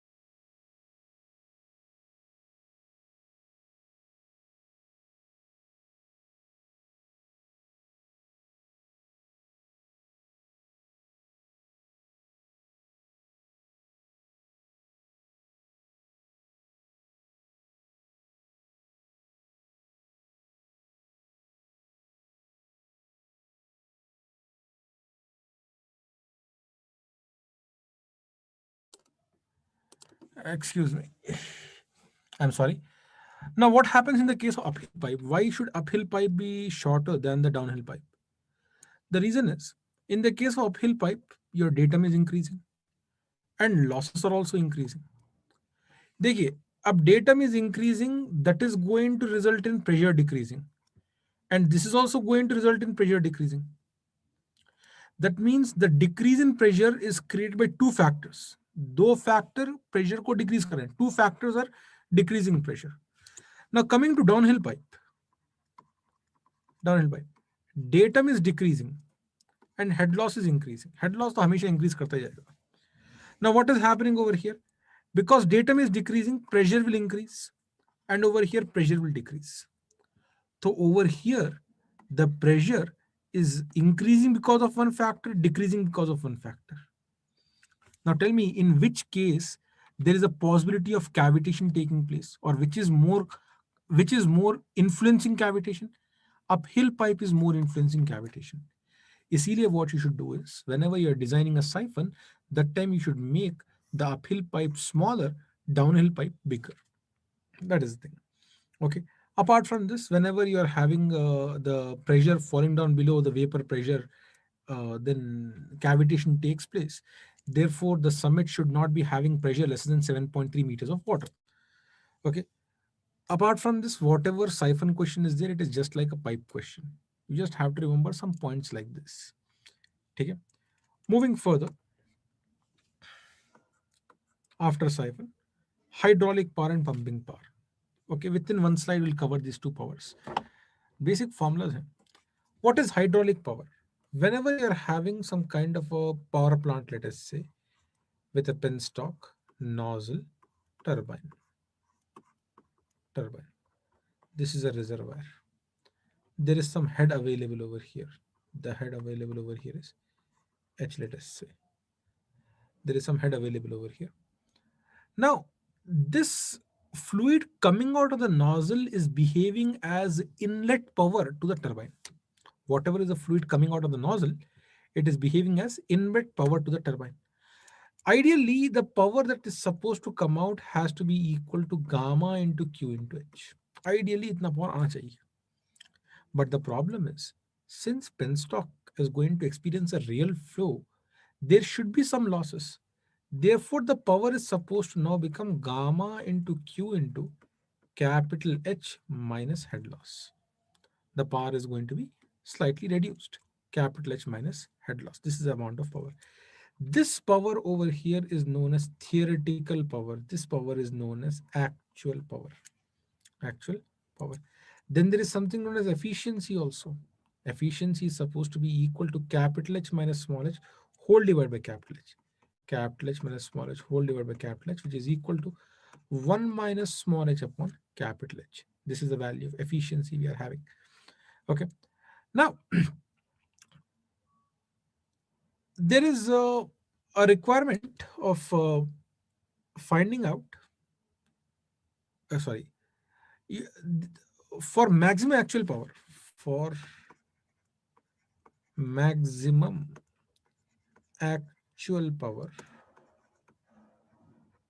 for maximum actual power, what conditions are required?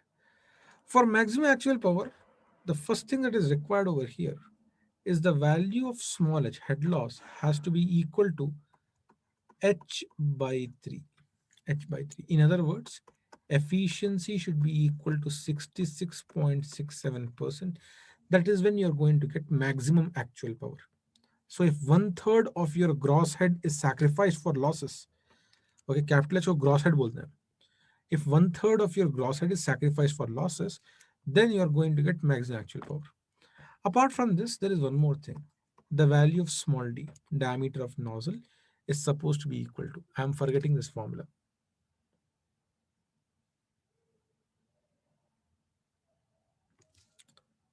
Fourth power of, I am not able to recollect this formula. D power 5 upon 2 times FL. Someone please check, is this formula correct? यार 2FL no? 2FL, 2FL only. The diameter at the exit of nozzle is equal to fourth root of capital D power 4 upon 2 times FL. Check ना, सही है? Yes, fine. Thank you. Thank you. I'm not able to recollect every formula instantly. Okay, mindset नहीं बन रहा अभी exam sorry पढ़ाने का, इसीलिए probably I'm not able to recollect immediately. Anyway, चलिए. So these two conditions have to be satisfied for maximum actual power. Now over here a very good question is generally asked. Okay, probably no one from here is asking, but एक अच्छा question है कि भाई maximum power के लिए why should loss be there? Okay, people might ask this question. Okay, why should loss be there? Please understand, we are not just talking about maximum power. We are talking about maximum actual power. Okay, maximum actual power. Okay, why is loss important over here? देखिए, head law for power actual, there are two things contributing. Gamma तो है ही है. Gamma is a property. Forget about gamma. Then Q, then capital H minus small h. ये constant value है. This is also constant value over here. Constant and constant. Who are the variables? This Q is a variable. Small h is a variable. Small h is a variable. Now you might say, ठीक है भाई, let us make one thing, because head loss is not an ideal thing. Let us make head loss 0. Okay, let us say head loss is equal to 0. So capital H minus head loss has become very high. Fine. But if head loss is 0, automatically Q also would become 0. Q also would become 0. Because head loss and Q are proportional to each other. If you recall, the value of head loss is proportional to Q square, or Q is one second. Q is proportional to head loss power half. Are you following? In order for Q to exist, head loss should exist. Please understand this thing. Head loss is not a villain in the movie of fluid mechanics. Head loss is not a villain. उसका नाम खराब है, आदमी अच्छा है, ठीक है, बस नाम बदनाम है. Fine. He is required. If head loss does not exist, even the hero of the movie will not be able to exist. Please understand this thing. ठीक है, चलिए. Let us now move further to the next point. That is, this was hydraulic power. Now let us talk about pumping power. Pumping, PU.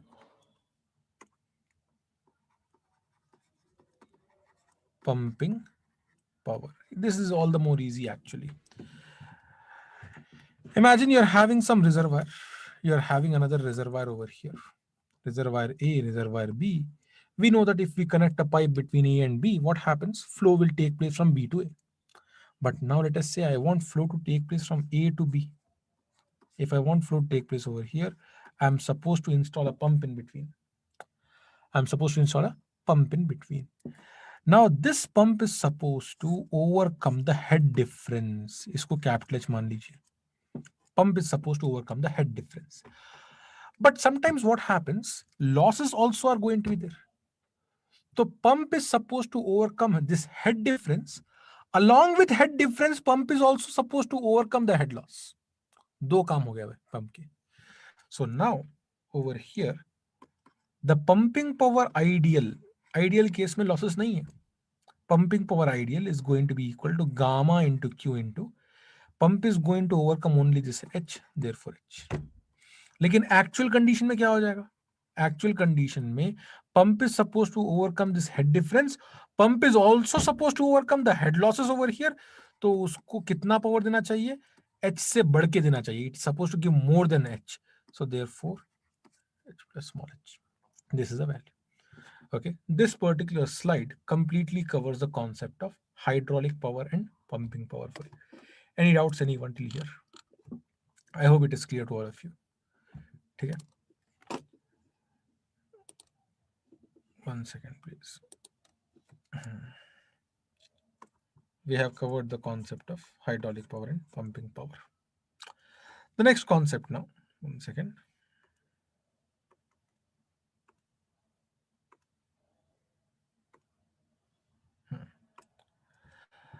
The next concept now we are having is the concept of networks, pipe networks.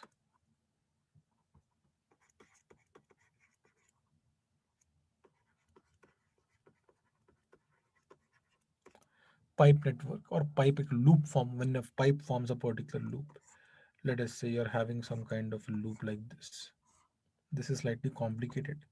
Hexagonal बहुत rare रहता, mostly they'll give you rectangle or something like that. Okay, something like this, let us say. Fine, there is some inlet over here, there is some exit over here, exit over here, exit over here, inlet over here. For example, this is Q1, this is Q2, this is Q3, this is Q4, this is Q5. And each pipe is also having, let us say, QA, QB, QC, QD, QE, QF, and Q, EF, G, QG. Let us say, ये pipe भी है ना बीच में. Fine. So you're having something like this, let us say. Now, there are two things important. This diagram, mein, okay, slightly shabby diagram, but please try to understand. There are two important things over here. First important thing is node. These are all called as nodes. Yeah, junction बोलिए. Some books also like to call it as junction node. These are nodes. And there are second thing that is important is loop or circuit. Okay, node और junction same है. उसी तरह loop या circuit same है. The circuit over here, this is one circuit, this is one circuit, you see over here.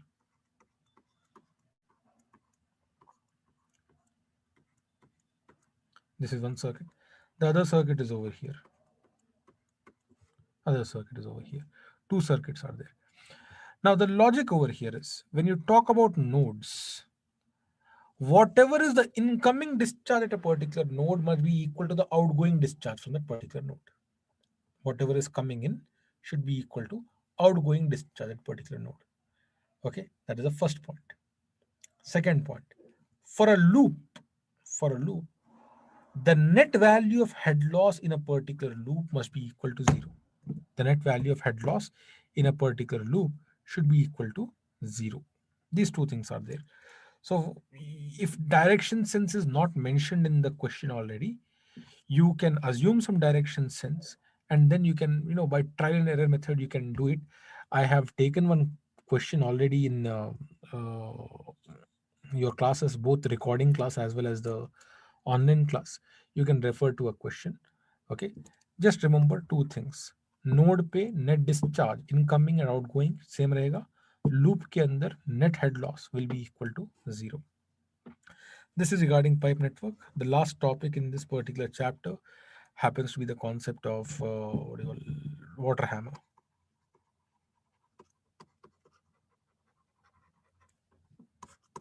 This is the last topic. It is called as water hammer. Okay. Water hammer, whenever you're going to immediately stop a flow of water by the virtue of a valve closure or something like that, the time the kinetic energy of water is drastically decreasing, which is amounting to heavy amount of pressure developed. This heavy amount of pressure developed creates a compressible pressure wave. That pressure wave keeps on rocking or it keeps on hammering on the wall of the pipe. That is why it is called as water hammer effect. Till here everything is fine. Okay. This water hammer effect can even cause bursting of pipes can take place. That is why you're going to install something called as uh, pressure release diaphragms, or more commonly we use surge tank or surge pipe and all those things. Okay. Apart from this, what is more important is the concept of critical velocity.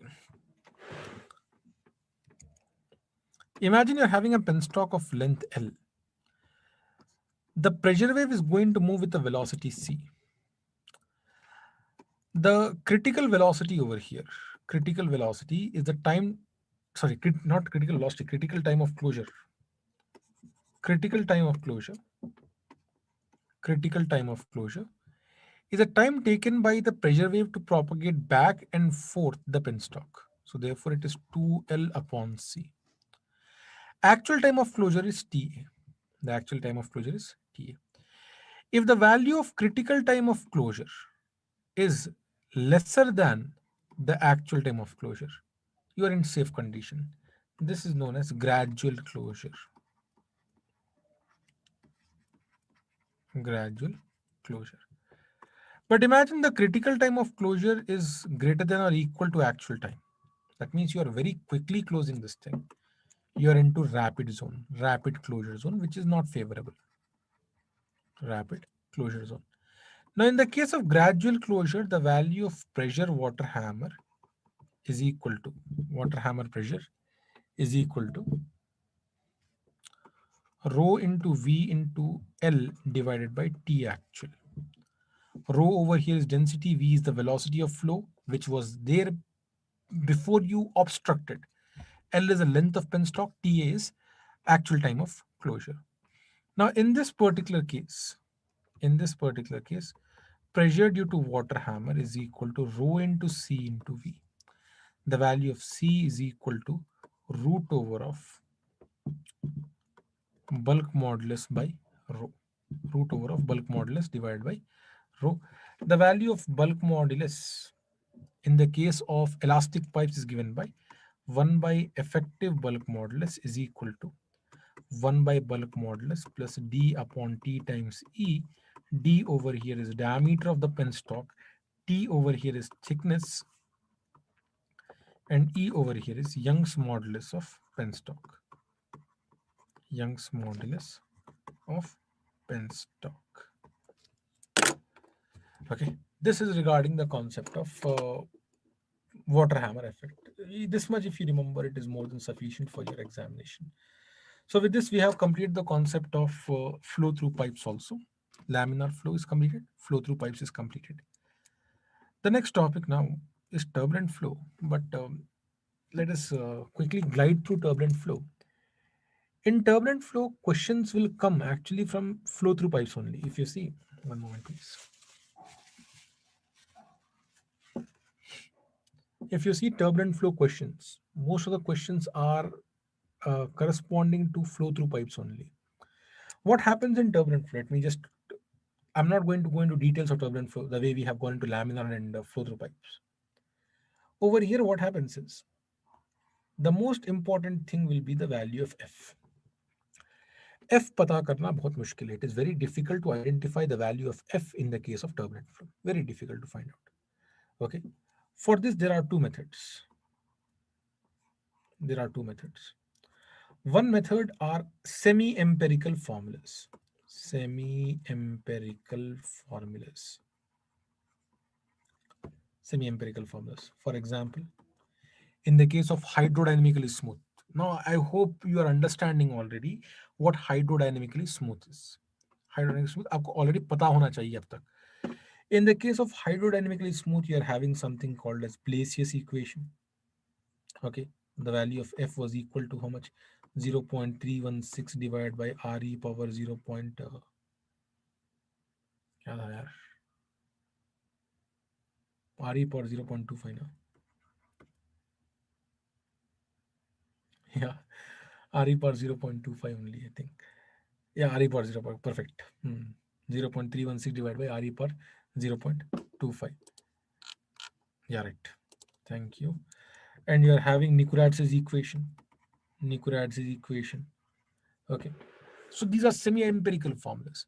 Now, mostly what happens in your GATE examination, they will give you these formulas in the question itself. वही दे देंगे आपको formulas question के अंदर. And you don't have to worry much. You have to apply the formula. You have to use that particular value of F, and whatever is unknown, you are supposed to find out. Okay. Only that much part will be turbulent flow part. Rest of it will be flow through pipes only. The second way of finding the value of F is by the virtue of a particular chart, which is very famously called as Moody's chart.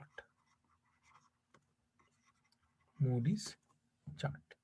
Okay, Moody's chart is a semi-empirical formula को diagrammatical representation में convert कर दिया गया है. So then you are going to get something called as Moody's chart. But the thing is, in your examination, there is no possibility of a question coming from here because they won't be providing you Moody's chart mostly. Okay, अब तक कभी हुआ ना ऐसे. अलबत्ता of course, even though they have asked a theoretical question on Moody's chart once in civil paper, I believe, they have asked a theoretical question on Moody's chart. Okay. So what you are supposed to be careful about is there's nothing much actually. You will get the value of f. You will they themselves, they will give you the formula for f. You are supposed to use that particular formula for getting the solution. Apart from this, over here there is something called as uh, what do you call laminar sublayer thickness is important. Laminar sublayer thickness. Concentrate on these things, whatever I'm writing. Laminar sublayer thickness, that is given by delta prime. Okay, 11.6 nu by v star was there. This thing is important for you.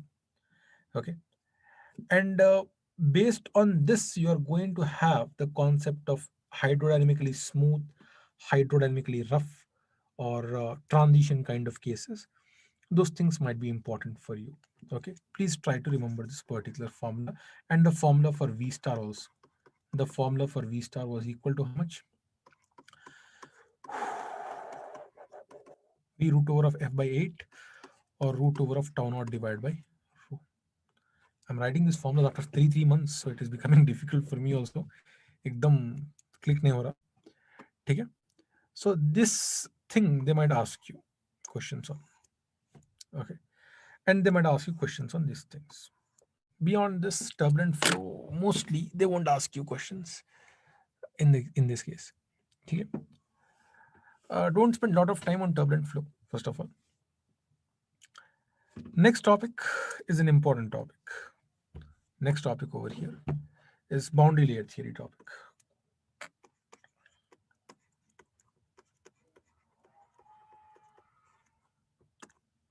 Boundary layer theory topic. Okay, this is probably the last important topic for civil. After this, for mechanical people, I'll be taking dimension analysis and hydraulic machinery. Just going through the notes. I have the notes file hai. We'll just open that particular file and just go through the notes once as a revision. लिखना अब मुश्किल हो जाएगा. First of all, what is boundary layer theory? The concept starts with the idea that it is not necessary that the entire flow of a real fluid must also be real. देखिए, fluid real है, fluid is always real, but flow might be ideal. Flow might be ideal with some portion real. Some portion real. This some portion real is called as boundary layer portion. Okay, this some portion real is called as boundary layer portion. Imagine कीजिए एक plate है, you're having some fluid approaching over here with a certain velocity called as free stream velocity. You're going to have a real flow over here. Beyond this real flow, you're going to have ideal flow. This real flow, some portion real है ना, उसी को आप नाम क्या दिए? Boundary layer नाम दे दिए. And बाकी का portion तो ideal है. Now, in this real portion, even though it is a very small portion, but it is a very critical portion that is deciding the nature of, the characteristics of flow are decided completely over here. ठीक है? अब यहाँ पे क्या क्या चीजें important है? I told you to remember how to remember this thing. 4 चीजें हैं. 4 things are going to be there in sequence. What is the first thing? अच्छा, इसकी height कितनी है? That is the first thing. So first thing is called as boundary layer thickness. Okay, first thing is finished. Second thing, a velocity is supposed to develop from 0 till almost free stream velocity. अब when it is developing, it will take a certain profile. उसको क्या नाम दीजिएगा आप? Velocity profile. So how will the velocity profile look like? That is second point. Now third thing, what is the third thing over here, which is important? The moment velocity profile is there is a gradient developed, velocity gradient is developed. अगर velocity gradient develop हो चुका, अगर velocity gradient develop हो चुका, तो automatically you're supposed to have shear stress. And of all the shear stresses, most important shear stress is wall shear stress. So third point over here is wall shear stress. Finally, what is the next point we are going to have? This shear stress is going to drag the plate. Therefore, there is going to be some drag force over here. This sequence you're supposed to remember.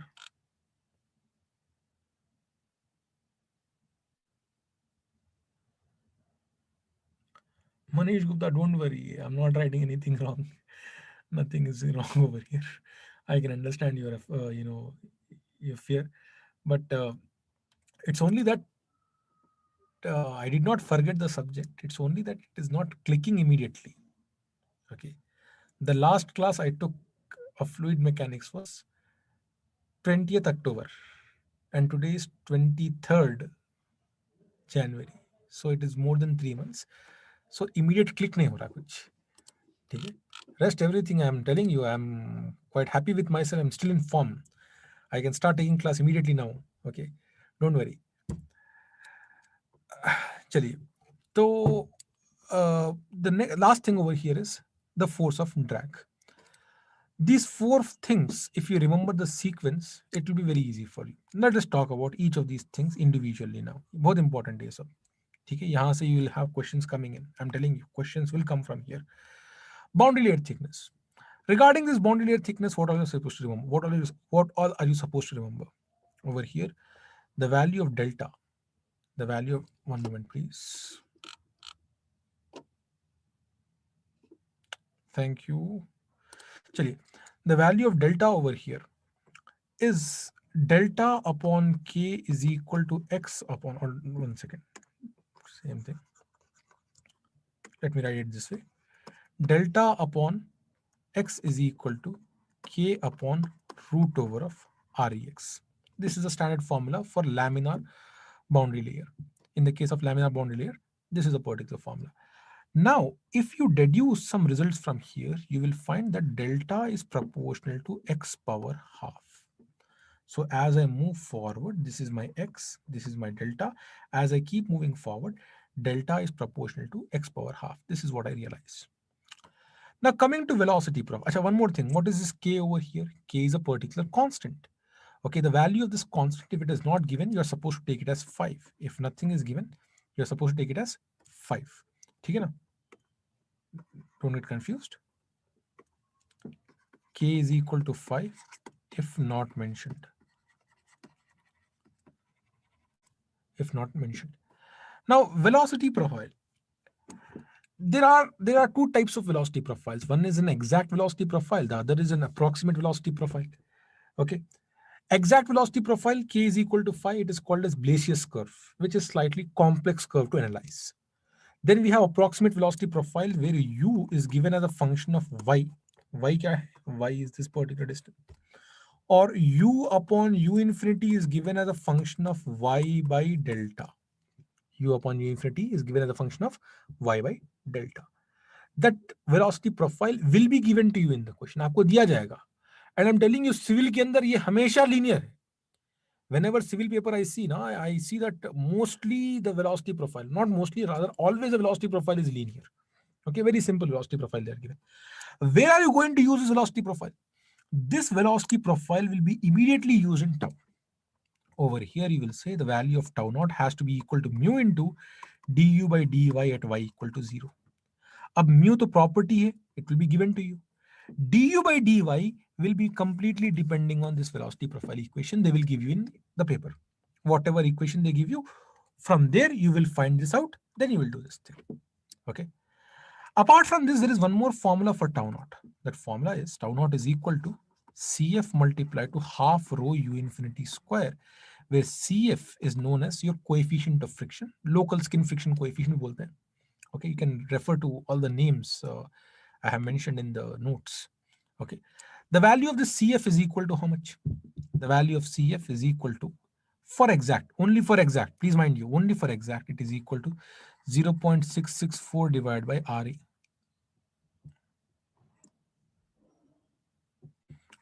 Rex power half. 0.664 divided by Rex power half. Right. Okay, this is the value of Cf you are going to have. Next thing, Fd is equal to how much? Fd is equal to, there are two standard formulas for Fd. One formula for Fd is CD multiplied to area of plate multiplied to half rho u infinity square. ये एक formula है. There is one more formula for Fd. Fd is equal to how much? Fd is equal to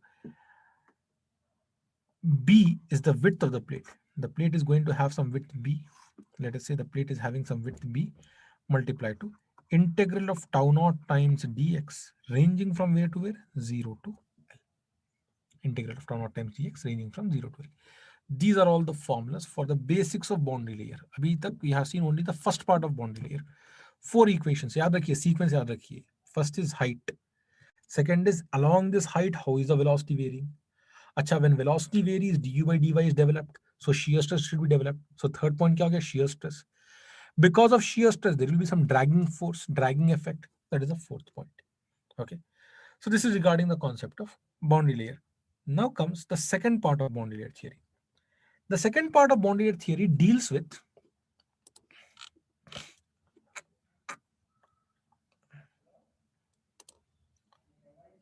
Acha, someone is asking me where is this equation used?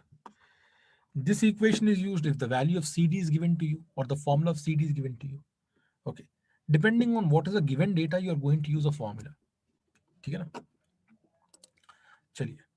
Now, the second part of boundary layer theory deals with the concept of three thicknesses. Okay, to understand this, try to understand everything like a story. Every subject has a way it moves forward. Our subject also has a particular way. You see, boundary layer में हो रहा क्या? What is happening in the boundary layer? Inside a boundary layer, because of this velocity becoming like this, there is some reduction in mass flux, and there is some reduction in momentum flux, there is some reduction in energy flux. Whatever reductions in mass flux, momentum flux, energy flux are there, they are compensated. They are compensated uh, by some thicknesses which are known as corresponding thicknesses. For example, first one is known as displacement thickness. Displacement thickness given by delta star. Second one is momentum thickness, theta, and the ratio of these two is given by shape factor, that is delta star divided by theta. And third one is energy thickness, delta double star. One second. Delta double star, or also delta E. You can see three thicknesses are there. Formula is important. Hai. Delta star formula is equal to integral 1 minus u upon u infinity times dy ranging from 0 to delta. This is the formula for delta star. Theta integral u upon u infinity into 1 minus u upon u infinity times dy ranging from 0 to delta. And energy thickness integral 0 to delta u upon u infinity into 1 minus u upon u infinity square times dy. These are the formulas for these thicknesses. Okay? In simple language, just try to understand that if the plate is displaced by each of these thicknesses, then whatever is the reduction in mass flux in this case, momentum flux in this case, energy flux in this case will be compensated. जितना ही मास flux reduce हो गया वो compensate कर जाएगा इससे, momentum flux इससे, energy flux इससे. Okay, details you can refer to the notes I have given. One more thing, the value of displacement thickness is greater than momentum thickness, therefore shape factor should always be greater than 1. Shape factor should be greater than 1. Apart from this, under momentum thickness there is one more formula. There is one more formula which is known as Kármán momentum integral equation. Very important for solving some questions. Momentum integral equation आएगा.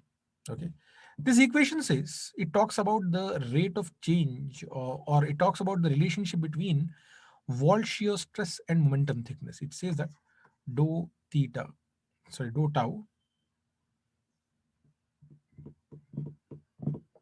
one second, not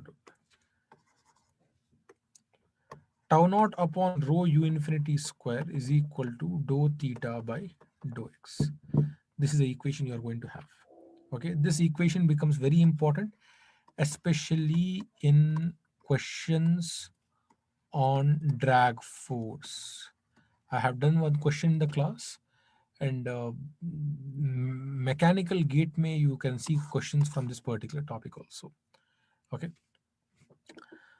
chaliye, this is the regarding the concept of boundary layer theory. Four formulas over here in the first slide, four formulas over here in the second slide. This Karman momentum integral equation is actually a part of momentum thickness only. It is a part of momentum thickness only. ठीक है? There is one more chapter which is external flow over submerged bodies that I'm not going to discuss. Very basic formulas are there. You can just go through those formulas yourself. Okay, because I don't have that much time also. I want to spend some time on dimension analysis and hydraulic machinery. So for civil syllabus, I'm closing the civil syllabus right now. I'm now going to open the hydraulic, one second, hydraulic machinery, sorry, this, what do you call, dimension analysis part. One moment, please.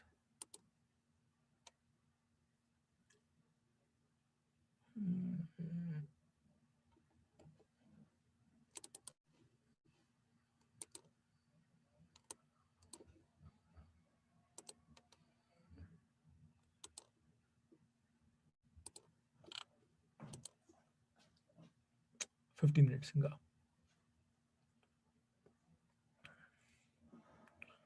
One moment, please. Let that page load first of all.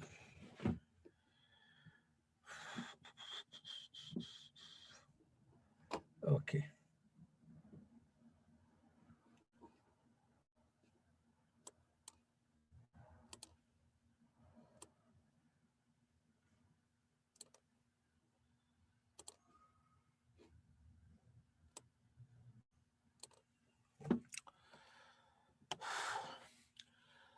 Now, dimension analysis, let me do one thing. There are two parts in dimension analysis. There are two parts in dimension analysis. One is the general dimensional analysis. The other is similarity analysis. Two parts are there, DA and SA. What do we do in the first part? Okay, let me brief you slightly and then I'll open the previous slides. Okay, thoda warm up kar lijiye aap. What do we do in the first part, that is dimensionless part? What do we do over here? Over here we try to establish relationships between dependent and independent variables without conducting experiment, just based on dimensional homogeneity. Okay, so basically I say कि भाई ठीक है, LHS is talking about some units, dimensions. RHS should have the same units and dimensions. Only based on this particular principle, I'm going to create a relationship between LHS and RHS. That is the first part. I'm not doing any experiment. My lab का दरवाजा भी नहीं खोला भी. ठीक है? Without doing experiment, I'm establishing this thing. That is called as dimension analysis. Now, what is the similarity analysis? Similarity analysis over here says that, ठीक है, let us say I'm having a very big machine over here. Okay. Now, I'm not a fool to start experimenting on this machine. Okay, I can't straight away conduct experiments on this machine. I'll have some limitations. I'll have my own problems why I can't conduct over here. So what I do is I create something which is smaller but similar. In some cases, I create something which is bigger. Okay, there are some models which are bigger than the prototype also. There are some cases, mind you. So now this is the real time which can be used is called as prototype, and what is being created in a smaller version is called as model. We create a similarity between these two using something called as similarity analysis. Okay, but for creating a similarity between these two, you have to first of all understand that what kind of forces are acting on them. You're supposed to understand what kind of forces are acting on them, because once you understand the type of forces acting, you can then take the corresponding type of dimensionless number, dimensionless number. मान लीजिए, let us assume that inertia force and viscous force are important. In that case, the dimensionless number which is important over here would be Reynolds number. Then you can say Reynolds number of model has to be equal to Reynolds number of prototype. Then you can start working. Whatever is unknown, you can find out. Imagine that gravity force is important and inertia force is important. Then the number would be Froude number. You would say Froude number for model is equal to Froude number for prototype. And then you can move forward. Are you following this thing? So basically, you'll be creating something which is similar. Then you will be analyzing by understanding what type of forces are acting. Once you identify the force, you will be able to identify what number is important. Once you identify the number, your unknown quantities will be ready with you. This is the gist. एक बहुत ही छोटा summary है ये regarding the concept of dimensionlessness. All those things I have tried to establish over here. वही देखिए, dimensions of LHS equal dimensions of RHS I mentioned. Same thing it is over here. Now there are two standard methods. Apart from these two, many more methods are there. First one is called as Rayleigh method. You can see over here. Second method is called as Buckingham Pi method. Okay. In examination, they can't ask you any of these things directly. They'll ask you only a partial part of this thing. I started with Rayleigh method. Okay. Very basic thing. I gave the question such that force of drag was a function of these things. अब यहाँ पे क्या क्या unknown है? Okay, force of drag can be some constant multiplied to d power a, mu power b, u per c, rho per d. Likewise, many things can be there. अब मेरे को force का जो है dimensions पता है, diameter के पता है. Likewise, I know everything. Then just solving the unknown quantities. These are very basic things. I can't stress much. I can't stress much on these things. Okay, you can just go through this once. Buckingham Pi theorem, slightly I'll have to emphasize on this thing. Notes are quite neat. You can please go through the notes once. It is very easy to understand just by looking at notes also. Okay. देखिए, every our subject, especially our subject, even heat transfer also, it appreciates dimensionless numbers. Dimensionless numbers have their own importance as such. One second, someone wanted the previous slide.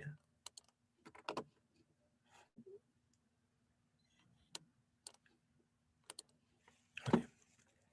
This is a previous slide for Rayleigh method. चलिए, our subject appreciates dimensionless numbers. They'll be very helpful in similarity analysis also. So what we do over here is, when we are having a dependent variable as a function of some n parameter, some independent variables, okay, we try to convert this entire equation in terms of dimensionless numbers. Pi 1, pi 2, pi 3 till pi n minus m.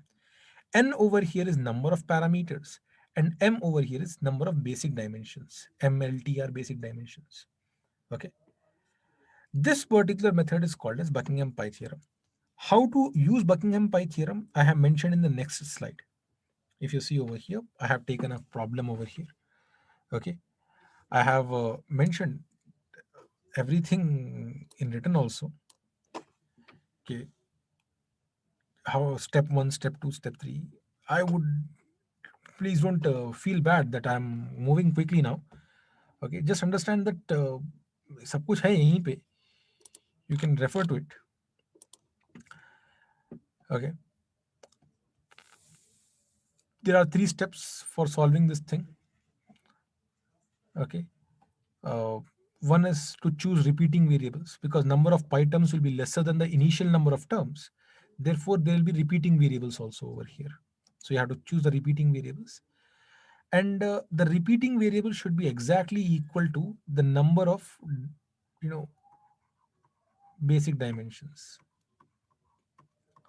I am having 3 basic dimensions, so I should have 3 repeating variables. Then you are supposed to create some pi numbers like this: repeating variable power a, repeating variable power b, repeating variable power c, and one non-repeating variable. Likewise, repeating variable, repeating variable, repeating variable, one non-repeating variable power 1. Likewise. Then again you are supposed to solve just by LHS equal to RHS. ठीक है? This is how it is done.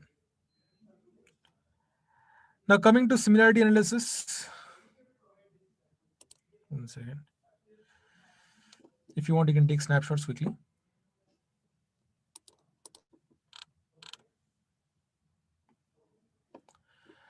Someone is asking regarding what is the advantage of Buckingham pi over Rayleigh method. Rayleigh method is not helpful if you're having more than 4 independent variables.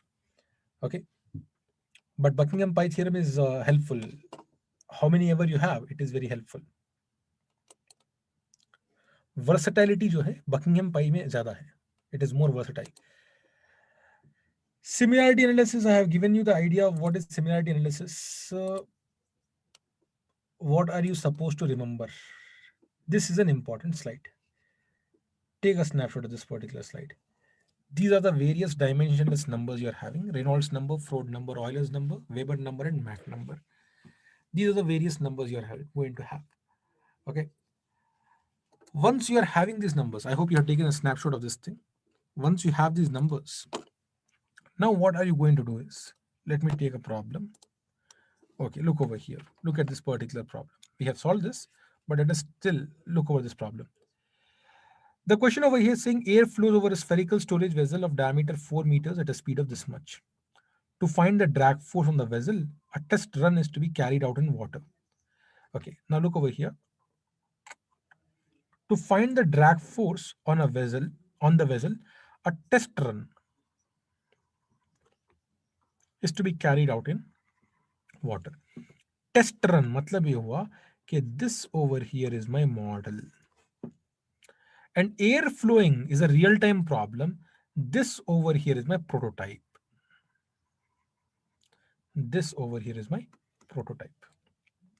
Okay. Now he is saying the density and dynamic viscosity of air is so and so. Density and dynamic viscosity of water is so and so. Drag force on the model is equal to 4 newtons. Under dynamically similar conditions, drag force on prototype is equal to how much? Okay.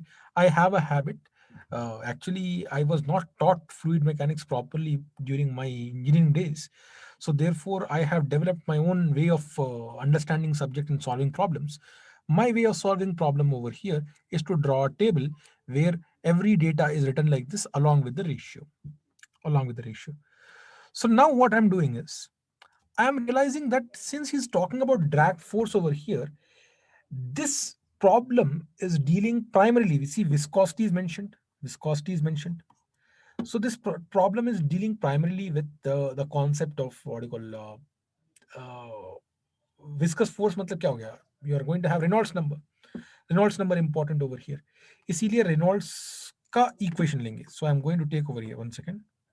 I'm going to take this Reynolds equation over here. So I can say Reynolds number for model. Reynolds number for model has to be equal to Reynolds number for prototype. That means Reynolds number for model divided by Reynolds number for prototype has to be equal to 1. उसी को हम कहेंगे Reynolds number ratio is equal to 1. Reynolds number ratio is equal to 1. Reynolds number ratio is density ratio, velocity ratio, length ratio divided by mu ratio. Okay.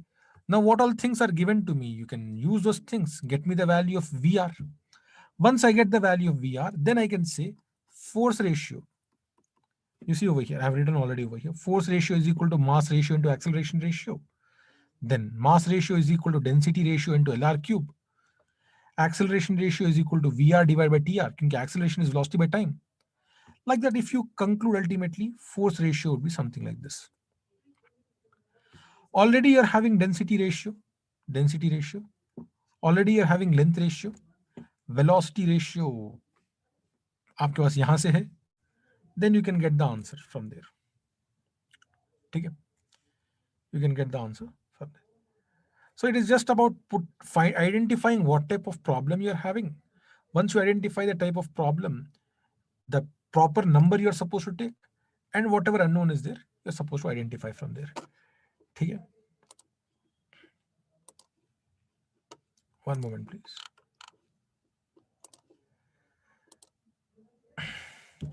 This is regarding the concept of dimensional analysis.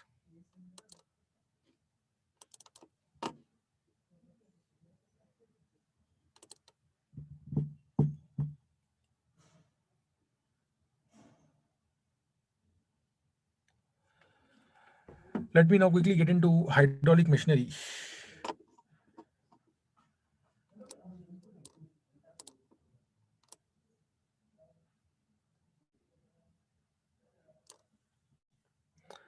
Chaliye, look over here. Hydraulic machinery. The flow chart is given to you. This is the syllabus for mechanical people. Along with the flow chart is given to you. Important topics are classification of turbines, velocity triangles, and similarity analysis. These are important things for hydraulic machinery. Okay, I'll just run through the notes once. Okay. First of all, I'm going to concentrate on this efficiency concept. Look over here. Efficiency concept. 1 second, please.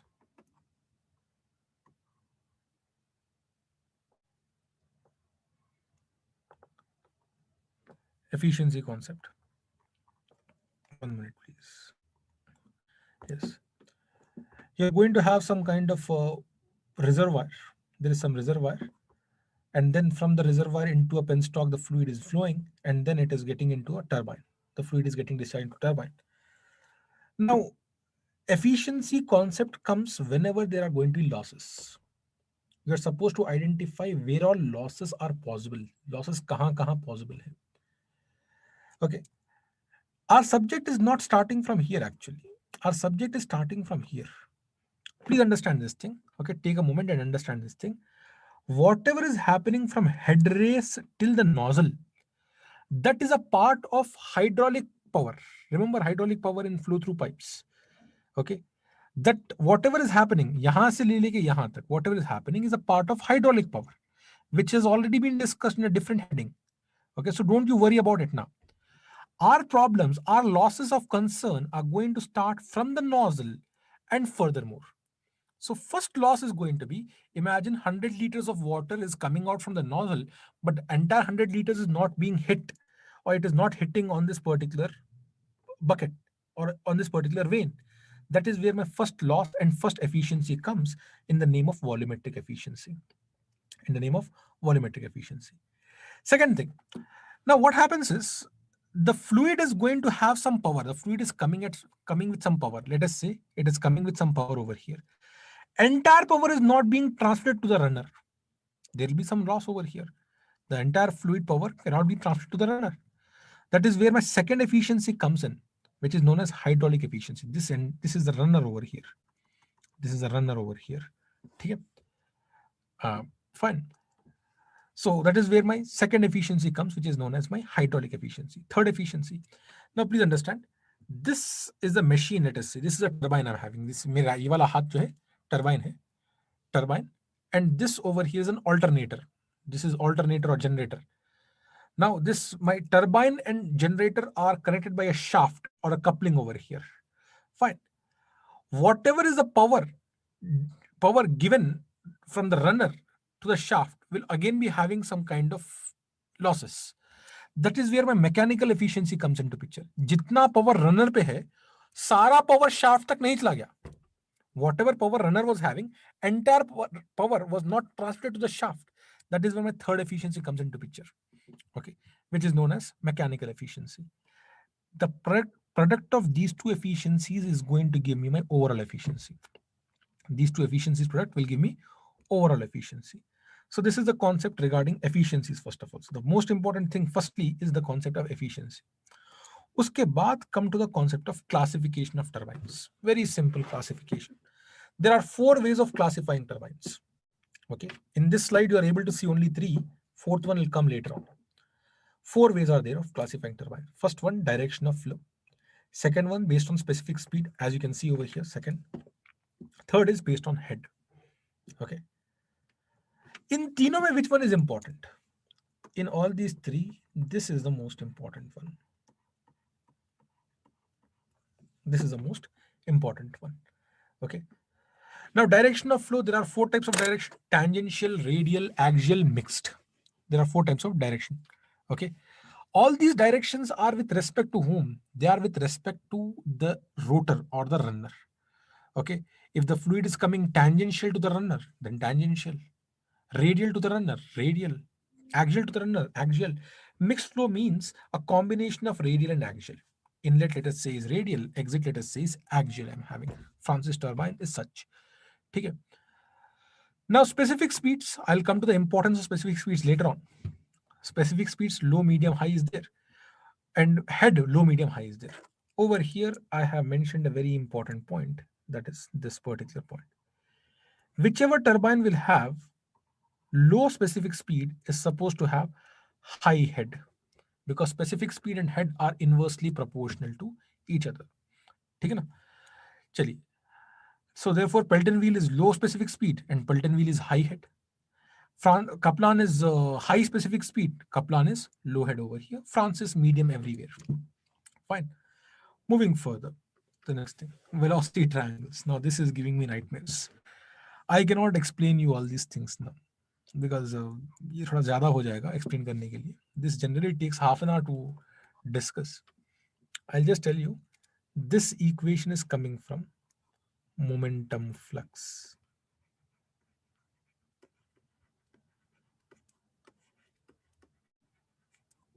This equation is coming from momentum flux. देखिए, this is a vein I'm having.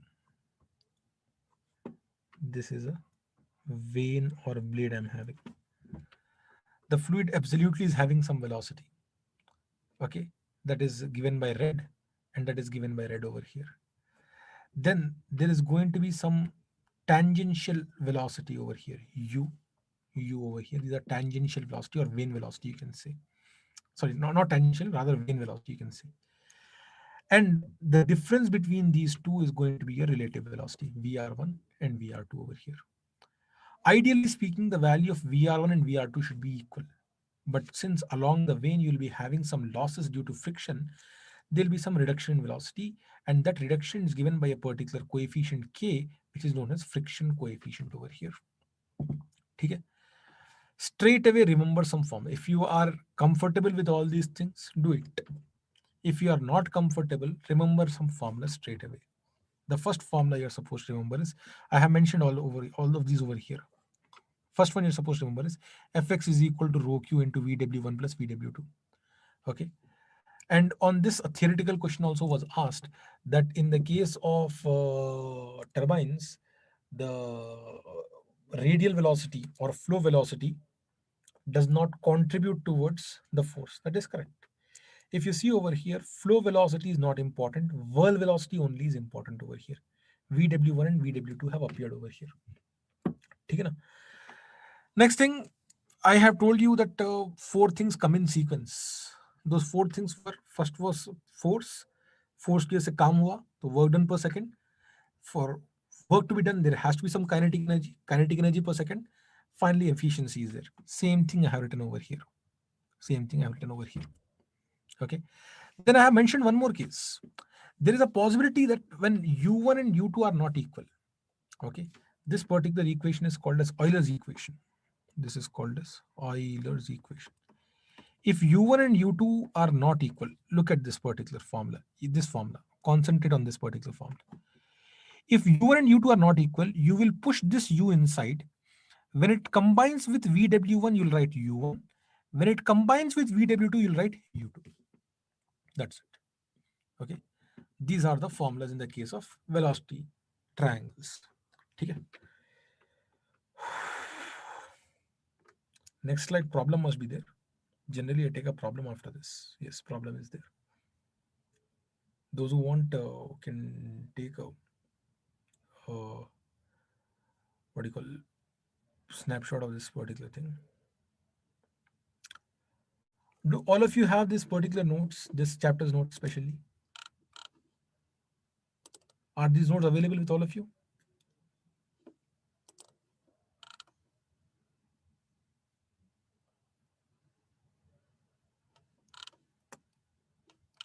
What happened? People left or what? I'm still here. Okay, not there. Fine.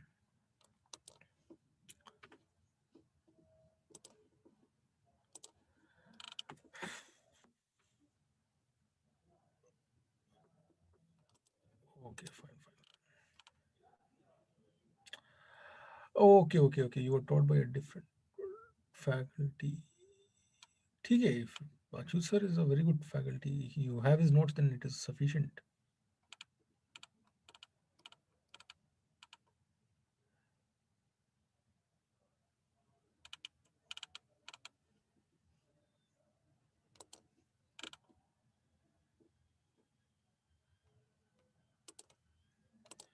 Okay.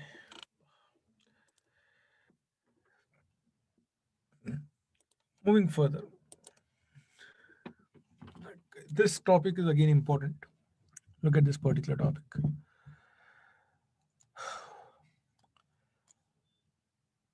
I told you there is fourth way of classifying turbines. The fourth way of classifying turbines is based on this particular case only. That is change in head across a rotor. Now, what exactly is happening whenever a fluid is entering into a rotor and coming out from there? It is going to experience some drop in head.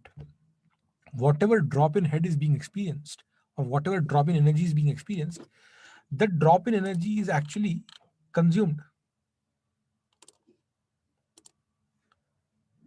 Someone wanted this first slide, you can take it.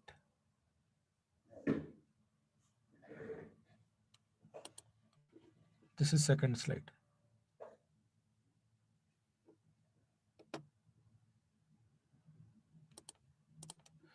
Chaliye. Yeah, whatever is the drop in head that is being consumed by the turbine. So how much is the drop in head we are having? That is given by this particular formula. You are supposed to memorize this formula. Derivation is not required at this stage. Okay, this is the formula. अब इसमें दो parts. There are two parts in this particular formula. One part is drop in static head and the other part is drop in dynamic head. You see, drop in static head basically means pressure energy is dropping. Drop in dynamic head basically means velocity energy is being dropped. This is the amount of drop in pressure head across rotor. Across rotor. And this over here is drop in kinetic or dynamic head across rotor. Across rotor. The ratio of drop in static head to the drop in total head, that is pressure energy upon total energy difference, is known as your degree of reaction. It is known as degree of reaction. The formula is present over here. If the degree of reaction is equal to 0, that means the energy transfer is only by the virtue of impact. That is why it is called as impulse turbine. If the degree of reaction is not equal to 0, then you call that particular turbine as reaction turbine. If the degree of reaction is not equal to 0, you call it as reaction turbine. Okay. So this is the next or the last type of classification based on what kind of turbine you are having, impulse or reaction. Pelton happens to be impulse turbine and Francis Kaplan happen to be reaction turbine. Okay. Now there are some differences between impulse turbine and reaction turbine. These are theoretical points, not that much important for you. Okay. These are not that much important. That's what I said. In the case of impulse turbine, only kinetic energy is going to impact. In the case of reaction, kinetic energy along with 1 second.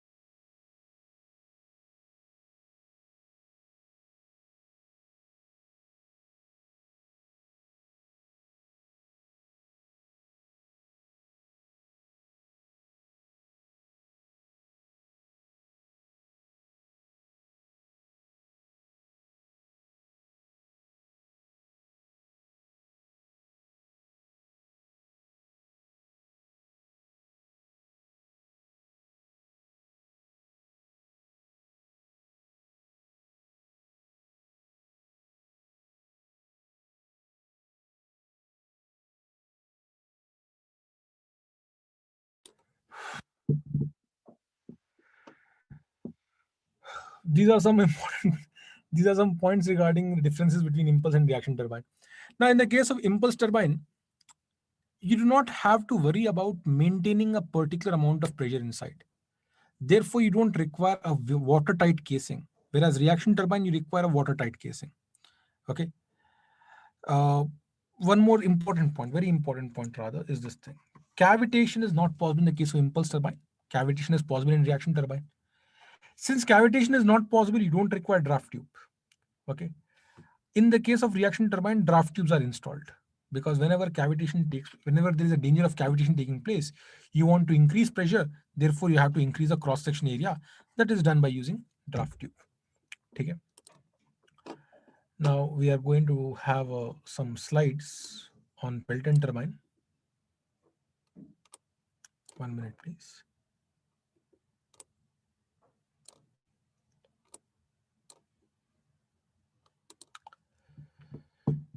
Actually, look at this. This is a very basic figure of a Pelton turbine. This is a Pelton turbine. It is having some buckets. This is runner or rotor. You can say the buckets are moving with the velocity u over here. Fine. Uh, Formulas.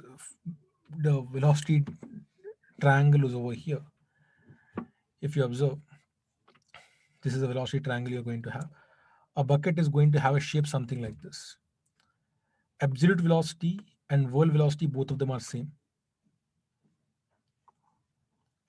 Both of them are same. Fine, because there is no angle over here, or the value of alpha and beta in this case, alpha 1 and beta 1, both of them are equal to 0. Okay. There is nothing much to mention over here. All the formulas are there.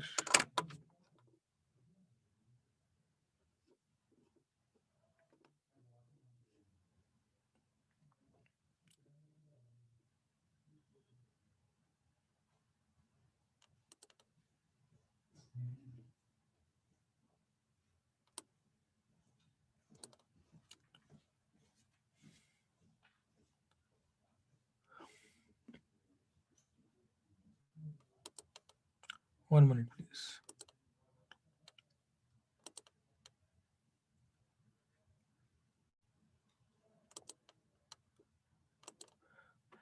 See, whatever formulas are there regarding this impulse till Francis, I am skipping them because I straight away only formulas are there. You can just refer to them using these notes. I'll upload these notes. Don't worry. I'll upload these notes. Uh, I'll discuss the last topic, which is similarity analysis, and we'll stop at that. Okay. I can't go beyond that also. Actually, look over here. This topic is again important. Questions have appeared from this particular topic also in examinations.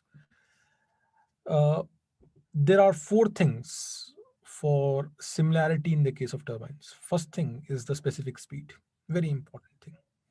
How do you define the specific speed? Imagine you are having a real-time turbine. Okay, some turbine you have seen a real-time turbine, but you can't do experiments on that. So for that purpose, what you do, you install something at your laboratory, which is a miniature of that. Fine. Now, the speed you want to run that geometrically similar turbine, at so that it produces not miniature, same size, geometrically similar turbine, which produces 1 unit power, that is 1 kilowatt power, while working under one unit head, that is 1 meter head. So same turbine, but what should be the speed? N should be equal to how much? Such that 1 kilowatt is achieved under 1 unit head, under 1 meter head. That particular N is called as specific speed. That N is called as specific speed. The formula is N root over of P upon H bar 5 by 4. This is the formula. Now N of model has to be equal to N of prototype. This is there. Apart from this, there are three more things which I'm going to show you in the next slide. Three more things. One thing is regarding the velocity relationship. Other is regarding the discharge relationship. Lastly, you're having power relationship. Speed relationship, discharge, and then power relationship. Okay. Look over here. Velocity v over here is the velocity of the jet, and u is the velocity of the blade. Okay, the ratio of these two is known as your speed coefficient. It is a constant. If you take the ratio, then you're going to get d upon n, d into n by root over of h is same for similar turbines. This is going to give you the speed relationship over here. D into n by root h for model has to be d into n by root h for prototype. Now imagine you're having two turbines. You are going to apply this kind of condition. But imagine if you're having a single turbine. In that case, what happens? The diameter will remain constant. If diameter remains constant, you're going to have n upon root over of h. That n upon root over of h is called as unit speed. For a single turbine, unit speed is going to remain constant. That means for a single turbine, n1 upon root over of h1 today. Tomorrow I have a different head, so I'll have a different n, but the ratio of n1 up n upon root h will still be same. Are you following this thing? Similarly, if I look at discharge is equal to area times velocity, area proportional to d square, velocity proportional to root h. So I'm having over here q upon d square root h is going to be constant for similar turbines. For similar turbines, it is going to be constant. So q upon d square into root h for model has to be q upon d square root h for prototype. But if I'm having a single turbine, d is constant. So qu over here has to be q upon root over of h. For a single turbine, I can see this thing. Same goes for power also. Okay. So whenever you're having questions on a turbine is having, a model is having this much size, what should the size of prototype be? You are supposed to straight away go for similarity analysis only. Use a corresponding formulas. Just go to the formulas once. Use a corresponding formulas. Okay. With this, I'm going to stop the what do you call session, and I'll ask them to upload this two slides, these two chapters, that is dimensional analysis and hydraulic machinery, so that you can refer to them. Okay. Thank you and all the best. One small suggestion is please study according to the weightage of examination, that is subjects. Okay, your interest in subject is not important. The interest of gate examination is more important. Okay. Compressible flow is taught by thermal faculty, so you can refer to thermal faculty.